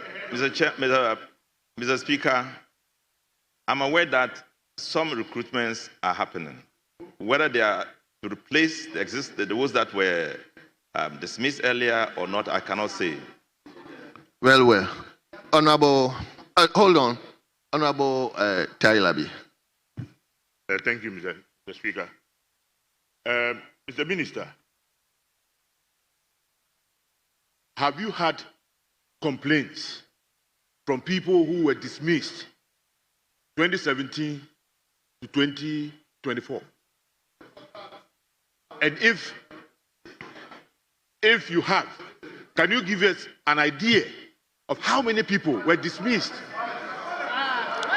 Honorable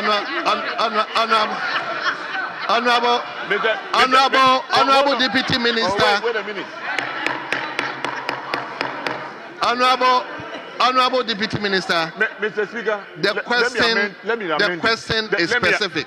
Mr. Speaker, let me amend my question. From the answers given by the minister, he indicated that there are petitions of people who were dismissed after 2016. I just want to know can you give us an idea of how many people have petitioned your office? Honorable Minister. Honorable members, please allow me to handle the House, please. Honorable Deputy Minister, please. The minister did not come here to answer those members who have been probably released. Please ask a fresh question. No, Mr. Speaker, please. In his answer, it's a follow-up to whatever answer the minister has given. Yes. The minister indicated to all of us here that some people were dismissed and that... Obviously, the minister cannot just give the figures. Until Minister, can you give the figures? He wouldn't know, so to tell us the numbers. Mr. Speaker, Mr. Speaker, I won't be able to give you the number of people who were dismissed from 2017 to 2024, but there are complaints, and I can confirm that huge numbers of people have come to say that they too should be restored, and I can provide the evidence at a later time. Well. Lastly, Honorable Jerry.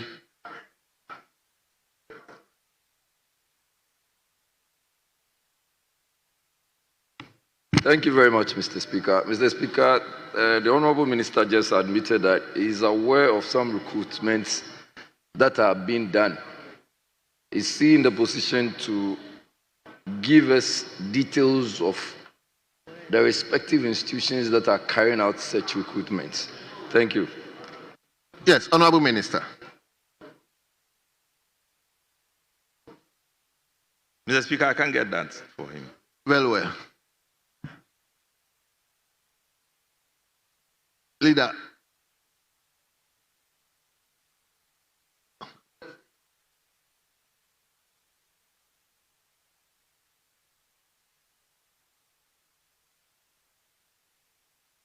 Yes, thank you very much, Mr. Speaker. Mr. Speaker, earlier on, the Honorable Minister indicated that investigations are ongoing, but the people have been removed from their respective offices.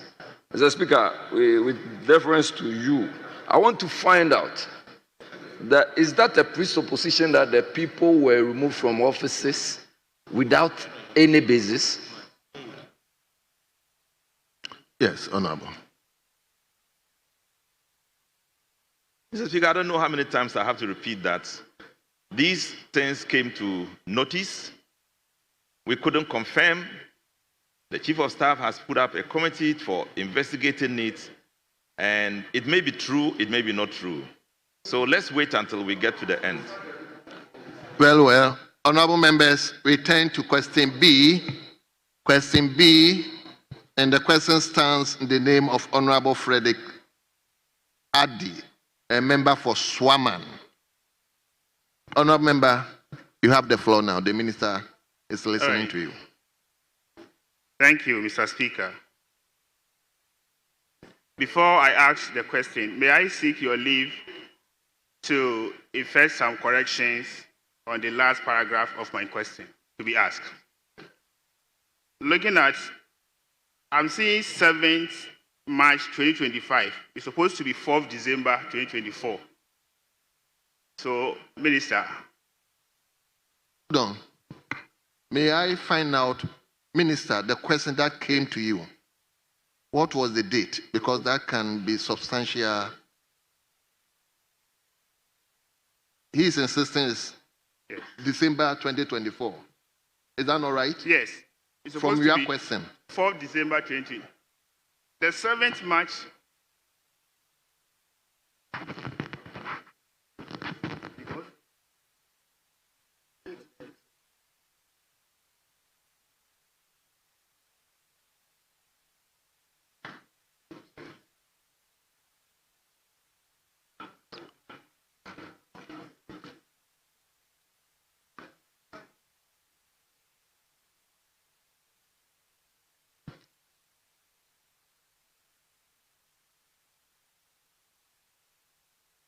Yes, Minister.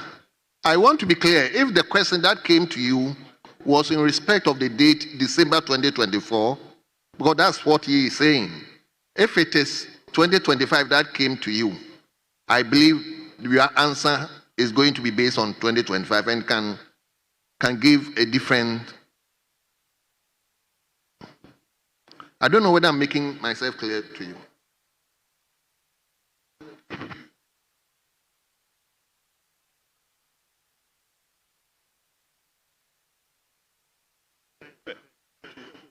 I just want to find out the question that was transmitted to you. It's what? 7th March. Honorable Member for Swaman, he says 7th March. Do I ask him to go ahead with the answer? Because the answer may be different. The question has the same headline. It's only the date that has been changed. But we brought the date on to be the 4th of December 2024.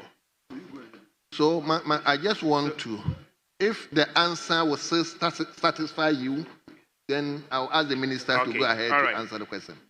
All right. Thank you, Mr. Will the answer Speaker. satisfy you? Yes, please. Very well. Minister. It depends. I rise to... Honorable Muntaka.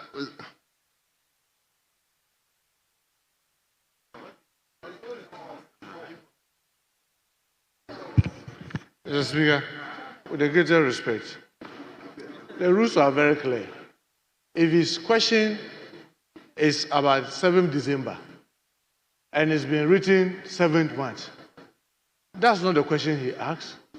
And therefore, he cannot be answered. The minister will have to be given time to come and answer the December 7th question.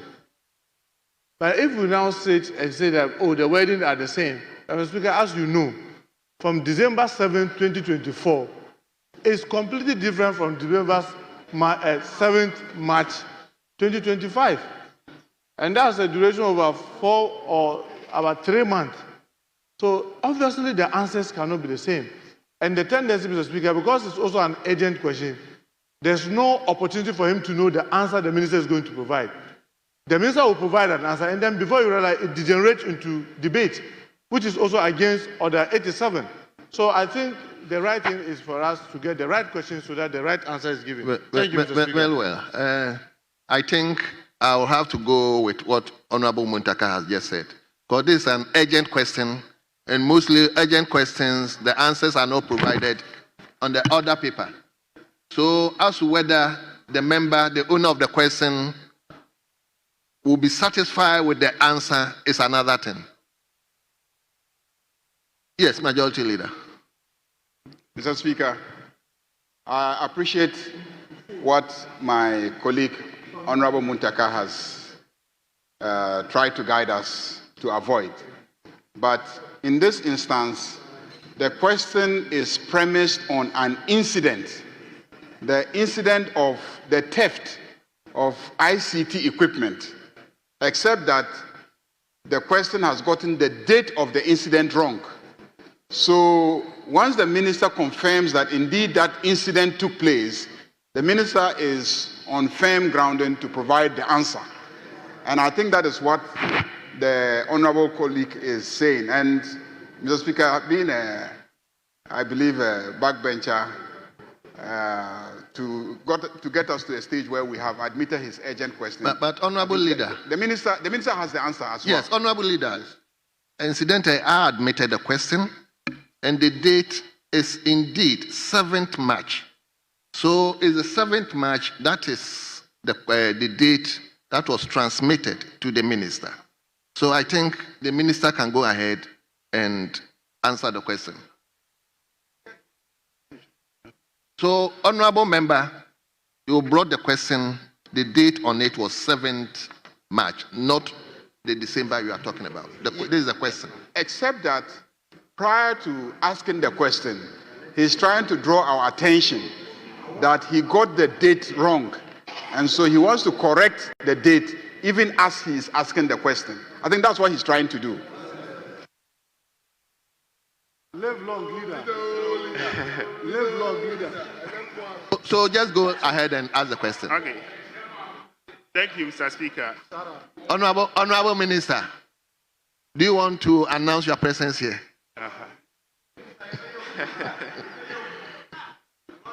Thank you, Mr. Speaker.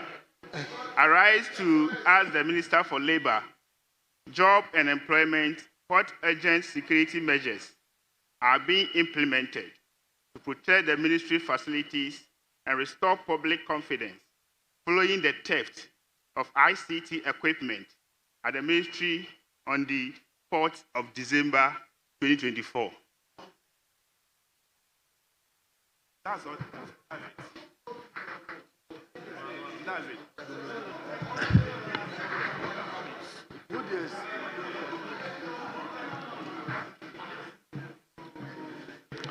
Where are you reading your question from? That is B. No. You said 7th March. B. But he's still saying December. But the question on the other paper is 7th March. Yes. Mr. Speaker,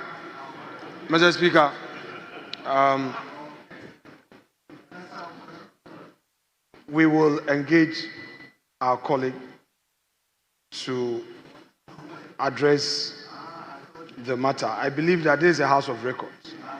To the extent that the amendment was not made proud, you admitted 7 March. So I would engage him so that the right information is transmitted for the minister to come back at the right time. Yes.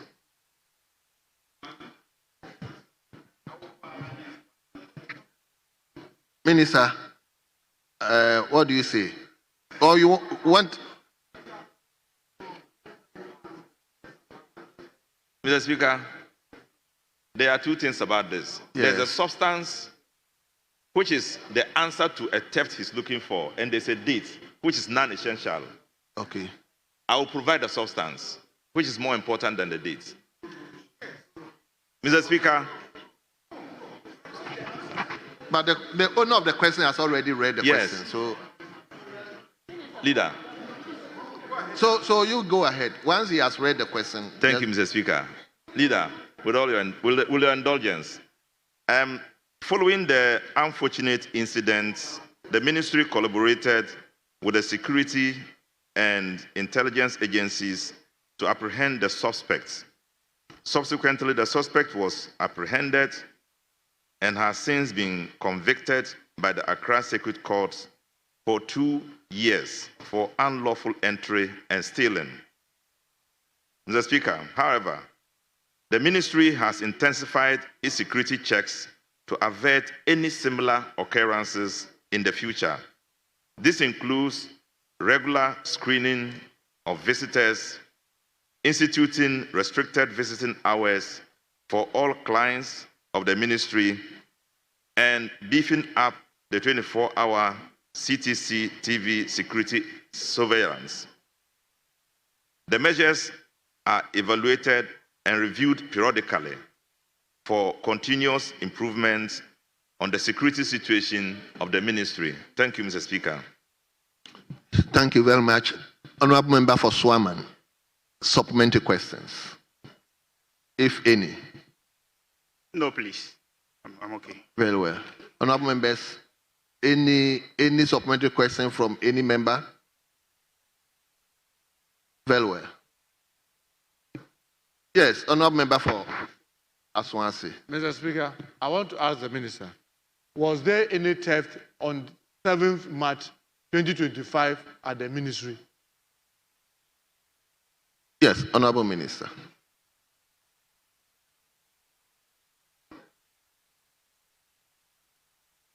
Mr. Speaker, you would find that the questioner was not very specific about the dates, but there was a theft, and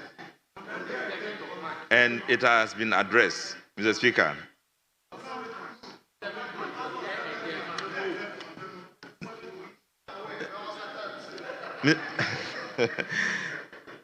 Mr. Speaker, I know that there was a theft and there was a response to the theft, and we worked on it. Yes, honorable member for Asante Achim Central. Mr. Speaker, I would want to refer you to Order 86. Mr. Speaker, the question that Honorable Muntaka asked, specifically 86(1)(d), a question shall not raise an issue already decided or which has been answered substantially during the current session. The minister already corrected this date issue, and I was surprised that Honorable Muntaka was raising the issue about the 7th March, whether there was a theft or not. It has become obtuse. Thank you. Well noted. Yes, honorable member for cementing. Efia. Thank you very much, Right Honorable Speaker. Mr. Speaker, I want to know from the Honorable Minister whether the convict was a staff of the institution or an outsider. Yes, Honorable Minister. Mr. Speaker, it was an outsider. Thank you.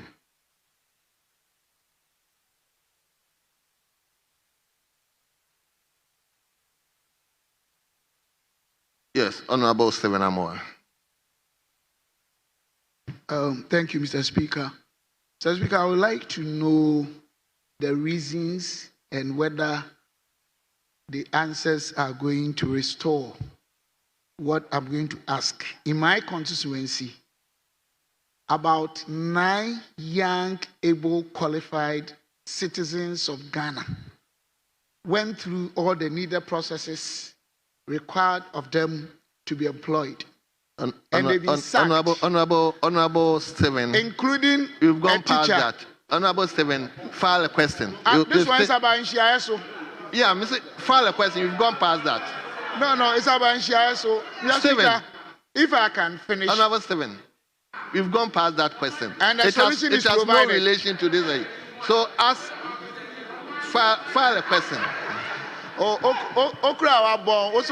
Lastly, let me listen to Bosome Freho. Mr. Speaker.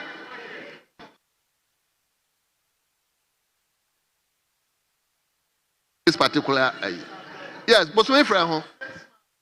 Mr. Speaker, thank you, Mr. Speaker.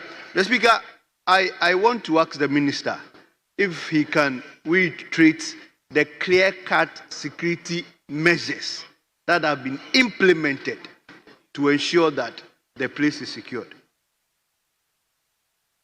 Minister, any measures?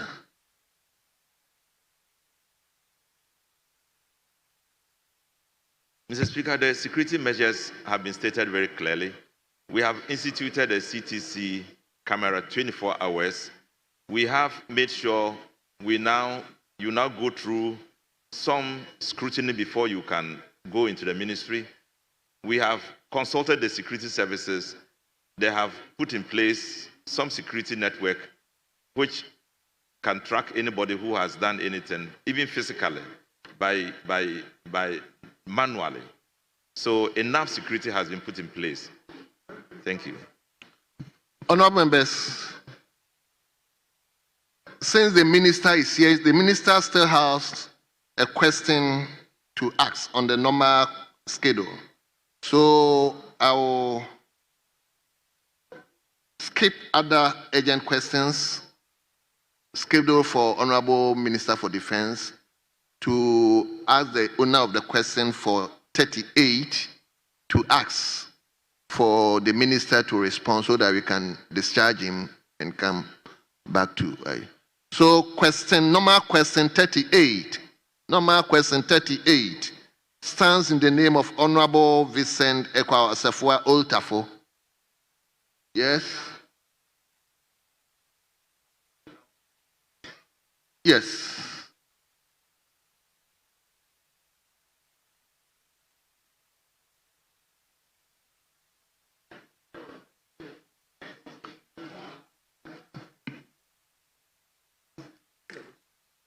Mr. Speaker, I stand on Order 88.3 and want to crave your indulgence that in the absence of Honorable Eko Vincent Asafua, I have his mandate to ask the question.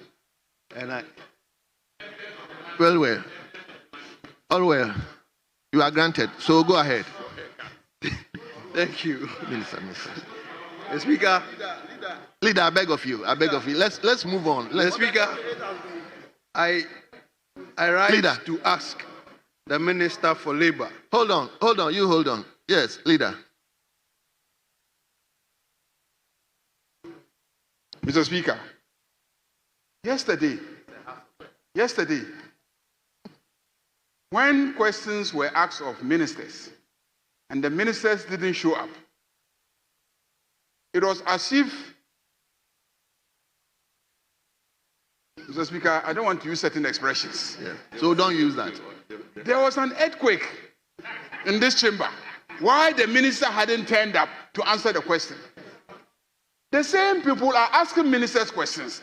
The ministers have come and they are not here to ask the questions. Mr. Speaker, can he show the written authority? This is a House of Record. We want to see the record of the authority granted you to ask this question. When you insist on ministers being here to answer questions, you should also be here to ask the questions. Honorable Majority Leader, well noted. Well noted. So,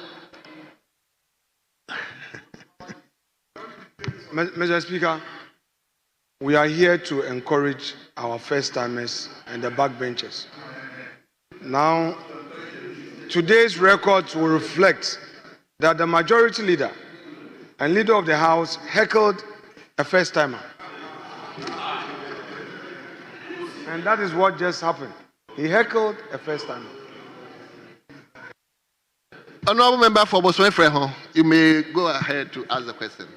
Mr. Speaker, I rise to ask the Minister for Labor, Job and Employment the measures the ministry is putting in place to ensure that foreign companies operating in Ghana adhere to the labor practices of employees being compensated usually at 150% of their normal hourly wage for working overtime. Honorable Minister. Thank you, Mr. Speaker. Mr. Speaker, the Labor Act 2003, Act 651, makes specific provisions for matters relating to standard working hours, paid and unpaid overtime. Section 33 of Act 651 provides for maximum hours, while Section 34 provides for different hours of work. Section 335 of Act 651 guarantees paid overtime.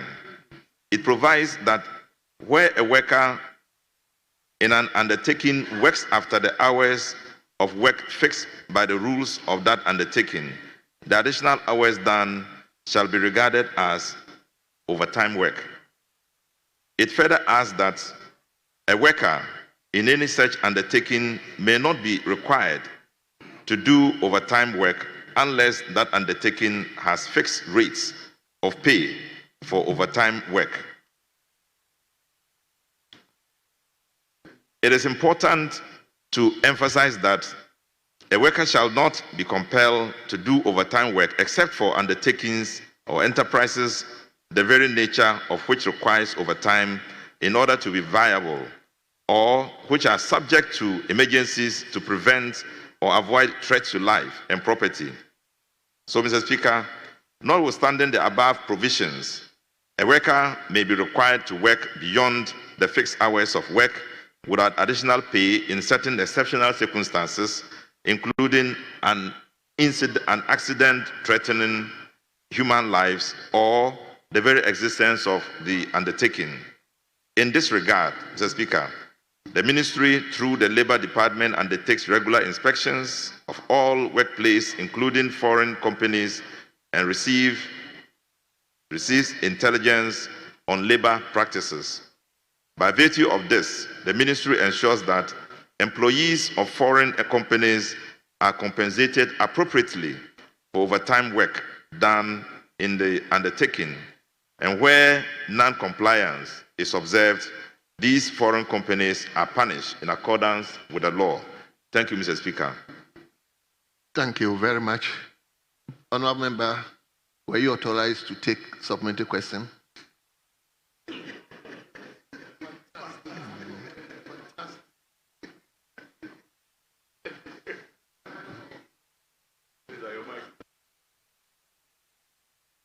Okay.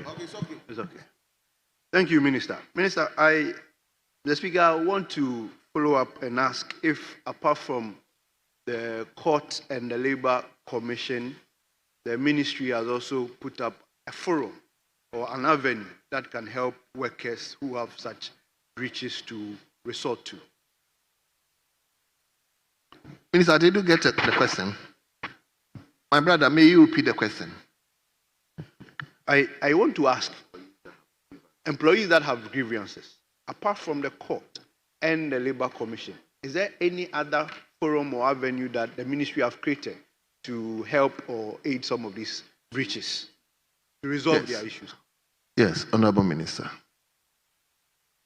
The required agency required to resolve labour issues is the Labour Commission. We rely heavily on that. It has elements of some legal processes, very genuine legal processes, which can end in fair arbitrary discussion, arbitrations. So I believe that is sufficient. Yeah, where you fail there, then the court may take action. Thank you. Thank you very much. Honourable Minister. Yes, Honourable John Darko. Right, Honourable Speaker, thank you very much. Mr. Minister, please, in the course of your duties, have you come across these foreign companies that have violated the rights of Ghanaians to the extent that they don't pay them the required overtime hourly wage? And what have you done about it, if you have come across any such company? Yes, Honourable Minister. Mr. Speaker, not in recent times. There is a history of it. And if you want to know specifically where the history is coming from, maybe we can research and bring you the information. But in recent times, we haven't had any of that. Thank you. Very well. Honourable members, I think we've done enough with Honourable Minister for Labour, Jobs and Employment. Honourable Member, on behalf of the House, let me thank you for attending upon the House to respond to your own colleagues. You are hereby discharged. Let me now invite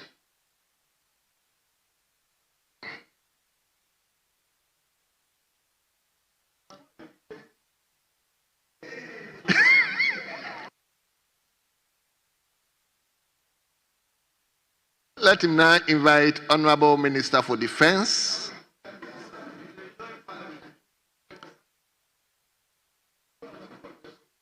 I think Honorable Minister for Defense has enjoyed the deliberation. I've monitored him.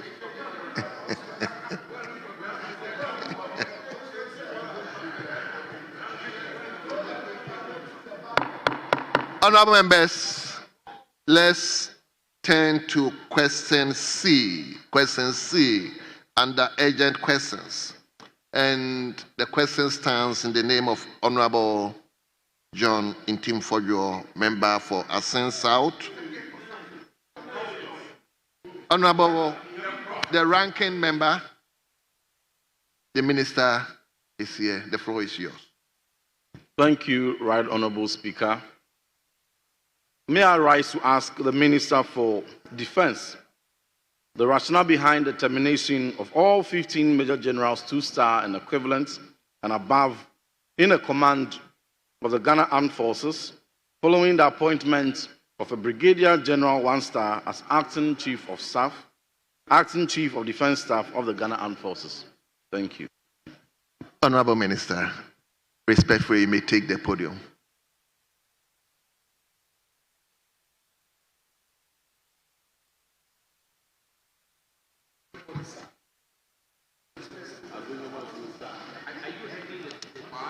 Mr. Speaker, thank you for the opportunity to appear before the August House of Parliament to respond to the question asked by the Honourable Member of Parliament of Asen South. Honourable John Intimfodio seeks to understand the rationale behind the termination of all 15 Major Generals 2-star and equivalent and above in the command of the Ghana Armed Forces following the appointment of a Brigadier General 1-star as Acting Chief of Defense Staff of the Ghana Armed Forces. Mr. Speaker, within the constraints of confidentiality and secrecy that guide the Ministry of Defense, I proceed to specifically respond. Mr. Speaker, in answering this question regarding rationale, I'll draw on 3 themes: the purpose of the Ghana Armed Forces, precedence within the Ghana Armed Forces, and regulatory framework. Mr. Speaker, following my appointment as the Minister for Defense by the President of the Republic and Commander-in-Chief of the Ghana Armed Forces, His Excellency John Dramani Mahama, we have striven to implement measures aimed at improving service efficiency of the Ghana Armed Forces. Touching on precedence, Mr. Speaker, in pursuing service efficiency, we relied on the time-tested precedence that has ensured the sustainability of the Fourth Republic. As an illustration, and let me emphasize that Major Generals are released at age 63 and Lieutenant Generals are released at age 65. In 2001, after a change of government, 6 Major Generals and 4 Lieutenant Generals were released from the Ghana Armed Forces with their ages running from 56 to 62. In 2005, there were 7 Major Generals. Mr. Speaker, in this instance, none of them were near their compulsory retiring age of 63 in the Ghana Armed Forces. All of them were released.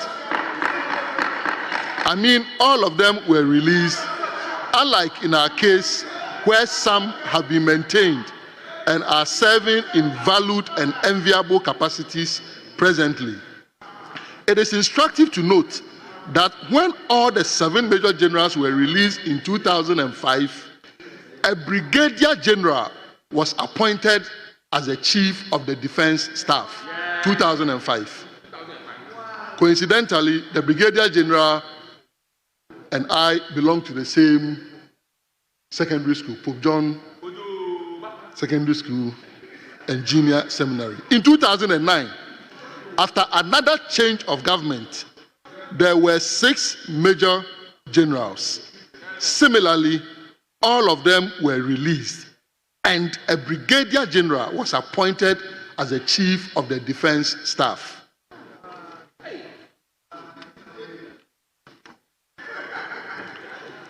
I'm skipping to the need, Mr. Speaker, Honorable Minister, Speaker, go ahead. Let me be abundantly clear. Even though Reverend John Intim Fojo alludes to the termination of all 15 major generals, 2-star and equivalent, I must state that the Honorable Member of Parliament for Asin South got his question wrong. Respectfully, if the wrong question is not corrected, it can mislead the public since the cameras are here. Here are the facts.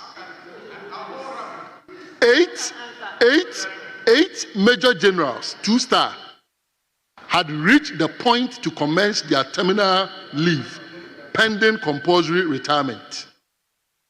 8.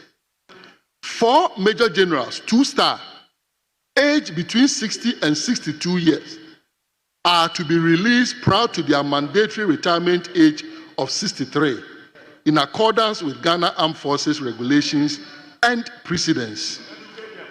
Mr. Speaker, let me add, out of the 8 who had reached their 63, Major General Aveni Aite, who is among the 8, is being sponsored in the rank of Lieutenant General to compete for the high office of Military Advisor, Office of the Military Affairs of the Department of Peace Operations at the Assistant Secretary General level at the United Nations headquarters in New York, USA.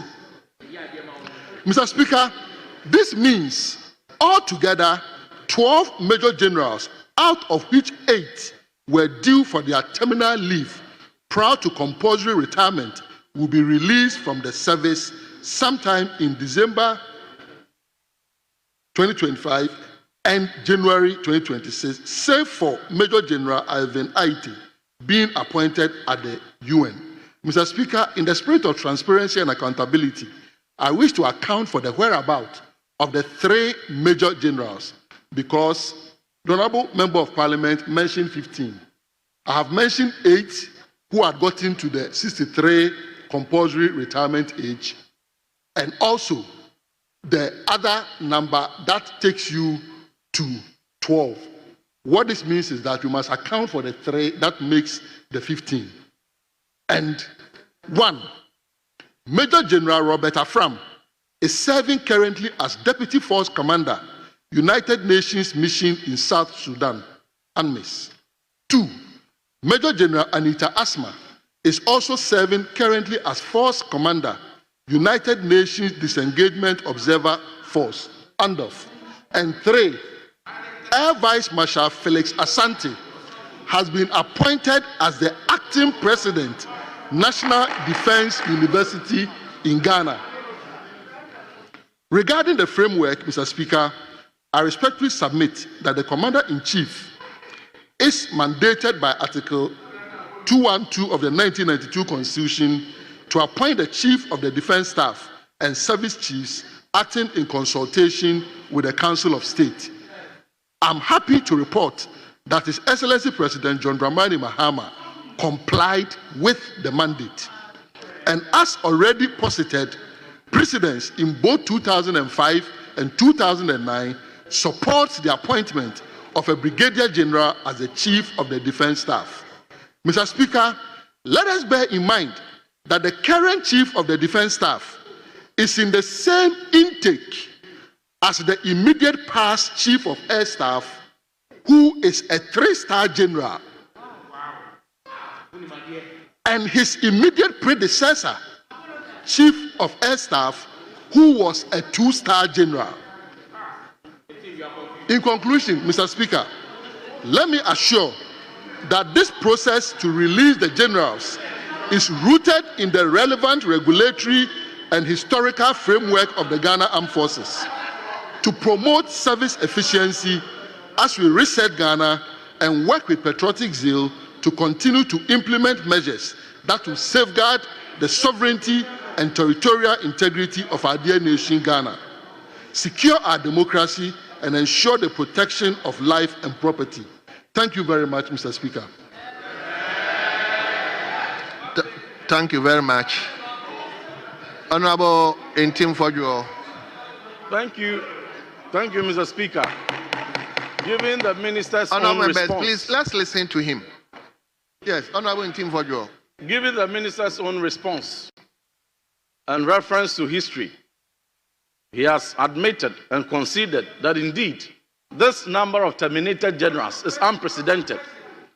Now, the follow-up question is, couldn't the commander-in-chief have avoided the huge financial loss to the state in terms of gratuities to be paid, in terms of training invested into the terminated generals, many of whom have even up to 2 years to retirement? Honorable members, why can't we be tolerant? Couldn't the commander-in-chief have avoided the huge financial loss to the state, given the unprecedented number of discharged and terminated generals per his own records, 10 in 2001, 7 in 2005, and 6 in 2009. This number, per his own submission, is unprecedented. Couldn't the commander-in-chief have avoided huge financial loss to the state in terms of gratuity? Thank you. Yes, Honorable Minister.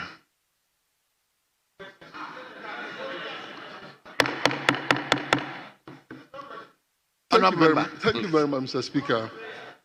Mr. Speaker, the Honorable Member of Parliament is inviting the Commander-in-Chief to insist that even when generals have attained the mandatory retirement age, they should still be kept. I have submitted here that out of the 12, 8 had reached that threshold.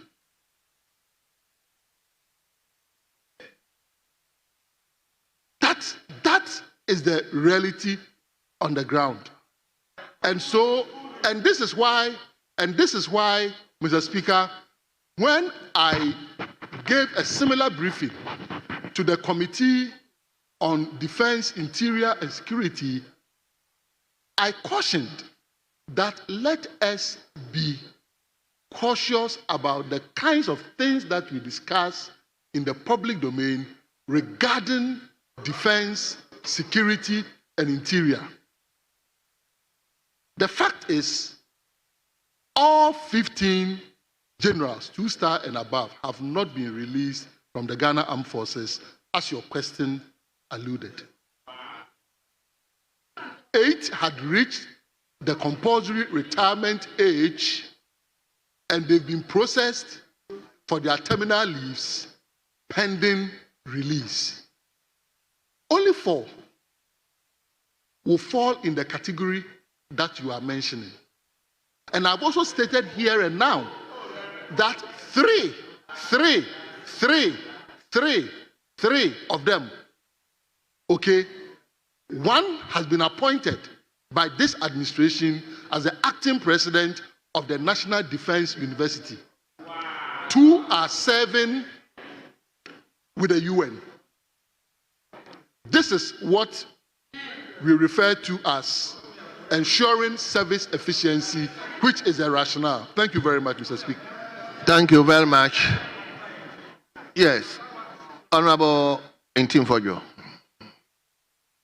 Mr. Speaker, the press release by the Ghana Armed Forces dated 30th April 2025 on resumption of general releases of soldiers in the Ghana Armed Forces defeats the assertion just made by the minister regarding the mandatory, and I read, and I quote, the Ghana Armed Forces wishes to formally announce to the general public that it will resume the release of soldiers. Oh, no, Mr. Speaker. Oh.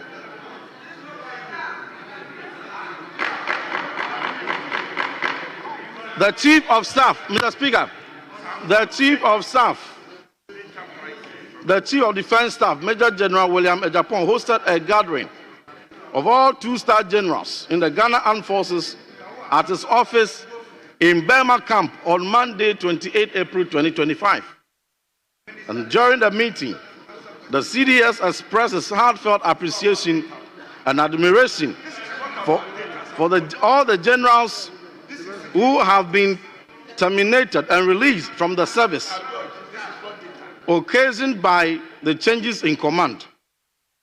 He extended his gratitude from the President, the Commander-in-Chief, acknowledging their invaluable contribution to the Ghana Armed Forces. Well. Mr. So Speaker, what's the question? So it is not. They themselves in their press release indicated that they were not mandatory retirements. They were released ahead of their retirement. Mr. Speaker, given the fact that Ghana Armed Forces has been expanded to four-star status, four-star command status, and now, having had a one-star general who had, within a period of less than 3 months, promoted to three-star status from one-star, still one-star short of the four-star that is required at the helm of command, what will it be? What will be the implication on morale and command structure? Thank you. Minister, I hope you got the question. Minister, I hope you got the question. Very well.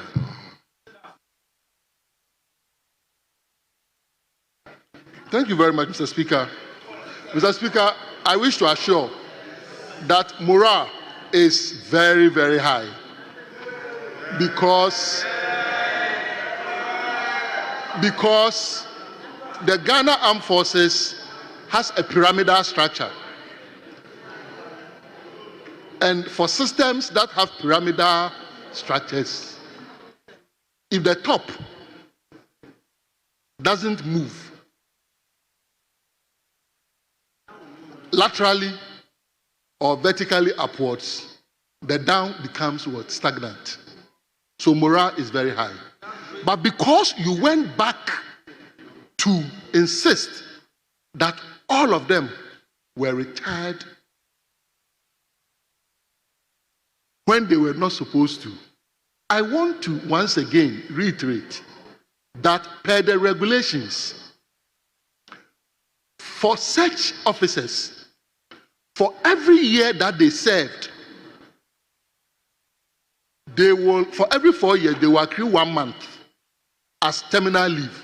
So when you are processing them for release, if the person served for 40 years, the person has 10 months of terminal leave. That's one. Two, you need to also appreciate that the facts will not change. That if you take Major General E.W. Kotia, okay, 64 years, it's supposed to be 63. Major General Ivan Aite, 63 years. I can go on and on and on. I deliberately elected not to mention names. So 8 had reached that age of 63, with some even exceeding the 63. Morale, let me repeat, is very, very high because when we are dealing with a pyramidal system, and it's a pyramidal system that presently has over 100 major generals. Brigadier generals, one-star generals. And when you mention that the current CDS was appointed a CDS when he was a one-star general, I have submitted here that precedents in 2005 and in 2009 will bear me out that a brigadier general was appointed by President Kufuor in 2005, and a brigadier general was appointed by President John Evans Atta Mills of blessed memory in 2009. And in the case of the current CDS, okay, 2 of his intake mates, one exited previously as a 2-star general. No, he didn't. One exited as a 2-star general, and the immediate past chief of air staff, who is also his mate, will also be exiting as a 3-star general. So, Mr. Speaker, morale is very, very high, and the error in the question must be corrected, that 8 out of the 12 had reached the age of 63 or beyond. Thank you. Honorable Minister, I thought the question was 4-star general now being replaced by 3-star general. Is there any, if I got the question right? No. Yes. There were several questions within his question about a 4-star general being replaced by a 1-star general. In the case of 2001, Lieutenant General Kafia was replaced. It doesn't matter who becomes, so long as the person satisfies the armed forces regulations. In any case, this is the first time that we have had a 4-star general in the Ghana Armed Forces.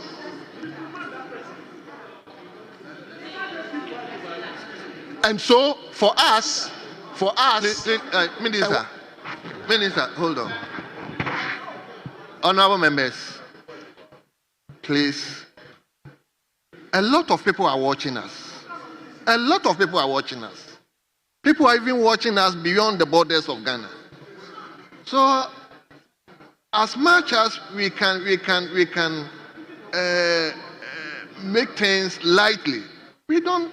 Minister is speaking and say, "Oh boy," I mean, who said that?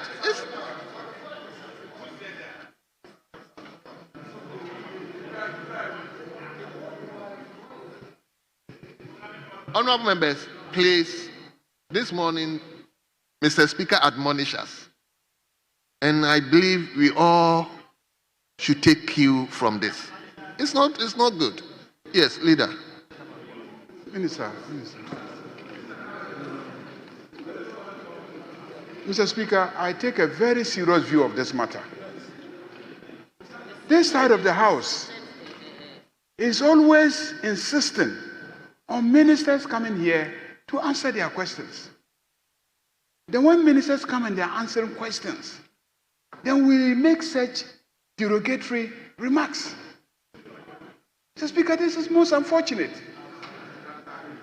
Mr. Speaker,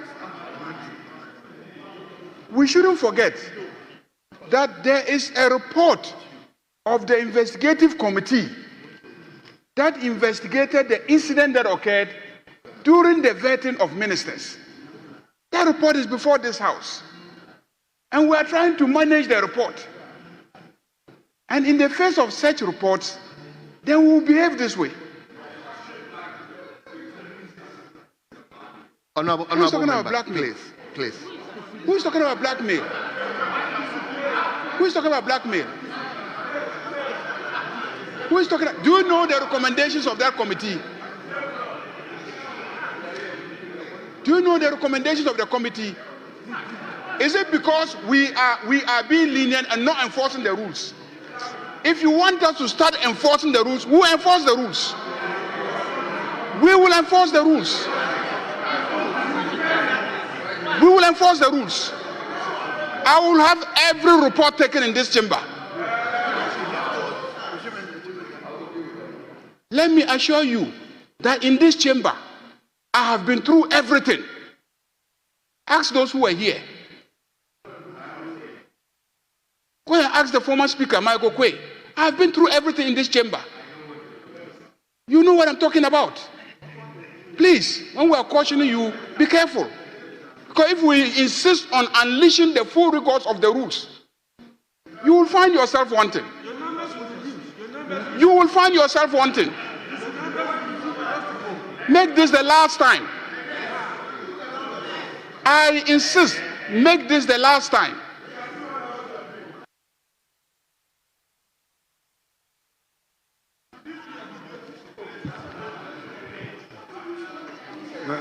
I'm just giving the opportunity to leaders. Let him.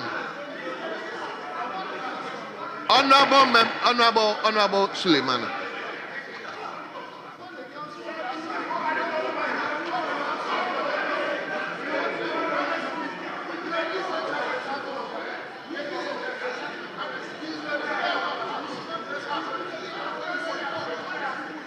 Honorable Minority Leader, let's hear you.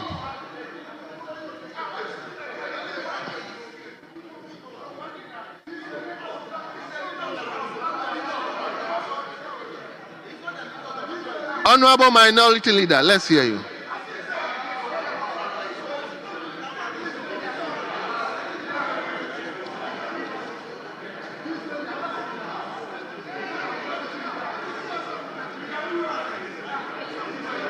Mr. Speaker.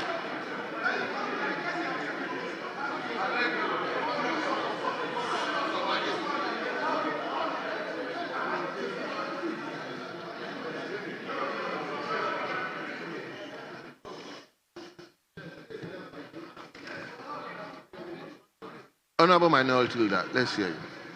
Mr. Speaker, this afternoon we were greeted with the virtues of patience and tolerance. I have had a fair relationship with the majority leader, and I would want to keep that respect that exists between the two of us.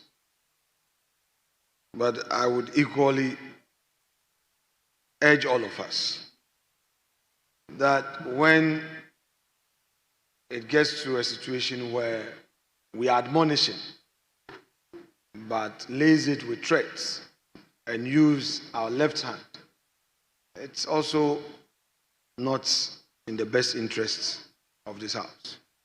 Mr. Speaker, I agree that the majority leader, as a leader of the House, if something is going wrong, he as a leader has a responsibility to guide the chair and even admonish. But Mr. Speaker, because he has spoken on a matter, I am compelled to respond for the purpose of records. Because he says that he has cited a report which has far-reaching consequences on some members. Mr. Speaker, the author of the report himself is a subject matter of investigation. He crossed to come and put off our mic. And we had a petition, which petition is before the Speaker. I have not seen any report. We are two leaders. And as two leaders, we are supposed to see whatever report. So when the impression is created that something has happened and is being suppressed, I think that that is not the appropriate time to issue such a threat. We had a petition questioning the person who authored the report's conduct. So we haven't gotten there. I think that both of us, this issue of reckless heckling, it comes from both sides. Please, can I finish? We listen to the Speaker. You see,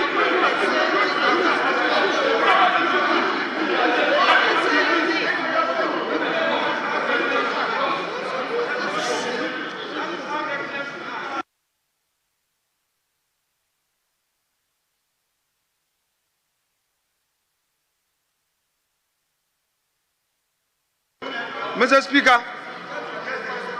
Speaker, I think that what we all have to do is to guide our backbench on the limits, the limitations of heckling. Some reasonable heckling, is allowed. But, Mr. Speaker, both sides. I mean, yesterday I had a cause to talk to some colleagues outside of this chamber that, look, you can heckle me. I don't have a problem. I'm used to heckling in courts. When you really want to practice in our courts, you endure heckling. So I'm used to it. But some of you go too far. Mr. Speaker, I would want to plead with the leader of the House. He would want to admonish. But in admonishing, it goes into record. I have not seen any reports. I have not been engaged in any matter. What I know is that our side petitioned with evidence against the conduct of the author of that report which has been advertised. And it's on record. On record. That petition has not been heard. We have even sent a second petition because that person who is now making recommendation for people to be punished crossed and came and violently put off our mic. We have it on record. The videos are there. So when it rains in this house, it doesn't fall on only one roof. So let us all be measured and be guided. And I'm ready to cooperate with my senior brother. I've always accorded him that respect. We met at ECOWAS Parliament. He's senior at the bar, and I will respect him. I will not take that respect away from him. Never. Besides, he came into this house before me. But I would also encourage my respected senior that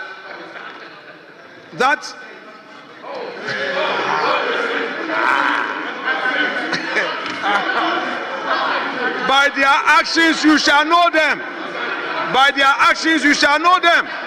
The cameras have captured his gesture, insulting people in the chamber. The cameras have captured. Mr. Speaker, so I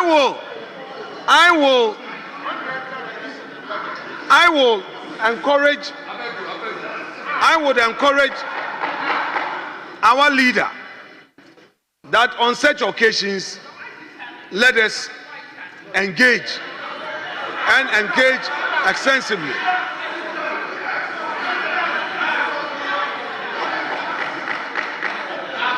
And to all colleagues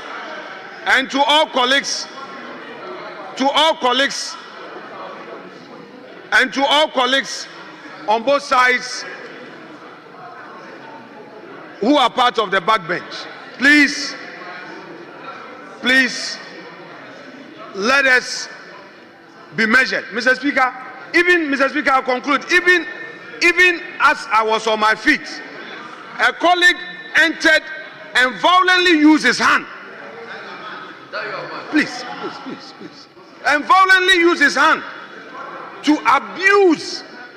The camera captured. Leader did not see. But colleagues, I saw the minister, I won't mention the minister's name, cautioning him to calm down. This is a person who is bringing people to justice, that some people must be punished. He came in. No, Mr. Speaker, I need to conclude. To gesture attack. Mr. Speaker, we'll cooperate with our colleagues, so that we live in harmony in this chamber. Thank you very much. Honorable Minister for Defense, you've asked two questions, two submitted questions, and that's how our standing orders may allow you. Other members, no, you have asked two questions. So I have one more. The last and final. How come he has three?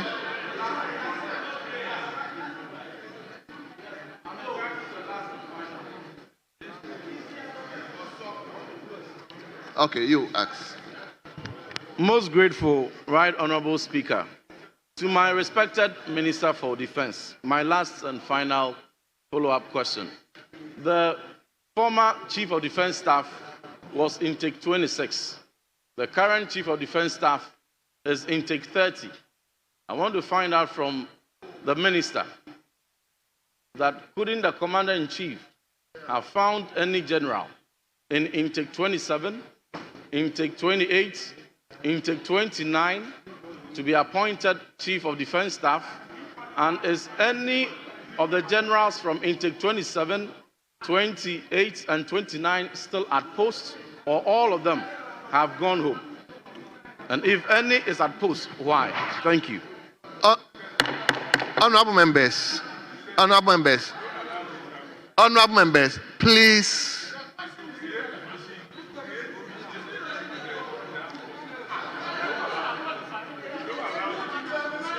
Honorable members, I am responsible for the admission of questions. Minister, if you Thank you very much, Mr. Speaker. Mr. Speaker, there are many qualified people in the Ghana Armed Forces, right from recruits all the way up. His Excellency the President elected under the circumstances, and I've told you that of the 12 that will be released, 8 had reached the compulsory retirement age, and they are being processed to be released. You understand? So the domain that you are looking at may be 4. The President, in his wisdom, in ensuring service efficiency, decided to settle on Brigadier General William Ejepong, who, as I've said here, his intake mate was once a Chief of Air Staff, 2-star General, and also a Chief of Air Staff, 3-star General. Thank you. Thank you very much. Yes, Honorable.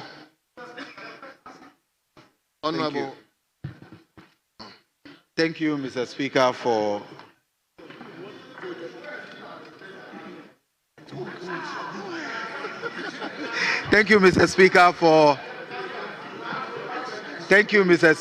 the opportunity. Mr. Speaker, I am fortified. Mr. Speaker, I'm fortified by Order 891, and I proceed to ask the Minister for Defense that in his response to the question, he said the intake mates of the CDS, some were appointed when they were 2-star generals and some retired as 3-star generals. I would want to find out from the Minister, that is it the case that at any point in the career of the CDS, he was denied promotion, for which reason he remained a 1-star general until his appointment? Thank you.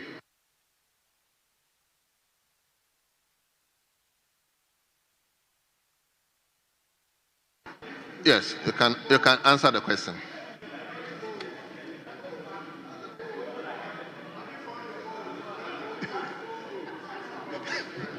Thank you very much, Mr. Speaker.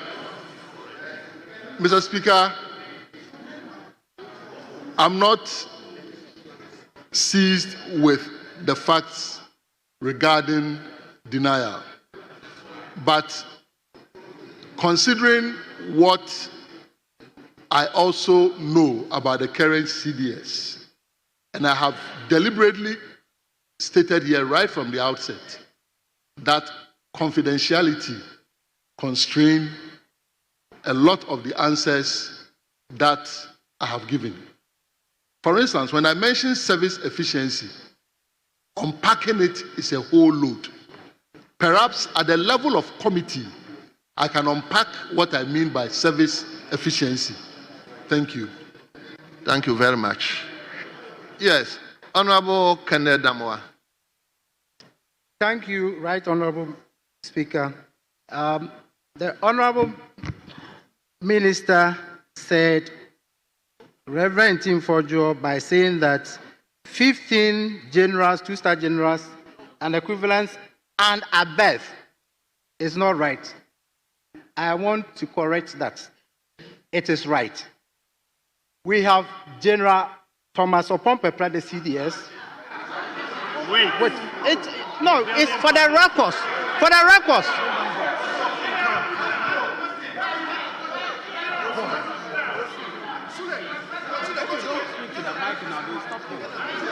We have General Opompepra. Honorable member. Lieutenant Generals. Honorable member, are you listening to me? You are to ask questions. You are not. If you want the minister. Honorable member.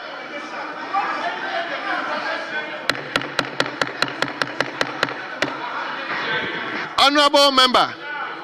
Honorable member. Well.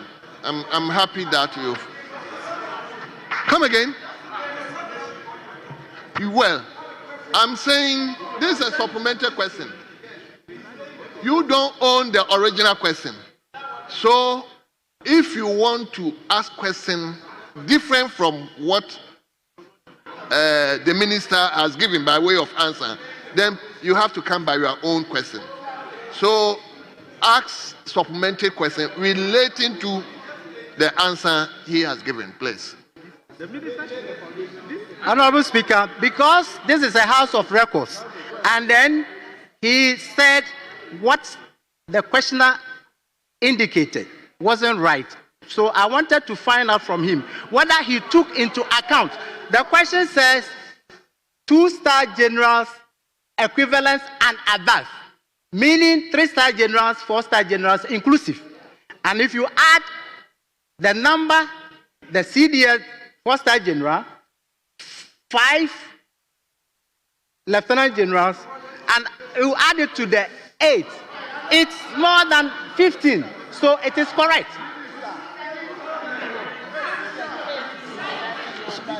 So I wanted to find out whether he did not take into account the 3-star and the 4-star generals. Did you get a question? Did you get a question? Okay, let's go. Honorable members, the minister is minded to respond to him. Please, just allow. Thank you very much, Mr. Speaker. The honorable member fortunately has served in the Ghana Armed Forces. When I was at the 37 Military Hospital, he was a serving officer. The question is clear. The question says, among others, behind the termination of all 15 major generals, 2-star and equivalent and above. Wait. The kind of arithmetic you are engaged in does not lead you to 15, does it? It doesn't. The arithmetic you are engaged in does not lead you to 15. That is what tells you the question itself is wrong. Mr. Speaker, when I got the question, I nearly wrote to Parliament to ask the questioner to correct the question. But I decided, out of respect for my ranking member, to come and answer to the best of our ability. So the arithmetic that Honorable Damois is engaged in does not add up to 15. Thank you very much.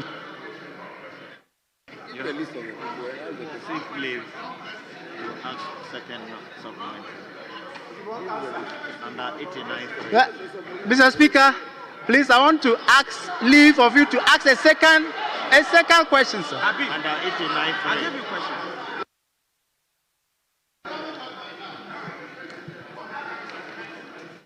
Thank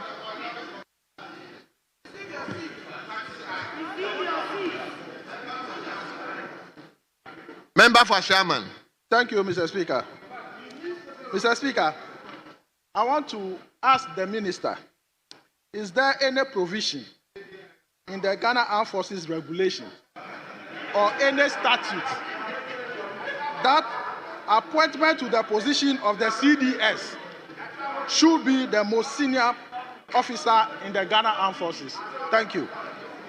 Honorable Minister, are you minded to answer the question? Very well.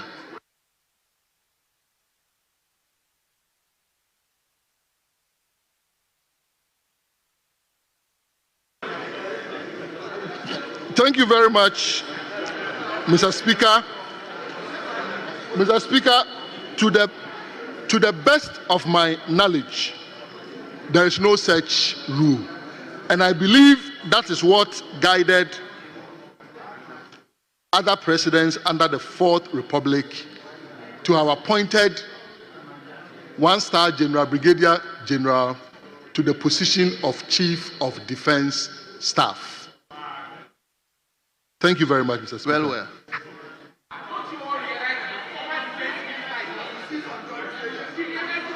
Honorable members, I'm taking one, and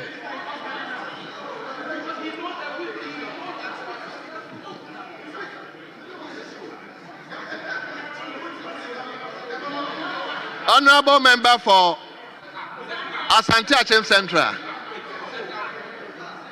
Mr. Speaker, I crave your indulgence. No, Mr. Speaker, I just crave your indulgence. I'm a Minister of State, please. No. Mr. Speaker, I beg you, Mr. Speaker, I crave your indulgence. We must be security matters. Honorable Minister, just hold on. You haven't caught my eye, please. You haven't caught my eye. Honorable member for Asante Achem Central. Thank you, Mr. Speaker. Honorable member for Asante Achem Central. Thank you, Mr. Speaker. Mr. Speaker, I would want to find out from the minister whether he would agree with me that between 2005 and 2009, when brigadier generals were appointed as CDS, they happened to be the senior most. Do you understand the question? Yes. If I may repeat the question. Mr. Speaker, I ask because he cites 2005 and 2009.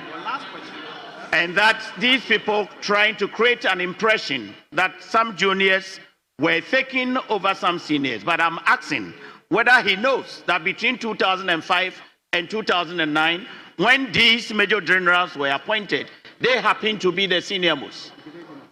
Yes, Honorable Minister. Thank you very much, Mr. Speaker. Mr. Speaker, I left out about 3 pages or 4 that had tables. But his question evokes these tables. But I'll still be brief. In 2005, Brigadier General Ativo was released at 62 years. Air Vice Marshal Mante, 59 years. Major General Yache, 61 years. He had not gotten to 63. So your question, in fact, Rear Admiral J.K. Bena, 59 years. Okay? So what you are saying is that when these people were released prematurely to create room for the senior most then, who was a one-star, to become the CDS, that is the norm. But that is why I've taken you into this table. That if, okay, you are going by the senior most argument, which is not captured in any law that I have read at this stage, you would have had someone who was 59, someone who was 61, someone who was 61, a major general who was 62, a major general who was 62. You understand? To have been the senior most, if you are going by the senior most argument.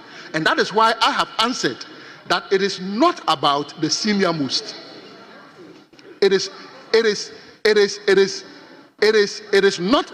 I have mentioned their ranks. I have mentioned their ranks. AVM EA Mante, 59. Major General CMB Yache, 61. Rear Admiral JK Gbena, 59. Lieutenant General SK, 61. You see, this is why I have said, and I have advised at the level of committee that look, let's not discuss some of these matters here. Mr. Speaker, I came with a whole dossier, okay, some of which, if I begin to disclose, will not be helpful. And that is why I said right from the outset, that I am constrained. I'm constrained by confidentiality. And so I answered these questions to the best of my ability. Thank you. Thank you. Thank you very much. Honorable members, I think we'll bring this particular question to a close. And honorable members, I'm taking the impression that we have to end this particular here. So, honorable minister, on behalf of the House, Habib, you are a leader, but if you be minded to allow me to close this chapter, I beg of you. Yes, honorable member, on behalf of the House, let me thank you for attending upon the House to at least respond to your colleagues here. You are hereby discharged.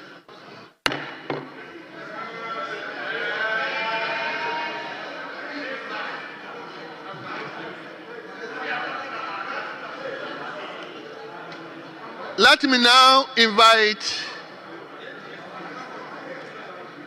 the Minister for Interior.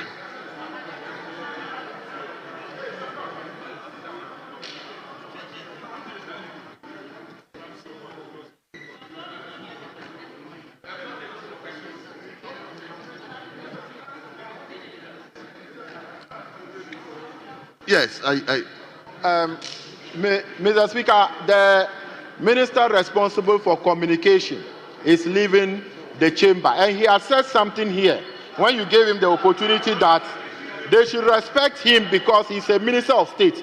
Mr. Speaker, Order 21 of our standing orders. And Mr. Speaker, with your permission, I read Order 21. It states that the Speaker shall take precedence over the following office holders in Parliament in the descending order, and from A up to U. And it says that, and shall take precedence of all other members. He might be a minister of state, but in this chamber, he is just a member of Parliament, and he has no rank in this chamber. So he should understand that when he is saying he is a minister of state in this chamber under Order 21, I come before him. So he is nobody in this chamber. He's just a member of Parliament. And that's what the order says. Well noted.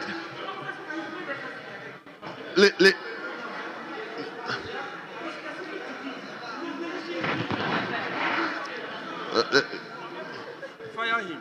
Thank you, Right Honorable Speaker.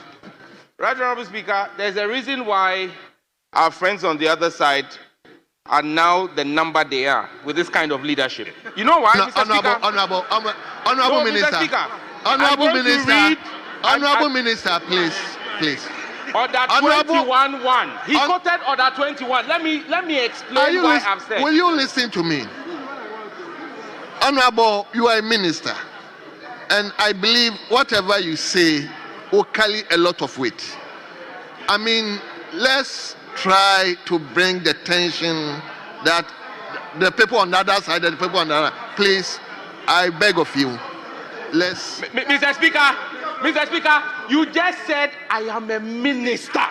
Mr. Speaker, that alone explains what I wanted to teach him. Mr. Speaker, he read Order 21. Mr. Speaker, because the cameras are here, let me teach him. Order 21-1. Honorable, Mr. Speaker, I'm reading our standing you orders. could have spoken differently, but you say, well, let me teach him. It's a bit offensive. Mr. Speaker, let me teach our viewers. Where in the Constitution? Mr. Speaker, Order 21.1 says, the Speaker shall take precedence over the following office holders in Parliament and in descending order. A, the First Deputy Speaker. B, the Second Deputy Speaker. C, the Majority Leader. D, the Minority Leader. E, the Independent Caucus Leader. F, the Deputy Majority Leader. G, the Deputy Minority Leader. H, the Deputy Independent Caucus Leader. I, the Majority Chief Whip. J, Minority Chief Whip. K, Independent Caucus Chief Whip. L, First Deputy Majority Whip. M, First Deputy Minority Whip. N, Independent Caucus First Deputy Whip. O, Second Deputy Majority Whip. P, Second Deputy Minority Whip. Q, Independent Caucus Second Deputy Whip. R, Committee Chairperson. S, Ranking Member. T, Vice Chairperson. And U, Deputy Ranking Member, shall take precedence over all other members of Parliament. Mr. Speaker, in this list, did you see Minister or Deputy Minister? What power to it? You are not intelligent. Comparing apples to oranges. How do you quote a standing order and not understand the standing order? When I stood up, I did not say I am a member of Parliament. Mr. Speaker, in this chamber, I wear two hats. The Member of Parliament for the good people of Ningo Pram Pram and the Minister for Communication, Digital Technology and Innovation. And the Constitution recognizes my role as Minister. And so when I stood here and said, Mr. Speaker, I am a Minister of State. It's reference to the Constitution. Except I am not a Minister of State. But 21.1 that you quote does not apply to me as a Minister of State. And so, Mr. Speaker, he should take the orientation given to new members very seriously. I thank you.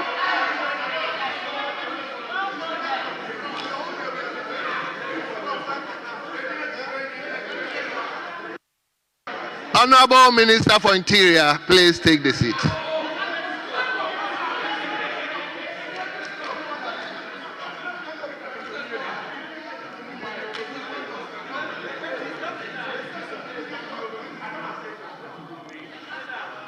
Honorable Member for Okre.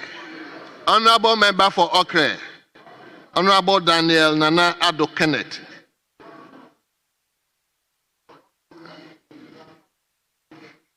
This one too, you have the authority. Yes. Thank you, Mr. Speaker. Mr. Speaker. Mr. Speaker, this authority is not on Twitter. It's in Parliament. Mr. Speaker, I want to arise to ask the Minister for Interior the specific arrangement made by the Ministry to ensure the provision of adequate security for the collation and declaration of parliamentary election results of the Ablekuma North constituency. Thank you. Yes, Honorable Minister. Thank you, Mr. Speaker. Mr. Speaker, following a request by the Electoral Commission for the Ghana Police to provide security for the completion of the collation of Ablekuma North constituency parliamentary election results, the National Election Security Task Force convened a stakeholder meeting with the Electoral Commission where it was agreed that the task force will meet both the National Democratic Congress (NDC) and the New Patriotic Party (NPP) before the proposed date for completion of the collation. Mr. Speaker, during the meeting with the National Democratic Congress (NDC), the task force was informed that there is a pending suit bordering on the collation at the Supreme Court. The task force was subsequently served with a motion paper that had been filed at the Supreme Court objecting to the completion of the collation. Checks conducted by the Election Task Force at the Registry of the Supreme Court by the Legal Directorate of the Ghana Police Service confirmed the pending suit at the court. The National Election Security Task Force, in order to avoid acting in contempt of court, is seeking the Attorney General's advice for the next line of action. Mr. Speaker, the Election Task Force is ever poised to provide the needed security to ensure a peaceful coalition and declaration of parliamentary election at Ablekuma North when the political parties agree. Thank you, Mr. Speaker. Thank you very much. Supplementary question. Mr. Speaker, I want to crave your indulgence to ask the minister that the Electoral Commission made some publications. I want to ask that if the ministry is aware of the publications the Electoral Commission has made. Minister.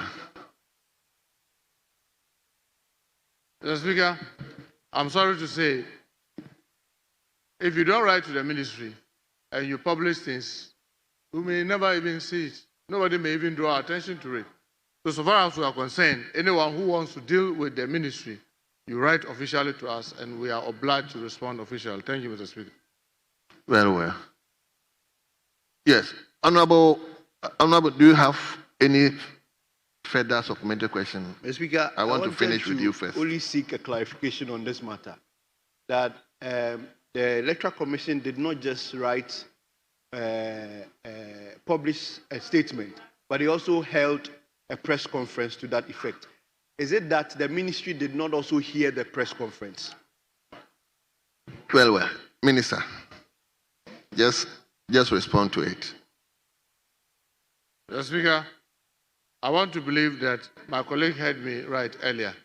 If you don't write to the ministry and you even go on demonstration, yes, it will be published, but that is not something that requires response from us.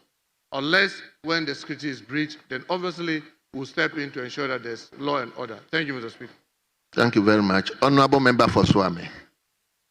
Yeah, right, Honorable Speaker, thank you very much. Mr. Minister, you have just told this House that you've written to the AG's office regarding the decision as to whether you should abide the Supreme Court decision. When did you write this letter, and when is the Attorney General going to give you the response? If you can give that to this House. Thank you very much.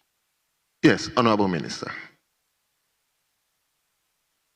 Mr. Speaker, the question was not about when we wrote to the Attorney General, so I don't have it offhand. But if he requires it, why not? I can get it to him at a later date. Thank you. Very well. Yes, Honorable Member for Ashaman. Thank you, Mr. Speaker. Mr. Speaker, I want to ask the Minister, as the Minister for Interior and also the Minister responsible for national security, emphasis national security, would you advise the Electoral Commission to rerun the election at the affected police stations? Honorable Member, the question is overruled. The question overruled. Yes, Honorable Jerry. Thank you very much, Speaker. Speaker, I want to ask the Honorable Minister of Interior.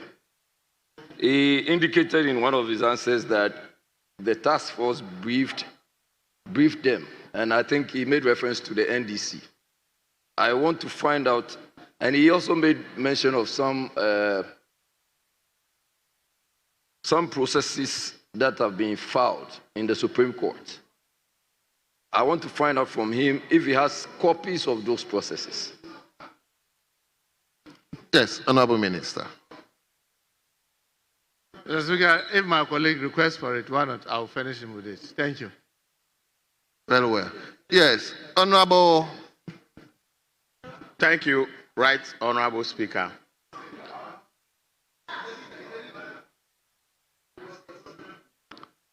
I'll give you the opportunity. Let me listen to him. Thank you, Right Honorable Speaker. Mr. Speaker, I want to find out from the Minister whether he's aware that the Electoral Commissioner has written to the IGP for security to be able to declare the Ablekuma North results.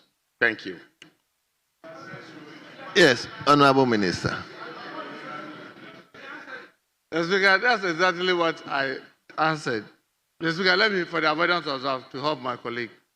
Yes, when they did right, that's when the election task force met and agreed that the political parties be met. And it is during that meeting that the National Democratic Congress notify us about the impending suit, which we demanded copies and they gave us.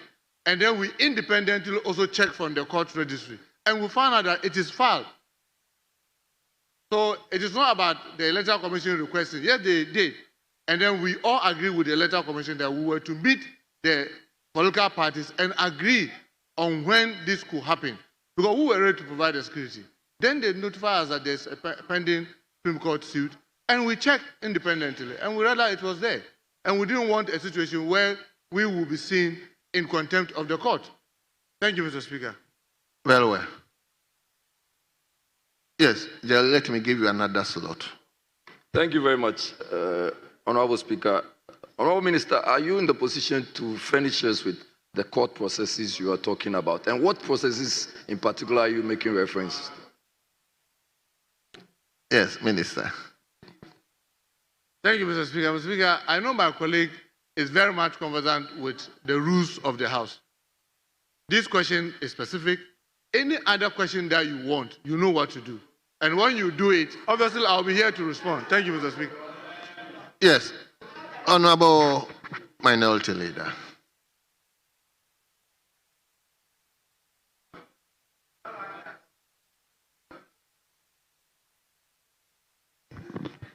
Mr. Speaker, the Honorable Minister has been very elaborative in his answer. He's told this House that the issue is not about security, but about a court process, which process has more or less injuncted the collation and the declaration. Now, flowing from his own answer, did he become aware of who had filed that suit at the Supreme Court?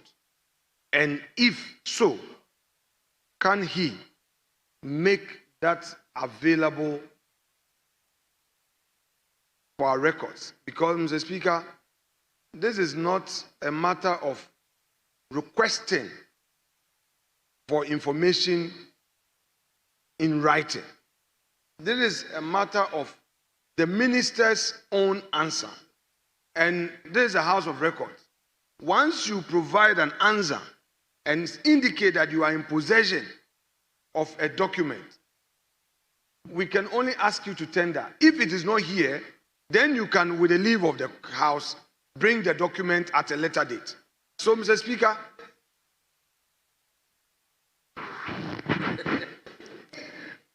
Mr. Speaker, I don't take that as abusive.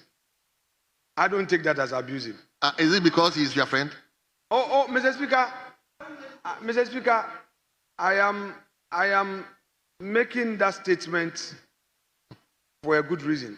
You're saying that he can choose to bring it next year when we are demanding of a document from a minister.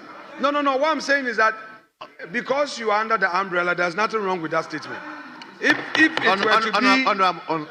were to be an elephant, it would have been an issue. So you are saying that he will bring it next year. That's what you are saying. Honorable member. Your leader is sitting Minister, quietly reading the rules. And you are a backbencher abusing another leader.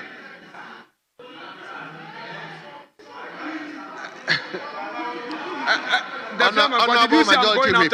Honorable Majority, please. I'm going after your member.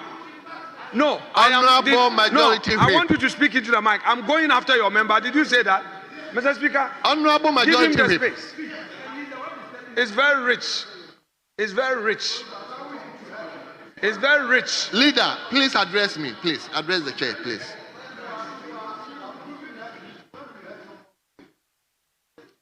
My backbench will get you. Don't cry. If they get you, don't cry. They will get you. Don't cry. Honorable leader, will you address me, please? Address me. Don't mind you.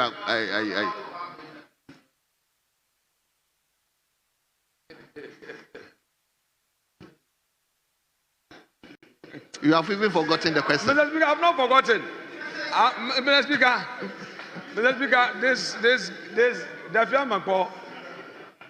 You should also know that it's a ploy that they want you to forget the question. Mr. Speaker, I won't fall for it. He was my classmate. Those days when we were doing politics, he was not a partisan politician. He just joined the politics. It's okay. We were studying at night together. It's okay.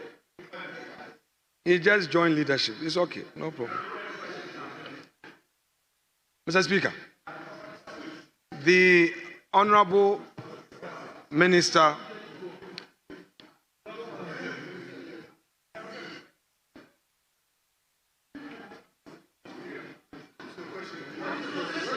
Mr. Speaker, the Interior Minister should not start his thing. You are now, don't start your thing. You are not the one to encourage me to ask my question. Sit down.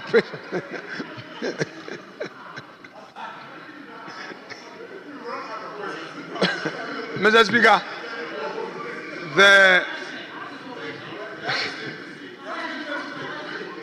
the Senior Deputy Minister has also joined them. Mr. Speaker, the Senior Deputy Minister has joined the heckling brigade. Mr. Speaker, now back to business. It's good for us. Sometimes the tension is too much. Mr. Speaker, the Honorable Minister tells us that indeed the delay is not as a result of their inability to provide security, but it's as a result of a court process, which process has injuncted the final collation and declaration. In view of that answer from the minister, may I know from him whether he, as a result of that information, become aware of the parties to the suit, and if so,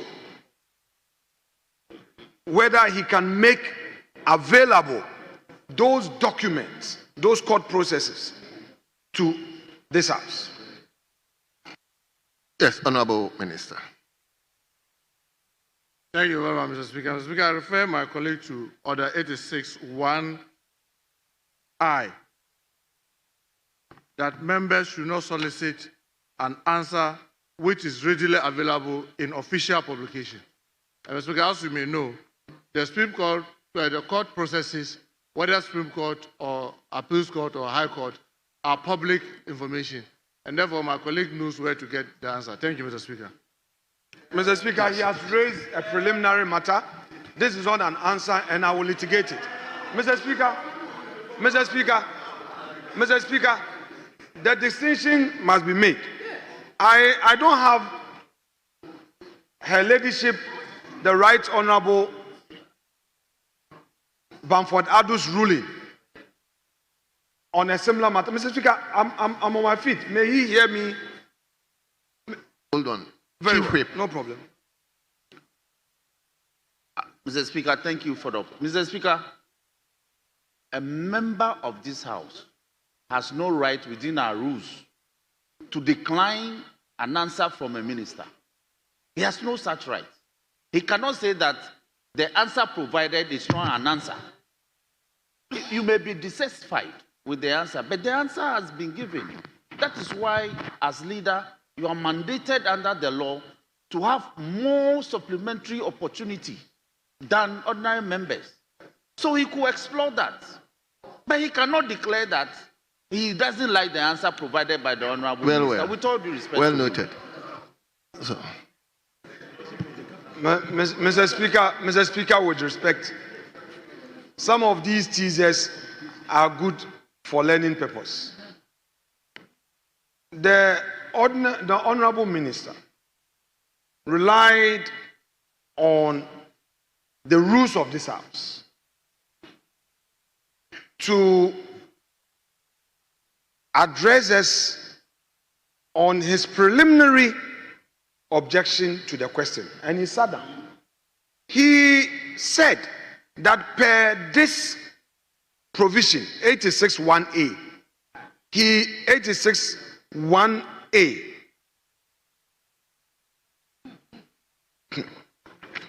Mr. Speaker. No, 86 1I. He is stopped from providing an information. That is not an answer. And my colleague should know this. So I am responding to that objection that he raised. What he was trying to say was that by virtue of I, which says that solicit an answer which is readily available in official publication. I am not, Mr. Speaker, I am not soliciting an answer which is readily available in official publication. The rules under on supplementary questions are clear. They provide that your supplementary question must be anchored on the main answer that has been provided by the minister.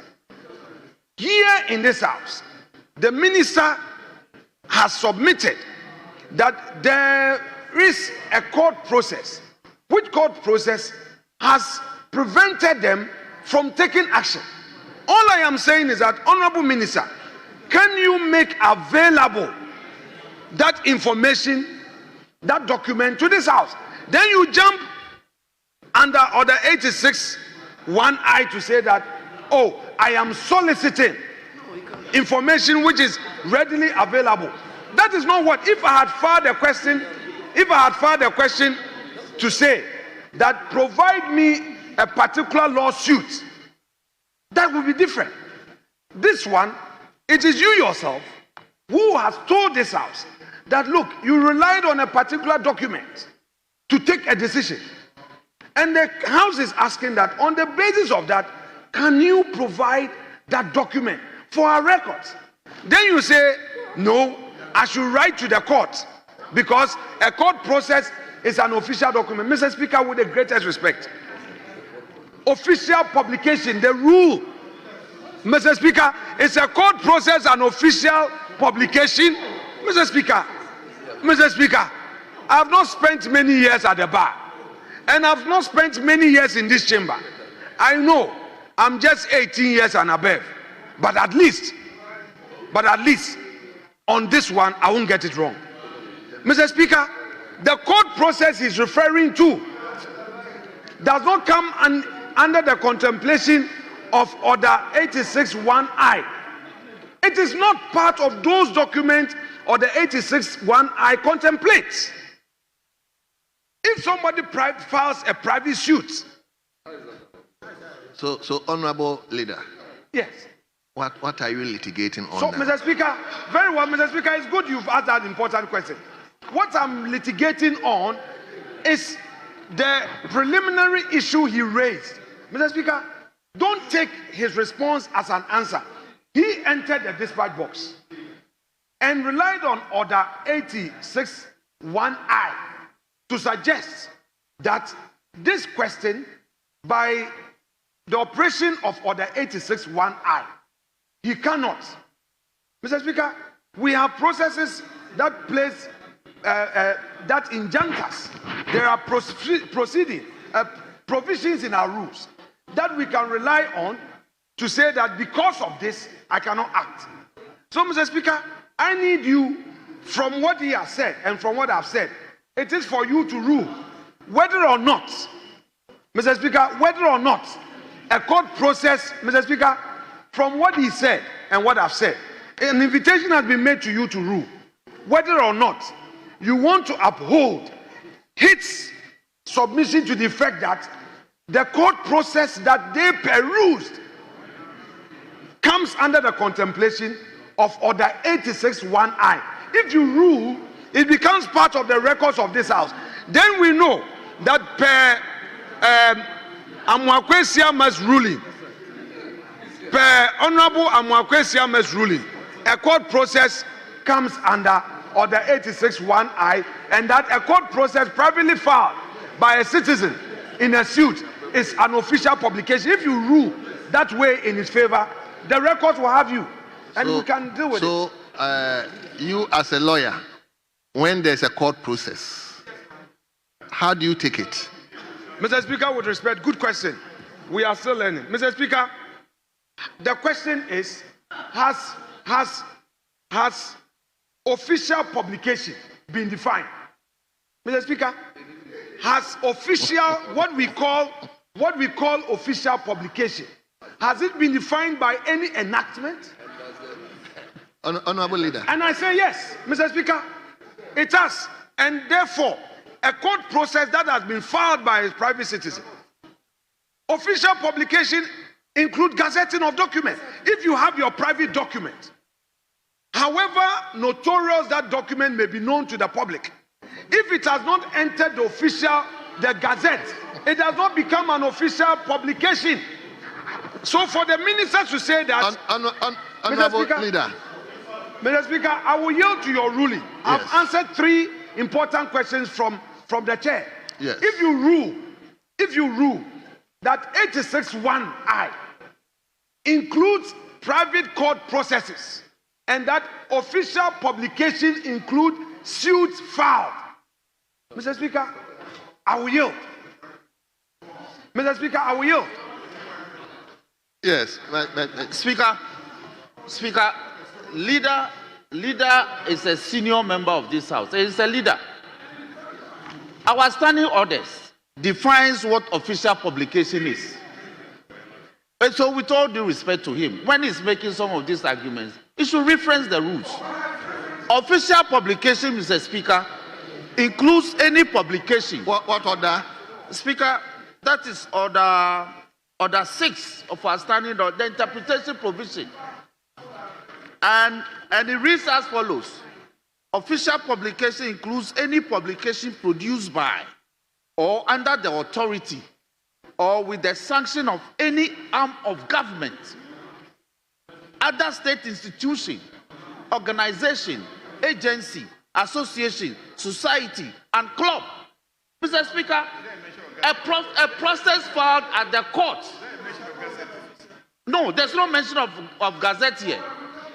A process filed at the court, any court under the judiciary, constitutes an arm of government. And Mr. Speaker, let me offer further elucidation. Every court process are published. We call it cases slated for every day.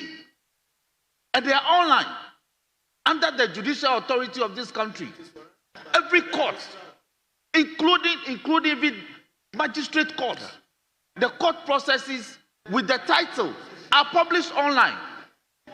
So my leader, he knows what to do. He knows that the direction given by the Honorable Minister is to mandate him to file a search. That's what we do at the registry of the court to determine whether or not indeed the matters that the Honorable Minister alludes to are actually pending before the court and their live cases.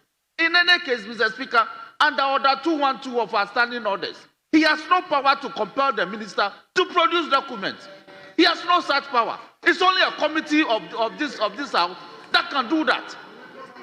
So sometimes we should do this and offer some elucidation. But 212 is very clear as to no, let's do this. Order 212, Mr. Speaker, with your permission, we litigated this matter just yesterday.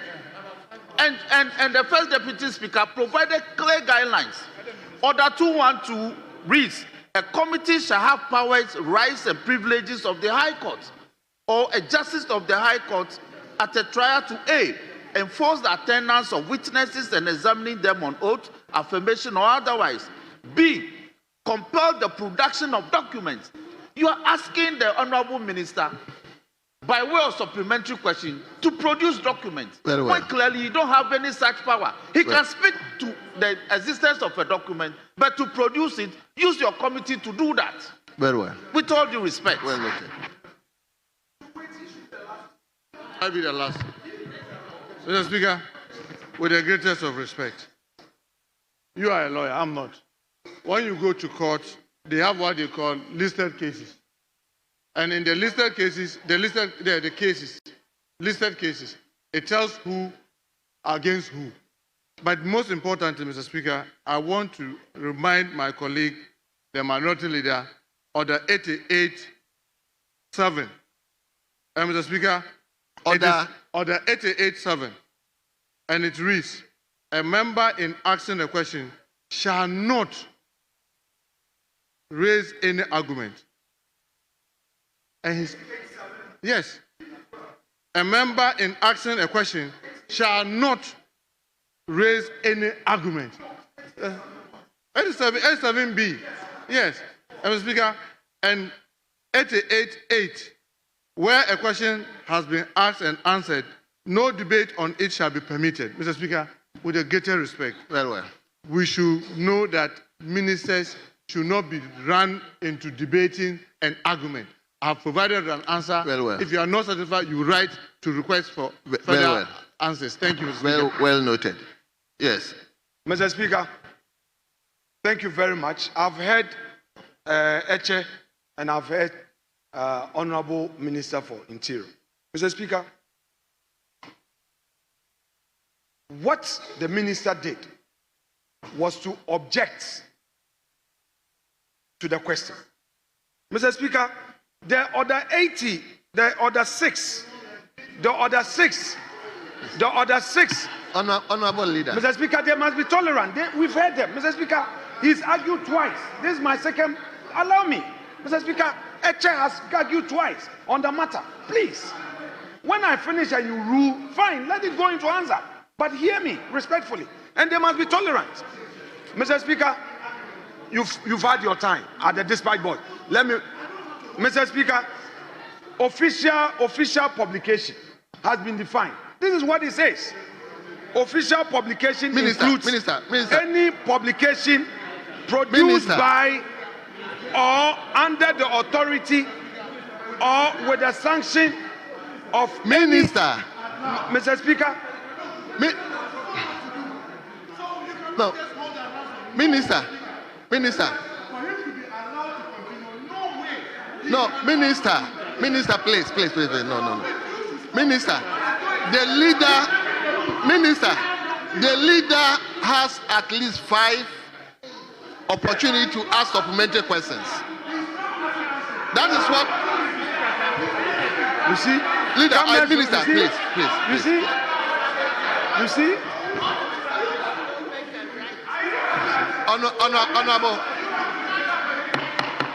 Honorable Minister, please be tolerant a bit for us, please. I beg of you. Yes, Honorable Mr. Speaker. Honorable Minister. Mr. Speaker. Honorable Leader. Mr. Speaker, we've all seen what has just happened. Mr. Speaker. Order 6 that they relied on. Minister. Honorable Mr. Leader. Speaker, official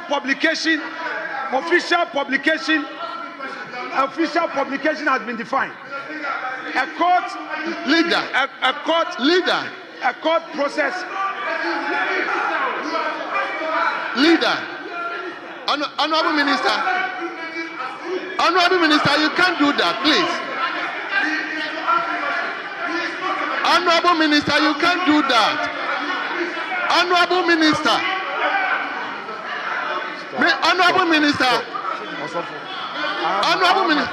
No, Honorable, you have no right. Honorable Minister, have no right to say you can't ask him to, please. Honorable Minister. Yes, he's going to ask question.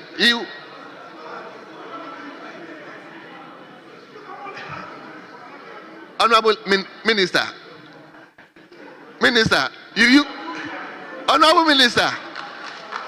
Minister. Honorable Minister thinks he's still a leader.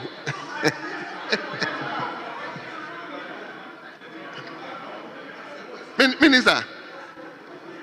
Honorable Minister. Mr. Speaker. Yes. Mr. Speaker, let's take it cool. Let's take it cool. Let's bring the tempo down. Mr. Speaker, let's bring the tempo down. Yes. My colleague, minority leader, I think that if we can just ask questions, yes, so that because the Minister for Agriculture is also here, and we have statements to take. And indeed, at conclave, you requested for a couple of statements to be admitted, and they were admitted. And officially, we have just about 30 more minutes, because if we start sitting at 2, and we must sit for 5 hours, we are supposed to end at 7.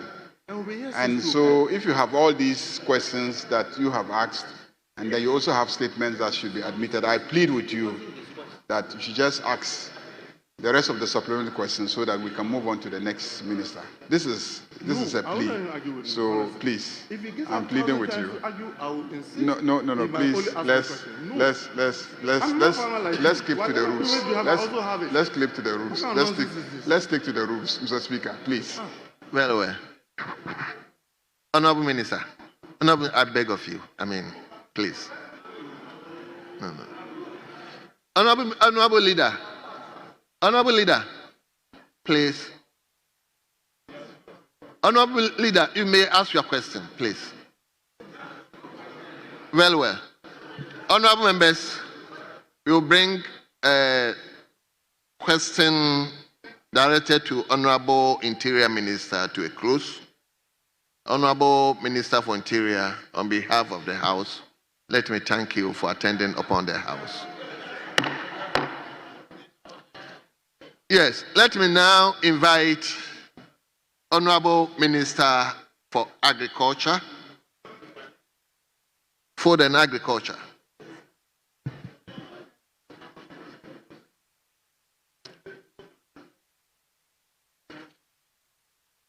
And invite Honorable Pius Kwame Inkua, member for Sehui Akontomra.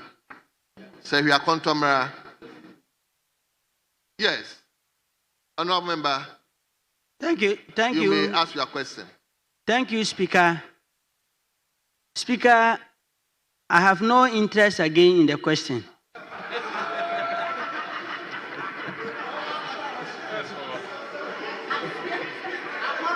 Very well.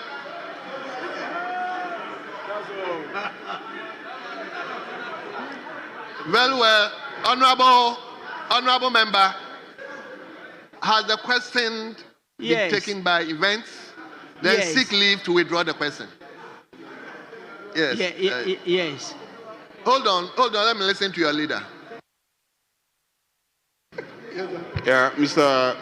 Speaker, after asking the question, his attention was drawn to the fact that, pursuant to the amendment to the Cocoa Board legislation, the cocoa sector has now been transferred to the Minister for Finance.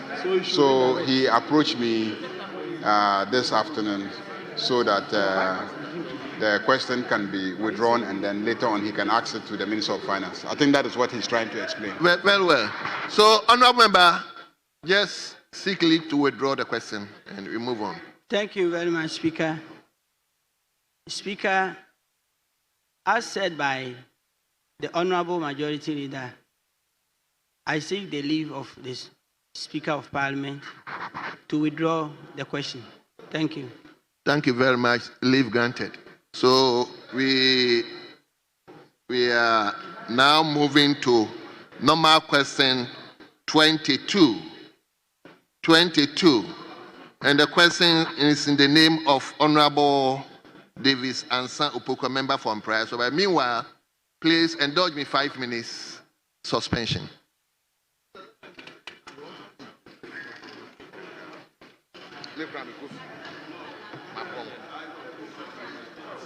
And all my other brothers, comrades that were there yesterday to help with the press conference. Very well. Press conference, I am pretty sure. Say, Ghana for breaking news.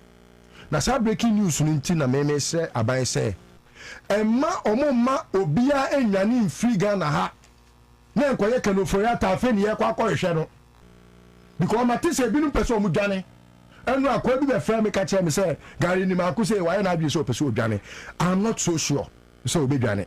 But it is better say abai be prevent say Gary no be dwane than to think say odwane kura be kwa akɔkye no ebia ne se kenofrata your friend is Interpol red alert achina the family aba be jina say omo pa chew na kan yare na ho o yes kan ma hunya sa me ka che Ghana for say yare o wi e kwa musa be ka che say ya kasa kwa ya be fo ma very well me wa etimesre ma ban e ma ne nyansa no aba be jina bonti asa ka che Ghana for say ohu yanka thank you nti sa over 18.2 18.2 in 5 years. 18.2 billion. 5 years sika KGF for our crew no. With the average figure of 10 million a day. Says we about 3 billion and a correction. No. A bro sika sami dem fienya within how many for good board months good board no. It will be anyre ne ho. Na yente tackle for the enchi omo. On my way back live for the crowd 100.5 FM. You been yes well. Yeah, me did you 1 city and crowd no. You be send your study amane for abra omo enko strike. And you know atwetwe nkoma and when yamre akyekye ensemunum so I'm sure say what in the story no I say. And ye kweye nim no ye be hu ba bia ye nsunsuan de board ho no ebefa. Citizen show ni jumedi ni de nana otu dako. The second part ye beka jagum awjafo aye krado Alistair Nelson Tyro Nelson mebra penning yes abeka yensa the Leonard international man pa okomwe dogana no bako no strong die in the wood ready understand die in the wood enti brow ha ye bete den kasanso ana menua Hassan Sakra Brawa now Roba no wapoma twede wanfa panorama and brother na dey na de be no anto he and one of the guys a ma on my campaign NDC campaign for mo campaign easy it was mo kind of evidence based to da ko kan bi muti ba bi ka say ma yen ka say kan crofo mo e ka say so agi ministerial appointment ni sem hu ma yen ka radio so say crofo bi ye adwuma minister bi ma yen ka of our account there we mam come there oka KGL yanka yanka yasem of our account KGL me no mienu na me so ya me ne Ghana for any NDC for breye at the grassroots branch members branch executives and for breye adwuma no they also deserve position mo bi ntina ba bi nka say early days yet enye early days yet because ya appoint MCB minister bi yentu akakra controller ye ho adwuma ubenya o salary obi mayor obi a regional minister Menu say will be a office of the president. Will be a current position. More be in country be as a early days yet. When ye early days yet. A early days you be a metrefi. Near United. You take care of the people. What for a KGL dear now be the Canada. What's a momuna? There be one thing I want me both we. There be so a Juma we. Kena min kaudi ozo mamuna ozo mabua de ma mamuna da na mbe kokrom ha oboa adwuma wo ye ye medase na medase odufu kofu medase odufu kofu medase medase ne obuafu na men say ana mamwa kasa sisi a menko break me ba na Hello Ghana for TDC Ghana Limited SSM.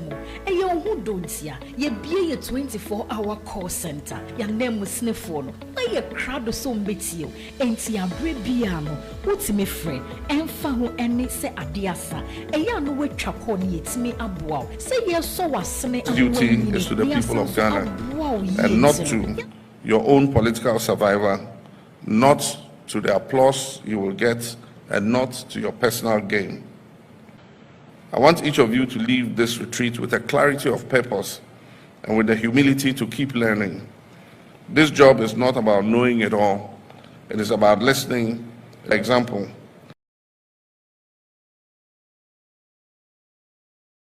Anase 059691442 Anampo say 0504895 302. TDC Ghana Limited, the leader in the real estate business.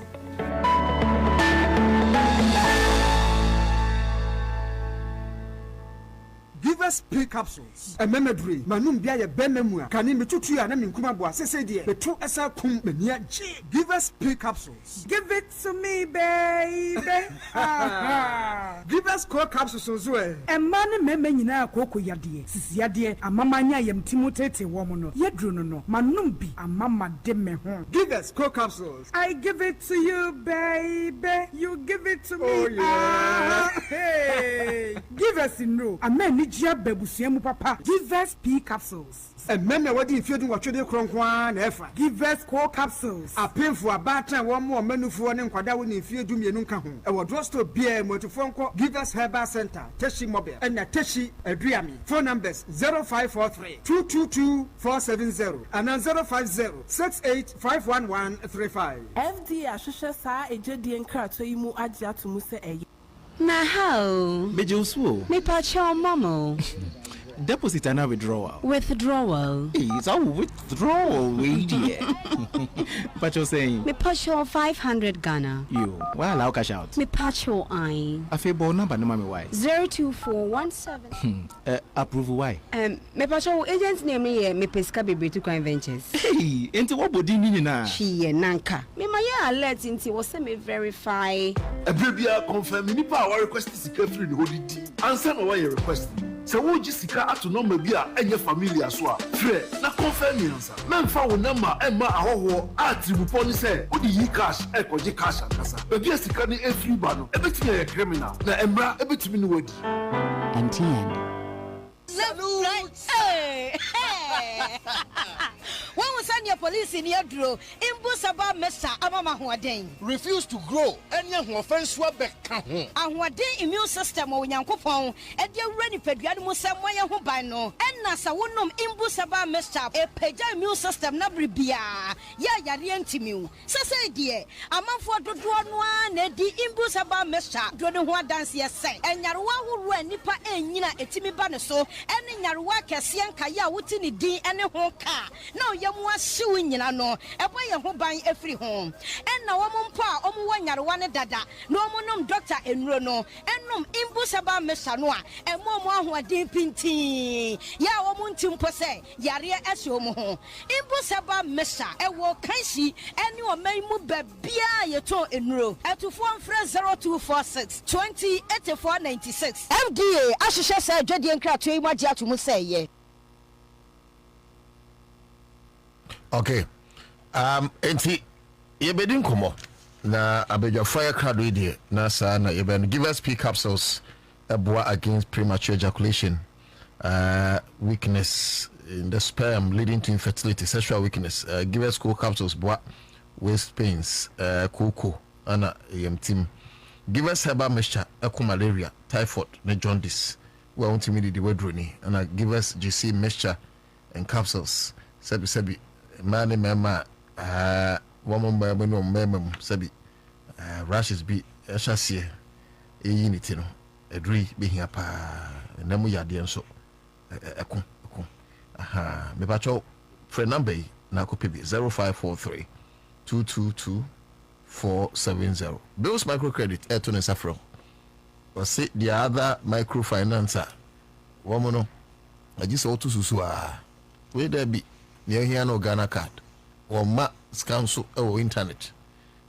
Aha, inti uko honmwa na wachile ni audio sika kwa ya bema ubi 0596 920 833 number ni 0596 920 833 Flora case and so say mencho say or the Flora Kate baby diaper babonting maximum absorbent layers ana jumuni nyina a dry akoda no a perfect fit pa na name say very gentle on the skin of the child nti ube dahati abofo ni nyane help sebi ojunso gumu kra bibia be kama delta paper meal ana ubenyom etundu sopom from 0243 033 033 promotion make sure say enom body no but paper is there George ana George reality ha ntino but name say party omo bomudi ni different nti misramo a aya na ma hwedi na man na masana man but nyame we dey Georgie reality I almost as na 25,000 cedis utua 30% na ne aka no yama 6 man we tua 70 by 100 plots na office no community 22 Afarawa Junction tema of the Michelle Camp Road I feel called mama free bus na oda kwakohwe me pa cho sanye building the construction I feel property management surveying ana nsasing krata nyina mo ye ubetimi from 0533 553266 0533 553266 Go TV so say so I phone so program be pre and also programs be pre and also see you can Go TV ama ene ewie wo de dial *759 hash omo beto asan common so Go TV de efibie mu nti wo ho no e bi ni de obi ba ho no mo beka so onye guy kura Samson yede asra kese enso ma eye imboost herbal mixture your number 1 immune booster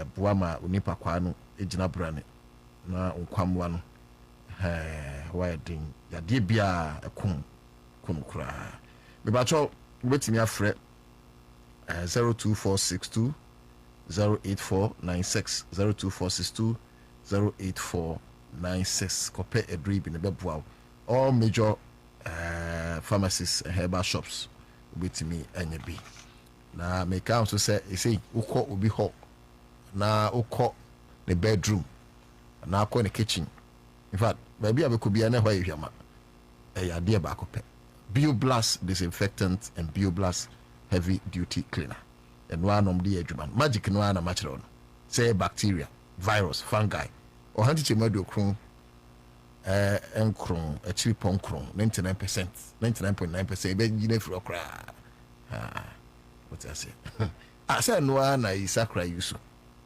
am kon ho nam abra na hwehwe so bro you know me kra po de na menji ni o me ko try nam se den o se BioBlast nam so wow tina manya ho din di ho enti ko pebi guy pa okay number no 0246 596689 0246 596689 ma yenkodi nkoma bi ba na anamenya ne preko MTN 10 Ghana donko bi 10 Ghana hey na wo yusu MTN wo so yusu de wen 10 cedis o 10 cedis but wo de bubura MTN akache na omo a lot of goodies amount and just what tip na efo keke sim card no nya no fo keke enema mo wo ma fa data fa call credit fa share fa insurance look MTN there to so sorry ntino 10 cedis koko pebi na finally menyewe na yidi nkomo no na yedi ne yi aya 20 na 74 mixture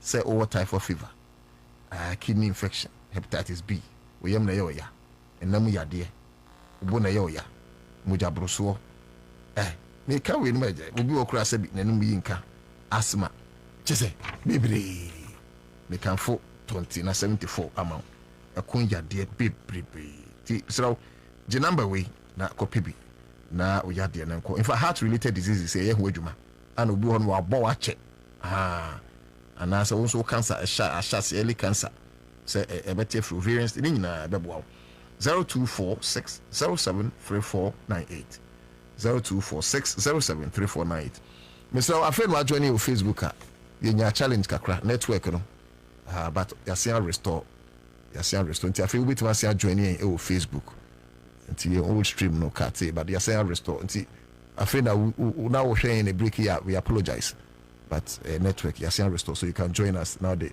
also adwin tira busy for so amugu so through exams ye mamu nyina shedin pa sani be ya muso bitima kire twa be ye mpanyi papa very well afeyam refi na yini nkomo yi na enkomo no de nurses de no wo ho nurses de no ana 1 CD level ni wo ho but in print ni abebom no so eye NC de no enunti okwabrane a charge e fifi apoma ntuma apoma twede ahyentuma mu no eno so wo ho Alista Tyro Nelson and so on. But when you share check, you share check. To that, no, to that. Maybe I will call there. If you are doing now, so device election. Yeah, I send me anywhere. I reckon I'm in a better mass. They are saying, Sarah. Yeah. The crack we initiate you, man. No, the crack is a flat topics and two. But just a what is a presenter. You're a professional presenter. I'm a professional. Member by CA. Me patrol. I buy the boba. Saa banana the botechi. Member by CA. Your journalism Juma. My advice will be. Yeah, buy na power. Meaning ba. Any year Juma. The law is the law. Me patrol. The law is the law. Yes, is the law. Exactly, Bagman. Actually, yes. Okay. Me patrol. Any buy na power. Shall preku. Na say me shall me bra pinya shall say. Enti when you dey. Yeah, me pass me chow say can tell you so. When you journalism do yeah, you Juma. Mate. Member to your phone. Mate. Me patrol. Mate. Na just only John Mahama nyadwen. Why? Oh, you say it's a John Mahama or esa koye sofo. A simple question. Na just only nyadwen. Esa koye sofo. Me misa so onkoye from. I'm either only nyadwen. Leader. Only nyadwen. That's all sofo. There be only John Mahama only papa you over there. And then let's say we say there be no one nyadwen. We dey bet you. John Mahama no, we know when you are doing. Maybe you make me. I say, Papa. Okay, what's your GM position is the best position. Or a leader. No, when you're a leader. No, relax. GM, he sees beyond. He's a leader. And he says, John Mahama. Like, I just don't want to talk to him. How can you agree with GM and don't agree with me? Because the same stance. How? No, your stance is different. Okay, what is my stance? Your stance is because your mother NBC no my NBC for so fine young. And a James said that. James said, no, but honestly, and you know, that's it. Open your guess here. Yes, sir. My interview. No, maybe me say list so well. I can't lot to know him. The hotel now. I was thinking, say, your call so long, but anyway, if like 2 minutes, 2 minutes, setting things out. Okay. Oh, 2 minutes be an AM right substantive. You can't look to assemble. And I thought you should wait, mommy. Use this, mommy. And I'm in town. Hello. Yeah. You can't look to assemble. And yeah, somewhere a duff from what and I assembly did the but we have to be serious about it because of the intention. They might be feedback. Okay, but it's fine. Before the setup of the National Lottery Authority. You understand? Kwame Nkrumah tried to control with the Department of Lotteries in 1958. Then in 1960 he set up the Lottery and Betting Tax. Then upon visiting Malta, which is K. Bedema, our first finance minister, he saw the operations of lottery in Malta. Then at the time Brennan had come to Accra, he was operating opposite where the National Lottery stands today. That's why you have the Brennan Hall. So Kwame Nkrumah decided to use Lotto in order to create jobs and raise revenue for the state.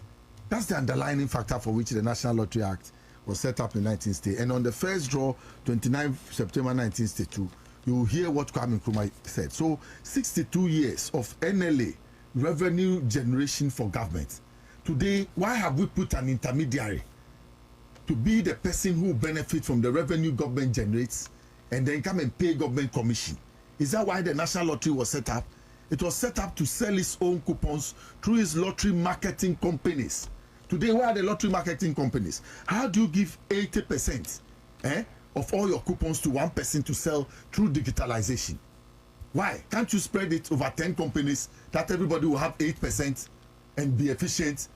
Because the idea, like I told you, was to create jobs and revenue. So you see there's lotteries, their offices in Kumasi, Accra, they are in Ho, they are in Koforidua, and they are in Oda, all over the country for a certain reason.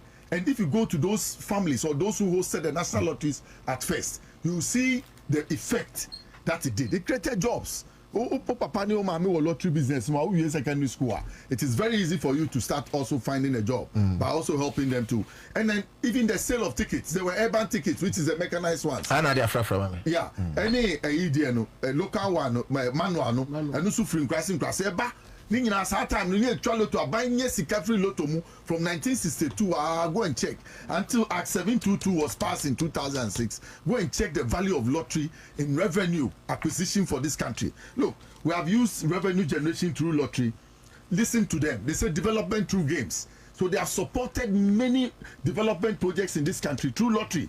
Then now they are talking about the KGL partnership. I am asking, why would you give 80% of your coupons to one company on a digital platform? Why? Where are the others? And there are many digital platforms or companies that are ready to also sell. The local marketing companies that were set up to sell the coupons of the National Lottery. Can they also have a digitalized platform to also sell some and make income? What is it? Or to find jobs to do?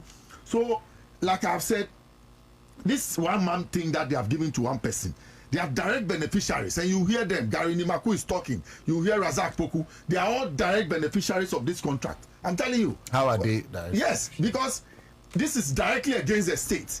And for anyone to go and stand somewhere to complain that why are we asking for a review of this thing, it means that they directly benefit from what is going on, and they don't want others to come into the game.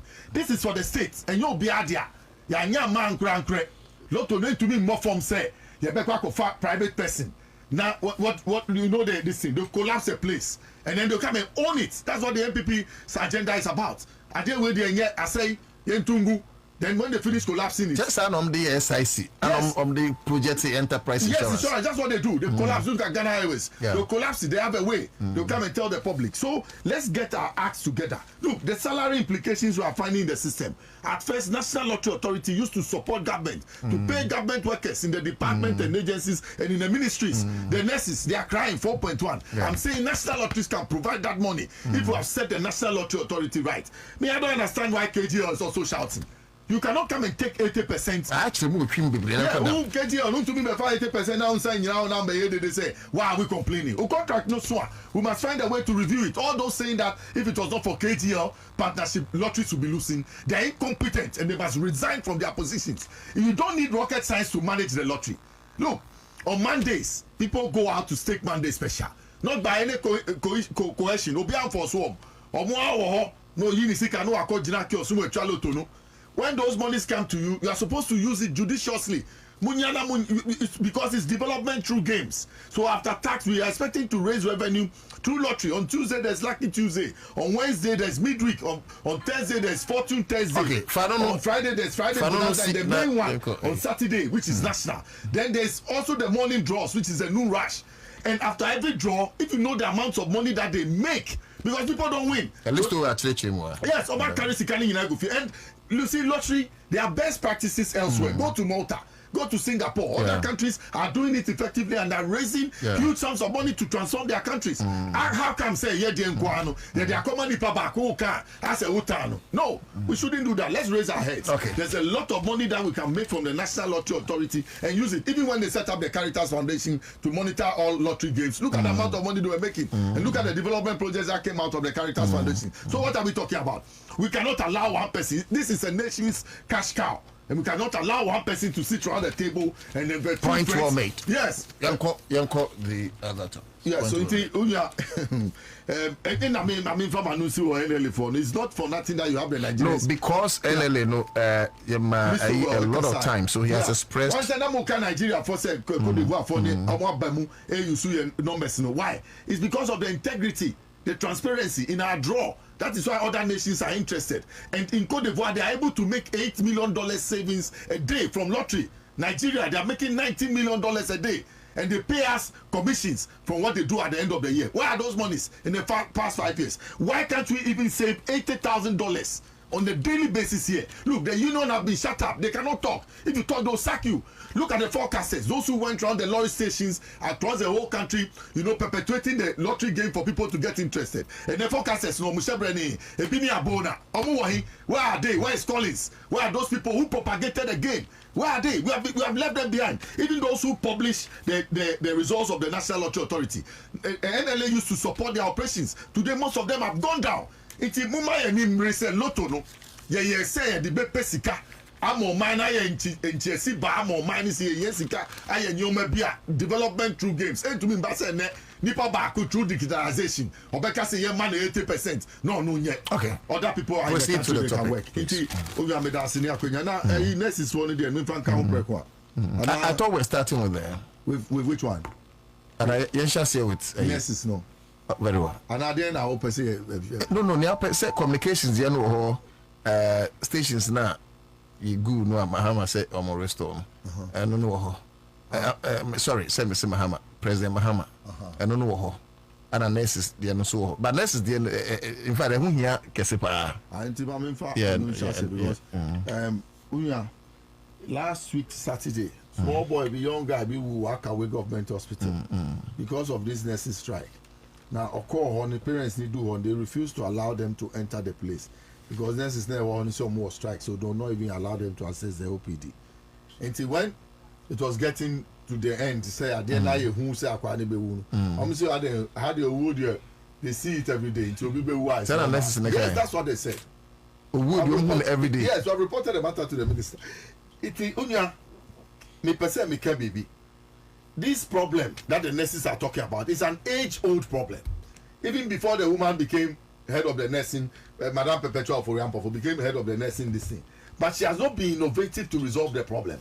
And she thinks that she can stand on top of a political or partisan husband or a partisan environment to go about what she did. Look, you went to the collective bargaining agreement with government in May 2024. You didn't go on strike in July 2024. You didn't do that in September.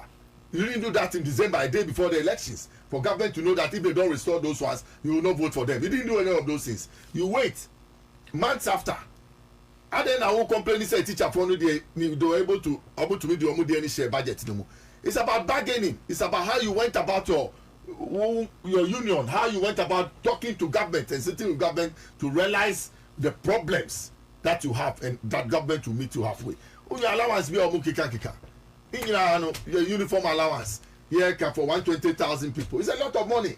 You understand? Full allowance. They're talking about 600 million. No, but I know they deserve it. The uniform allowance. No, that's what I'm saying. That look at the items. I'm sorry, but in our conversation, yes, we don't throw away the water together with the baby.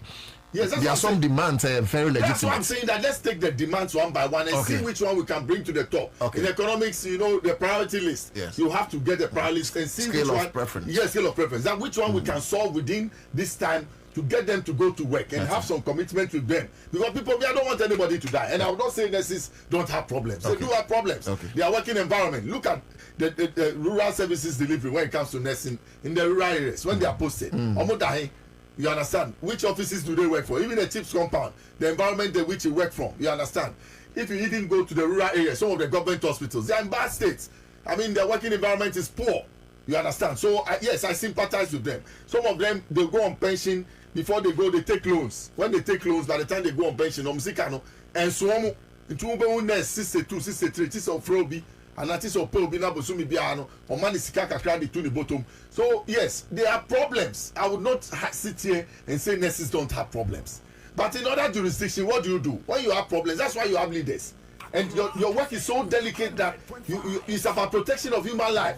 So you because your essential services and it's delicate, there's a way to go about it.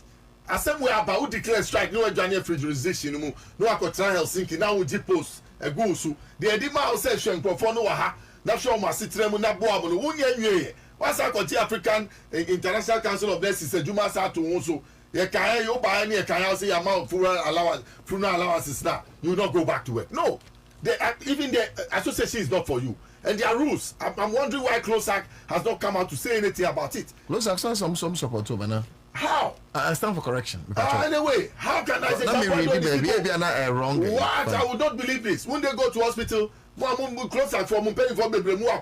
may be wrong. Every week, if you are hospital, don't you need the nurses? I think I read somewhere. Let's get this problem once and for all. Now, who caused up? This is like the Doomsday problem that Mahama came to meet Mahama whilst he was in power in 2013. No, And you no yeah. Ya pilia and a betul, lack of maintenance and other things in the sector. Where's how? Ya dodgy, sir, for nurses, no, you have swept it under the carpet. Governments have come and gone. Instead of dealing with the problem, they call their leaders and try and sort them out and then leave the problems as they are. And that is why we are here. We want to solve it. We don't want the nurses to stay at home. They must go to work. That is why the minister has opened up his doors, called all the stakeholders, say, nursing delivery, midwife delivery services, from matrasi, workers organizations, no, any stakeholders, no, say, trust near city report, near Shekwa, Befaswa, you, how free home. Number to be a quadruma. Now, Ushemwa, I'm saying, say, look, it's with good intention. You look at Akando and his demeanor, and look at the director of the Ghana Health Services. Look at their demeanor and their disposition. Look at the Minister for Health, Employment and Social Welfare. Look at his demeanor. These are account people that you can go around the table and go and sit down with and sort your problem. Don't force. Mamu Yusuf force to say, "I buy where mamu where munye." No. Look at the population you have been serving all these years. Now, Saturday way and Nanado 8 years, it didn't come. It didn't come. We didn't hear you. That's why we are saying that you are adding partisan inclinations to your actions now. Is it obvious? Yes, it's obvious. So let your people go to work whilst they work, and you have a robust union. You deal with government. Children, I say, me a John Hammer, and Kamini and Kitua in Yejumano. Nurse for be good feel. I'll ask them to take over.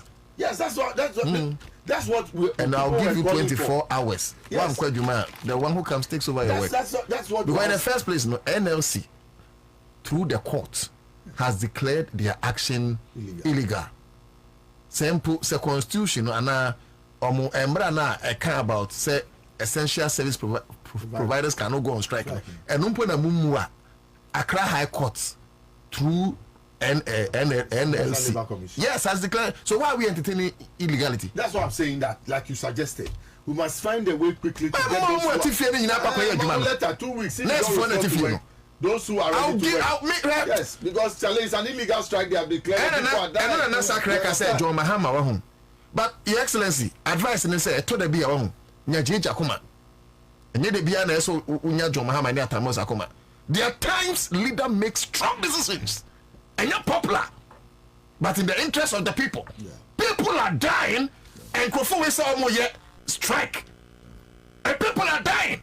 Your uncle Fonso Titifia, Omia nurse for the same job, ask them to take over. Because only 120,000 to Benetia, Ghana for they are watching. And even if they are amongst themselves. It told you, we need my dream. Let's get our institutional hospitals correct. We know, same way, And my dream, look at the National Lottery Authority. They don't have a hospital. Of all the monies they have, they should by now have built a big hospital. As for the institutional hospitals, you cannot go on strike. Then those under the security agencies too cannot go on strike. So let's get the police, the one in Accra, get some in Tamale, build a police hospital in Tamale, build one in Kumasi, and expand it. At the time anybody calls for a strike, those people they are under security agencies, they can't go. The prison service, where is their hospital? You understand, the immigration service. Let's be innovative out of this problem to get our acts together when it comes to health services delivery in this country. Remember, my interest in a group of people every time, 120,000 holding the whole 30 million to ransom. How can it happen? I have said it. They are good nurses who deserve, the salary we are talking about. But at this time, you need to be go back to work whilst your leaders go and negotiate. If you trust that your leaders that you have put there, you have appointed them, you have voted for them, you trust that they have the right negotiation skills, then why do you panic? Why are you afraid? Why are you staying at home? Government should stop paying them salaries and allowances for the days they have stayed at home if they only listen to him to go back. People are dying. The next person who will die again, it will be dangerous. Look, one MP sat on TV and was telling everybody, the whole world listened to it, that a women's organizer from his constituency went to the hospital in their constituency and was refused medical care because there were no nurses, and she has died. Can you imagine the number of people who have died? The mortuary men are shouting that the number of influx of bodies that are coming in is irregular. It's not normal. Why? What is it? Look at some of you, your attitude towards the delivery of nursing services and then midwifery services to people. So being in no hospital, when you have to shine papa, you bet some of the catcher I'm telling you, yes. Sometimes when you are sick and you go to the hospital, first thing, at once. Wow, what is it? Don't you even remember Florence Nightingale and how she started? Well, this is rags work. If you don't know, let me tell you today. It is rags work. You don't complain. You want to help people, want to heal people, and it's by calling. So when you call in now, say obi that go for would be because of pay. See, can you the man when any panel where you know through a bush one? Who they call here and how they got charge of bad? What did he? Mummy money. When you grow, I go the idea. Mumu leaders but declare strike. No more Johnny got baby. So my background they should open up. They should be mindful of what is happening. Oh, they be a cow. Look, when Rawlings was trying to militarize the hospitals, you people said no. In the 90s, by now all the regions have military hospitals. And by this time, I see all the regional hospitals are manned by the military. You by this time pressure will cause strike, you know. Then people the population. That's me. I'm on strike. Some still strike. Oh, you can't. Oh, sorry. No, you can't. The military fund they want to make. No, you cannot. The police hospitals you cannot go on strike. If the police hospitals, yes, and the military, they are working.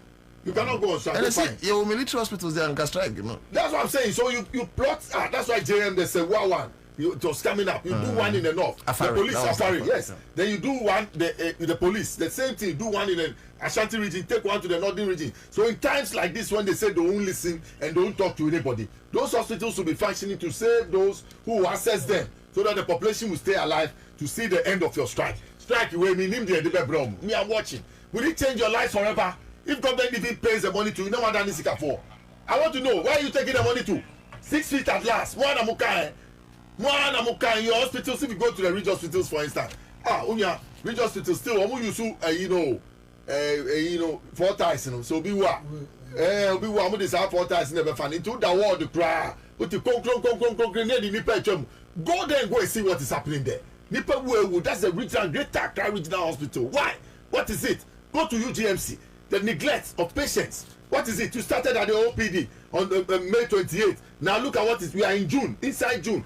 You have asked your people to withdraw from all the surgical points and all the serious points, emergency points. Why? What is it? How much money are you asking for? If you go to other jurisdictions, like the British jurisdiction, you cannot go on strike as a nurse. The NHS will sack you. Ask anybody. You cannot go on strike. From where? Go to America.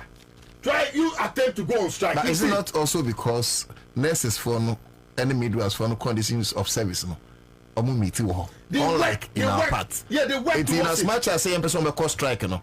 Nurse for no midwife for no see enkrofo ma menum omonuanom omoyerenum omukunum ne ade. Are we also looking at their welfare? Yes, ni omo ye no enye because people are dying. But that does not mean say welfare no to me. That's what I'm saying. The government has opened up. The minister look at his humility. He was on TV asking them to come and sit around the table that they resolve the matter. First day they didn't come. Second day they sent the deputy general secretary. They are still in consultation and talking. Look at the minister for labor. Very calm person sitting down around the table hoping that they will open up and then we'll get to a middle point in order to resolve the problem. So government thinks about their welfare. I'm sure some of them cry, these big men, their wives are nurses or midwives. They know the problem. When they come home, they hear it. So it's not that government is running away from it. Like I told you, Doom Sono, send a better Mahama no Sobu, you know. Sana next problem with Abetu Mahama. You know, it's an age-old problem. They should take their time. Mahama will find solutions with Atu Forcing and his people to resolve the matter once and for all. Let's about Ebra Penino, Alistair Tyrone Nelson, and Motene Kano. I'll still come back to him on the communication and the 1 CD levy thing. Now, my main comment here, Sakra, so I'll have some papa. Bruh, I feel there. They say, when you're journalism, now we are, your journalism. So what do say a person a journalist? You're journalist. A person be joining politicians who be joining. Why? Choose Ubako. Maintenance and pretend to say you're a journalist. Some pretend to say you're a politician. Maybe a professional. So be professional. Yeah, political journalist. Men can't say abide about teaching. Sabana my family, but the law should always be the law. What is the point? The point is now, you call analysis for us from day one. It's essentially John Dramani Mahama. Who the posture, who the BBI HSA, or you nipa or person or solve issue. We don't want it to be political because health and now omojuma mudino and here ubia and then a bit by you be a china a bit by me. Okay. Here but we stand now on one paying all the nipa near and son of work as some. So who the Pacomo and I said, oh, who the mobile, the near pay or womb. I'll see a monko strike. Or call strike ni we no. What 2 Ghana only Ghana biom. Oh my still. Oh my. No why. In paying for ni. Baba. I mean who saw your press conference, Emra? Oh bye. Baba. Okay. Why press conference? Me say. Tape na me boy. There old tape. I know my so Helsinki finish. Old tape. Or G award. Nana do mo time o ka say who I describe with the organization. Not one general organization no council. I was strike the Akoji Ejuma SR International Council of Nurses. Who can say Jimmy? We strike now declare. Me say. Nana. Me I'm just happy say finance minister, any health minister, any labor minister no. Omo ina omo dream say on person solve issue. One who say groups na ye kan na groups ni na ye kan wasem. Omo angasa no nchichemu abomu. Yeah. Omo ye 5 in numbers. Oh, okay. 4 echo meeting boom. Baako no deɛ ɔsi daabi ɔno na maame ne yɛ president no ɔsi daabi ɔno no deɛ ɔno pɛ sɛ ɔno one-on-one meeting yɛ different ɛna 4 na ɔmo aka no nso ɔmo deɛ no yɛ different ɔno na ɛwɔ bargaining power because ɔno na ɛwɔ the largest number nti ɔno no deɛ no ɔno kyɛ sɛ ɔno wɔ tumi nti the 5 of them all no 4 minister nti adeɛ ɔmo yɛ minister no ɔmo I'm don't jealous to be the minister today because why? Only one mother group no a meeting we are and send our circle different meeting we are the same thing actually the 4 group no matter. That is what is going on now. Omo agasa no omo nye one. And commitment meeting once. Yes, but obi che say obi che obi. Inti all solve this issue. How will you solve issues where even they themselves or one issue no the other one? Now, open so omo bi who say aban no enye. Ede na kusi ye. Enye ade a bibi a esonko. Now o ka me boss ka say now o ka say ena they deserve it. What do they deserve? O ka say military so wo Ghana o deserve it. Men can say they deserve it. Quote to me. No, but when you are quoting me, quote me right. What did you say? You cannot quote me halfway. So what did you say? Or mention 7 items. And maybe boss and I'm can say yeah, one ka funra me pacho. No, but I did not talk to funra. Uniform. And I make us say in as much as enkrofo wu no. Can we close our eyes and say demands ni bi wo hono manye legitimate na example is uniform. Uji uniform allowance over. No, but no, relax. You see, don't come like no, but police in Tadia, Omwana Dum Sikato. Soldier and Tadia, Omwana Dum Sikato. If it's so, then fine. Because what I know is say such state jobs, no, or mine they provide them on. So if next beside uniform or I never started Juma. No, I never started Juma. You know. Where was the time and then I buy Omako strike about buying your more expensive. I'm more better. But I say be a height allowance we need there. No, because I ain't there. And I'm starting Juma. Therefore, this is not the first time that I got strike. Yeah. So why all this time around? No, so I didn't need. This time around. So what are you talking about? What's that? Ghana finna you. Resetting Nigeria finna you. You ain't to me. Fiti pa ko pen ko pay scam baby enya just because go for be a special chair obi there be obi anya special chair obi in police focus strike next you know who fine and our drivers so as I say no sometimes wrong me mo who say a political witch hunting whereby the person abandon unpopular and whatever you want to do it all we need is our money once you know the money is not there. How do we pay you? It has to reflect in the budget. Budget, no, you can't. So what do? You wait. The next budget coming, then we fix you in. So assurance, Mama. So what do you want again? The media review, we can factor. Exactly. So what do you want again? Look, if they want it to go political, we will go political.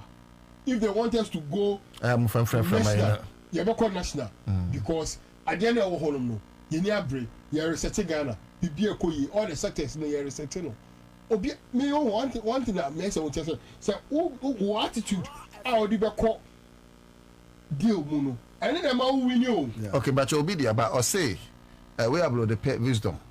Meaning so a nurse and a doctor, they'll say they are paid 400 cedis for their uniforms, but they want to increase it to 1,000 cedis. So they give them something. So they give them something. So you don't want Anna, the Lamon said nurses work double shift. Okay, wait, in foreign countries just to make money and take care of patients. Anna Bakunzo say in UK nurses go on strike, but they leave a skeletal team for emergency. That's one. That's not the national health will sack you. You can't go 2 days strike. You have to return. See, boss, me tell you. Whatever me saying, nurses no, they are only in nipa to saying. Yeah, my many your brothers no. So all the obia package. But I can't say, yeah, young kind of thing, Chima, Ghana, obia no racket you. Even the president, I can try. Obi akatua nye. Ebi akatua ye. Obi akatua nye ogana. Obi akatua ye ukruma. Sama na kan ko GRE, ko Bank of Ghana. Ko Senate. Oji so mo up to down mo nye. Masa ebi akatua ye ukruma. People are taking money. Ebi akatua ye, wo akatua nya fine. Me de nya aka, kaso obi akatua nye. Ebi giska ukruma pa. Even more than the president. Na minim say nipa bi akatua nye, ba minim say na no otu do ako akatua ye pa. Oh, why? No, I didn't. No, I didn't tell me. Maybe you Bank of Ghana. Who say? Me you GRE. I can't tell you, Papa. I like you said we're going to go or force it. You'll bet you guy the way. And I'm saying allergy is forcing, but it can be better. Oh yeah, and then the next 5 years, me just over print to so. I shall say I pray that. You say Obia Obenya Bibiaka. That's what I want to tell you. That's a fair point. So what I say? I can yes I got police and I can say police for Akatua, a very reviewer. Akatua Mujino, I can no Mujo. And yet fair. But they are taking it. And then imagine say prime police who call striking. What will happen to us? Oko deal, oko negotiation, or attitude, your looks, your talk, reaction, you not counting and I'll win. But with this attitude, you can't win.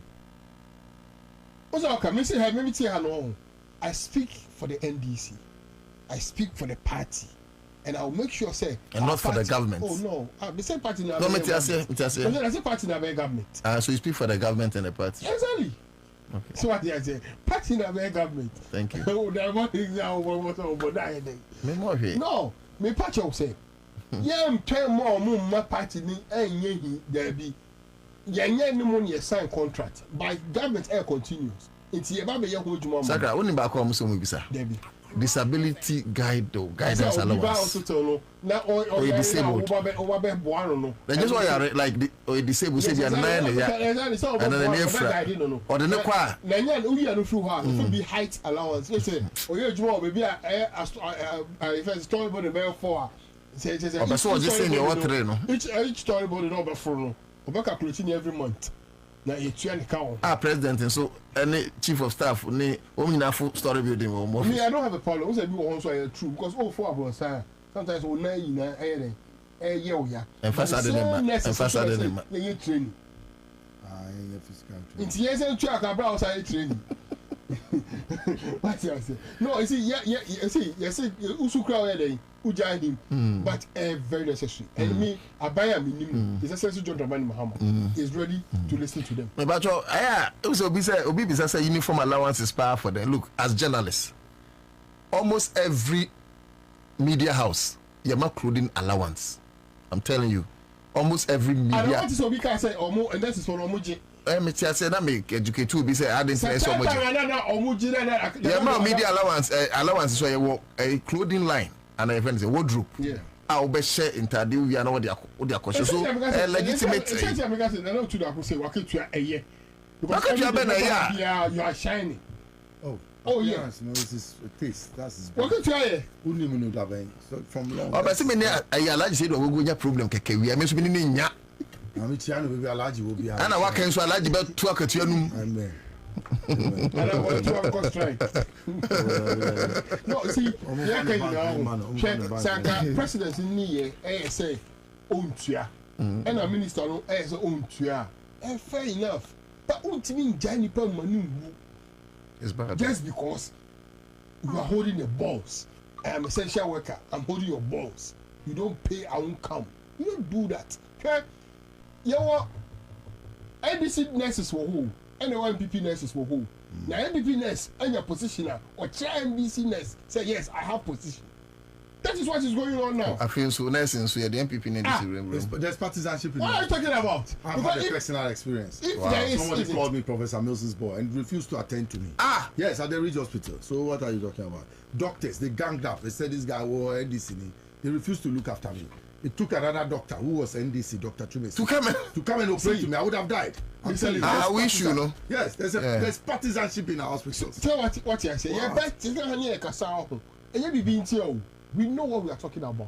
What I say, me, Maka, Minister, yena from the BIA Obama issue no Abba to the best conclusion. The first one I work and they say retired nurses no omumra.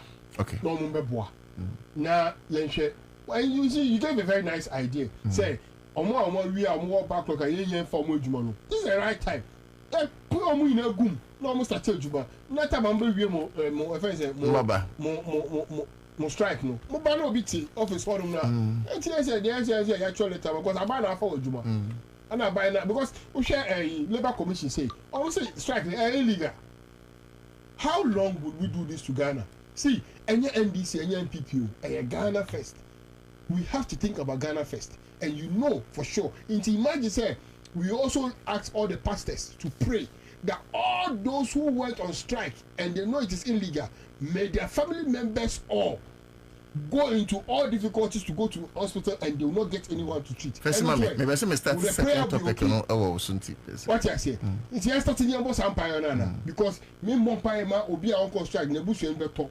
By Mompire obi also on strike now enye genuine, illegal person abai no enye unpopular no. Sa nipa no so ye be Mompire ama instead of say obi for by yare no onu akasa na busu en yare no ko no say the tie.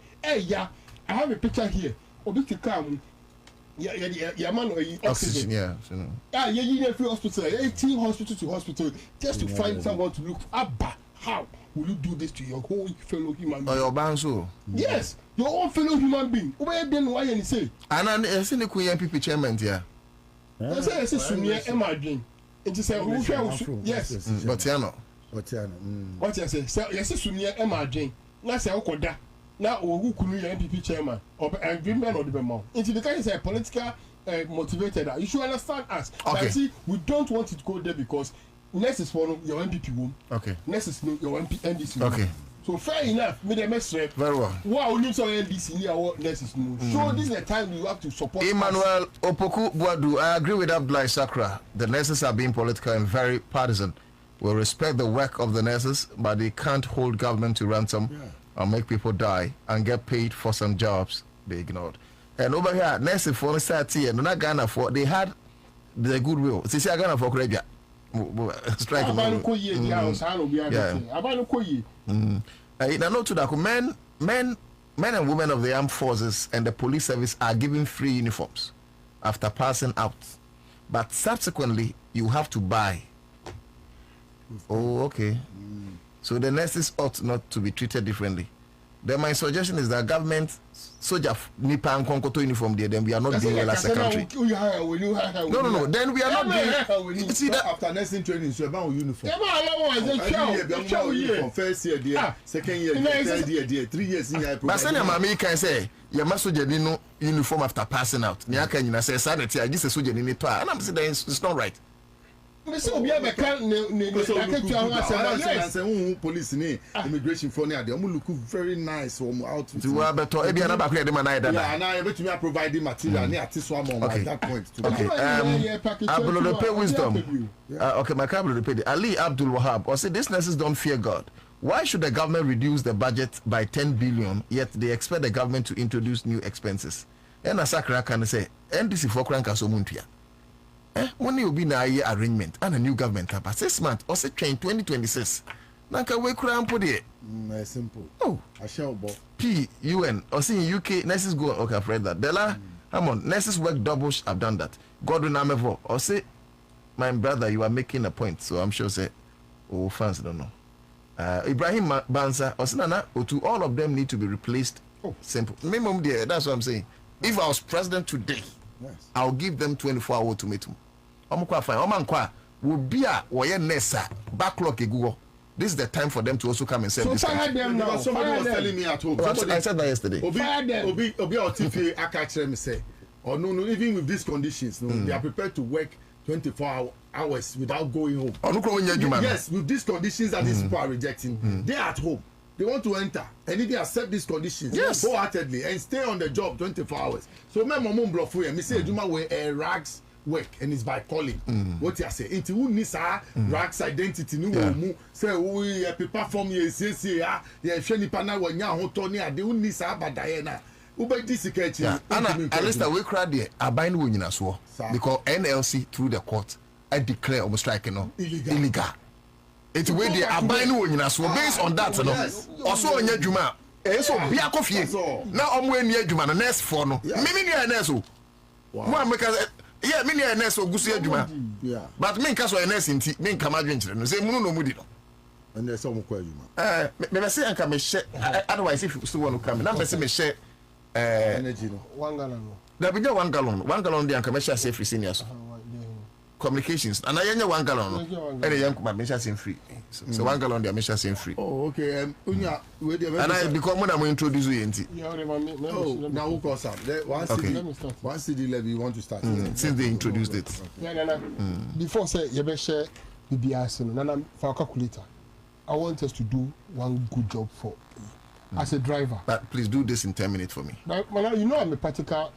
Okay. Whenever you come if I talk about why. Party. Me show I did here. Maybe calculator. Me person yeah 2,500. 2,500. Yeah. That's liters. 2,500. Now look, not on 14 cities 99 pesos. Into 14 cities 99 pesos times 2,500. Times 14 cities 99 pesos. Yes, these two, this one, and this one. I want you to share it on 99 pesos. Yeah. Ubenya 37,000. 475. 475. That's it. Cedis. Now, and 12 cities, 49 pesos times 2,500. 12 cities. Yes. 12. Between 11 cities. No, please, let's be fair. 12 cities, 49 pesos. Oh, I'm being fair. Between 11 cities, 49 pesos times 12 cities, 49 pesos times the same 2,500 liters. Yes. I know you're 31,225. 31,225. Minus 37,475 from 31,225. You're going to get 6,000. Minus 37,475. 37,475. Yeah. Okay. Minus 31,225. 6,250. 6,250. That's it. Mr. Nyama Kwame. The crack is saying. Don't worry. Me have evidence-based politics over here. Now, I buying papa. I want a dream papa. I will team no. I say, my boy, ama, my making sure say Ubibia above form. Into above form of 6,250 because driver near now to 2,500 liters no. Now o car obo 37,475 cedis. Now me share pa me di aba. Ma ho ho no. Ene o to sa 2,500 liters now. O to 31,225 cedis.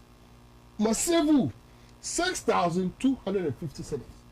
Don't forget say sa 1 cedi levy na ye de be ka ho no. 2,500 and I buy the J Funsum. Now, I got 2,500 no. What they count 6,250 no. I can buy 8,750. Inti I can fast John Dramani Mahama modern bow bono. No as a driver no. 8,750. Now so 8,750 no. Me John Mama body more and I made the amount. And I may say, you got a high in the car. Energy sector ni dun so no adolso enti misraw mami 1 cedi wo each liter no mu na enya 2,500 so me yi say 2,500 ni free mu a ebeka 6,250 inside 6,250 fa e ma me 2,500 na me fa nyen kani anu ho aduma ma don't forget say anka wanye ne saa anka obetua sika bi electricity bill now two.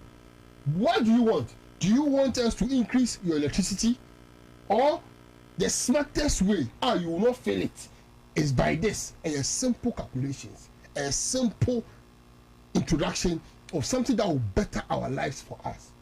And you don't need to do it at the wrong time. You need to do it at the right time. And this is the right time. Now, aside from a form, dollar rate above form. Aside from no echo from no dollar rate above form. But before I be levy a free home. Before I be drew no slow. Once you wanted to be fair, you are being too fair because price now calculated is here. I think say a shell. Sure. But it be new be an etwa shell. Star oil, petrol 11 cedis 77 pesos. Sure.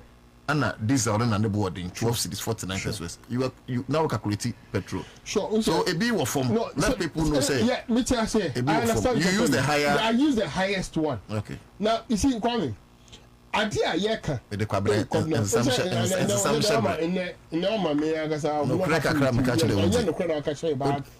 But you are at least John Mahama name Yadwin, so I'm fine. Now, Abaya was save 8,750. And yeah, about 8,750 free some. Sabani has no right to come to me and come and tell me how to govern my nation. I am governing my nation because my year in Shisha Papa. To the extent say, after me charge you once in the edge, Anka Esla, I GG, Anka Sa MPP for I found called J Bosia, and I'm over go say, wow, Anka by now, that Esla should have solved our energy sector problem in there, am I? Yeah, how you know, or the other. And that same people have the guts to go all around and say they are preaching, say they should. Nana, I don't know whether you have gotten the video. Look. Aban Papa, whether they like it, but Kwame, whether they like it or not. Me because Kumasi this weekend. Me interview keke driver, all that yellow keke drivers. Me interview on filling station or say now auto full tank 120 cedis, and then auto 70 cedis with evidence. How much have you said? 50 cedis. Want to make a video? Family producer some without tendering. Obey video be a tender. Oh, sir, me news why a review of your policies. That be now why video the man here station on there. Yeah, oh, sorry. Okay. Sorry, sir. Yeah, yeah, so you're a professional journalist. In why that's it. Look, Ghana 4, here. Hey, Ghana 4 are not complaining. Me say right now, filling station there. Ejike. I'm out for long ejike. Ejike ni say, who fill a tank. Because Ghana already fill a tank, no. People were not able to fill their tank because old used to tundra now fill a tank at 2,000, now fill a tank at 1,100, 900 different. Out of the 900, now 1,200. 120 cedis. What is that? Okay, a dream pack. A penya what dream and all this. She said, "Abba," and she said, "And you're quite a possible." And at the end, there is solve a problem. Am I at the right time? I'm not for me. This is a time to do it. And on this Okodi to say ya no movie. And see the way they talk, I like it. When Aura start talking, they will keep quiet. When Aura start talking, they will keep quiet. Because you're sick in your prison, we need our money from them. When you buy or drink your power, why you say, Papa, my is a Bibiaba from Amayano. Oh, sorry, one thing I ain't. Oh, sorry, Mr. Ghanaians appreciate it. No, don't sit on your radio or on the seat and think, say, Ghanaians don't appreciate the one thing. People are paying because, now somebody is taking 37,475 from you, and now you're paying. I raised that position, but you should be apologetic.